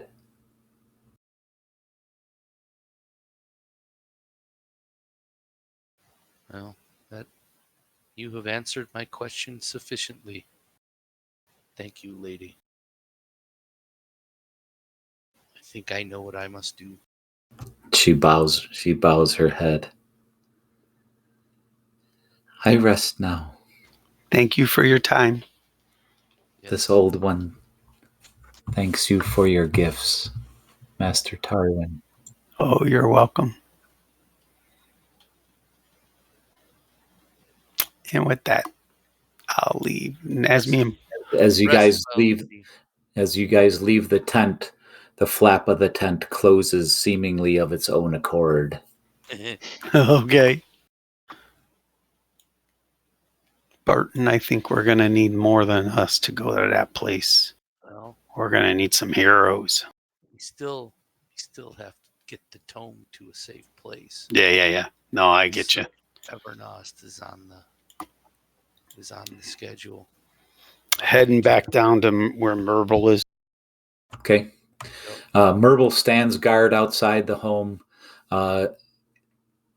Make another perception roll as you're heading back home.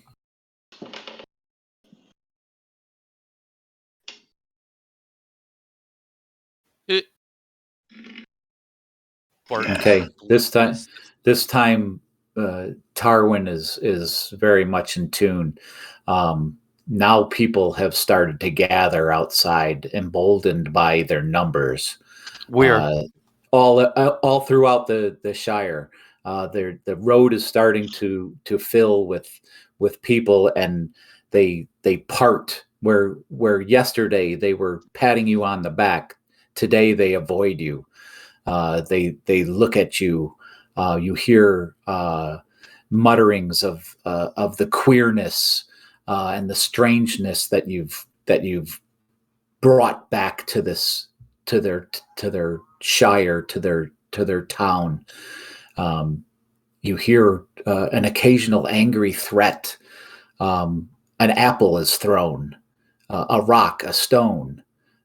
You find yourself having to more or less hustle your way back, avoiding the ever growing and boisterous and bold crowd. Wow, how did we lose this crowd so fast? I'll confront them. Okay. Who are thee to cast stones at me and Barton? What children of Yandella turned their backs on the life of living? You know not what you even talk about, and you're afraid. You bring an abomination to our land. It's not an abomination. It's life. Again. You, the troubles, the gnolls. We didn't bring the gnolls. We got rid of them. It's back. The troubles, they follow you. You're cursed. Leave us in peace. May you be cursed by Yandella. Take these strangers. Leave this land. Don't ever return, Tarwin Riverfoot. Well, is it a woman or a man saying this? It's several people. It's the crowd. There's beckons, there's calls. They just, it comes from the back. It's nobody standing in the front. There's no pitchforks. No, I get it. There's no slings. There's no bows. They're there's just no really arrows. nasty, right? They're something. That this occurrence has turned them 180 degrees. These are. These people. They're quiet, private people. They love their land. They love their people, but they do not abide such strangeness. This is indeed, a strangeness, the likes of which hasn't been seen on this side of the world for that matter. They've seen dwarves, they've seen elves. They're more than tolerant. They live amongst them. These are normal people. A child of a dragon, a dragonborn, is an abomination. Have you ever met a dragon? Any of you? Have you ever touched one, seen one, watched it fly? No, you're afraid of fear. There's good dragons in the world that have tried to save this world from being devoured by bad dragons. Okay, make a persuasion roll at disadvantage. I got my helmet on. That's I'm for, already at disadvantage. Yeah, that's for concentration or whatever, right? Oh, that's not too bad for me. Oh, that's still not too bad for me. Yeah. So they the rocks stop falling and the apples stop being hurled and everything, and the mob is quieted to some degree, but there is a rumbling. And I'll tell them there is something afoot. And I'll tell them, I understand your fears, but you shouldn't turn it to hatred. You should pray to Yandela for the birth of this child. It's a living thing, life. Doesn't matter if it's a halfling, a dwarf, or an elf. It's dragon. I've seen many dragons, and I think it's the most beautiful thing in the world. And I will protect it from any harm from this day forward. Okay, so you do your best to try and persuade them, and it does indeed calm them to some degree. Some disperse, but you haven't sold anybody. No, I know. You haven't changed their perception, their perception of what they have heard, what they've been told, and what has been rumored. And as me and Barton start to walk away, I'll tell him I think Drago's right. I don't think the world's going to accept. You know what I mean? Which is very sad. Very, very sad. Okay, so you make it back to the Riverfoot home. I'll tell Merble what's going on. And he'll have known. It's obvious, even most of the smiles, the turf homes around you have you've seen people packing up their wares and moving some of their stuff out. Nothing, not furniture, not hutches and big chests or anything, but just things, overnight bags and suitcases and luggage, things like that, and moving, farther away, as if this curse or whatever is going to spread from home to home. Foolish people of Hearthshire.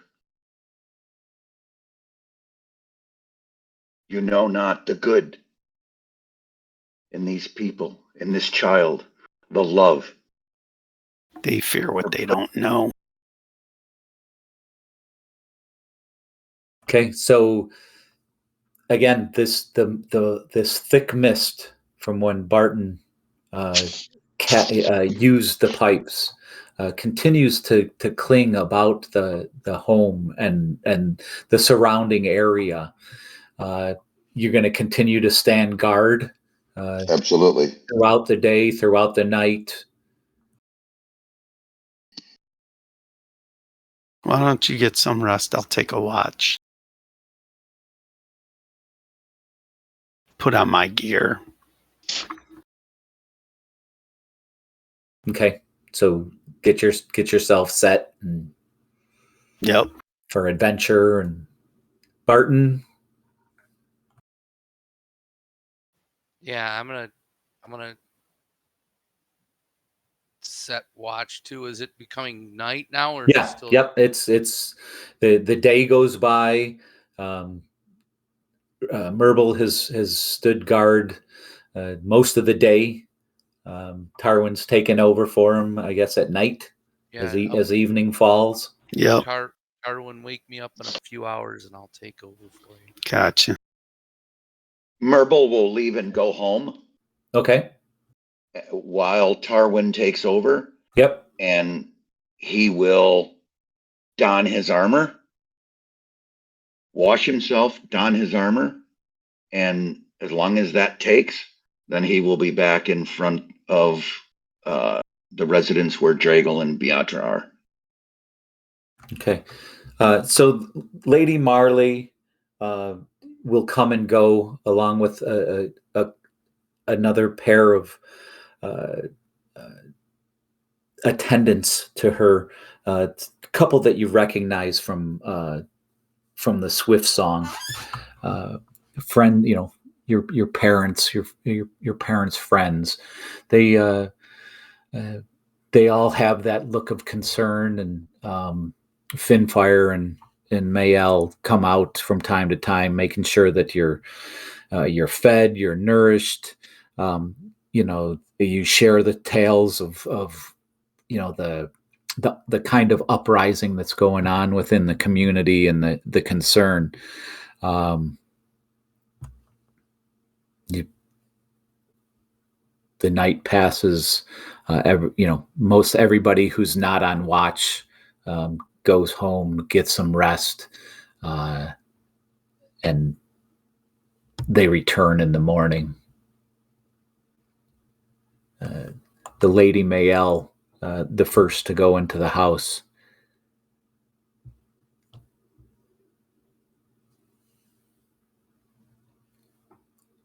She comes out and looks to Merble and Tarwin and Barton and asks, where did they go? What? Where did they go? What do you mean? I thought they were in the house. She opens the door and lets you in, and you look about.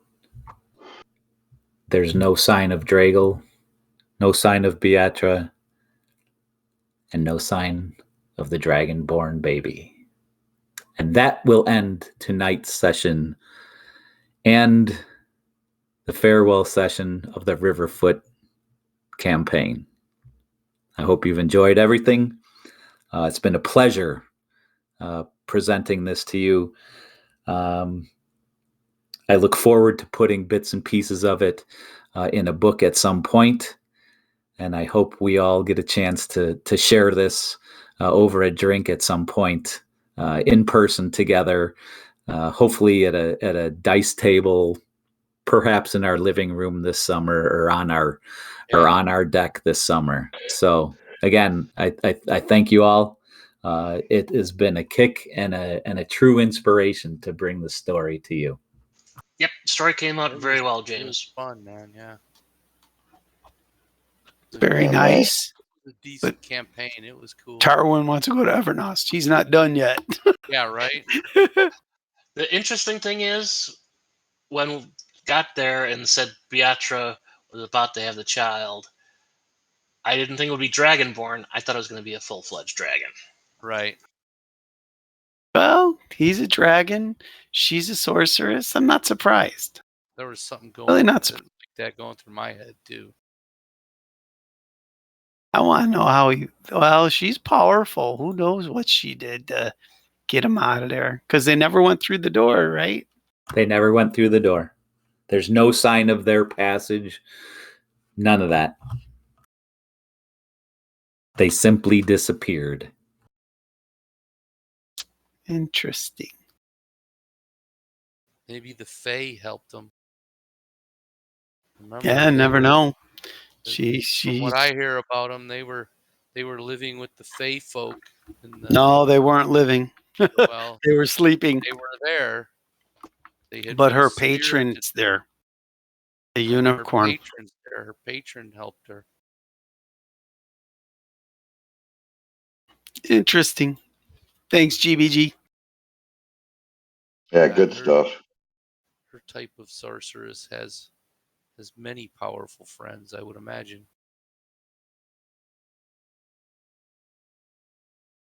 Yeah, that was cool. That'll be that's going to be a lot of chapters that you're going to have to write after that, though, too, for the sequel.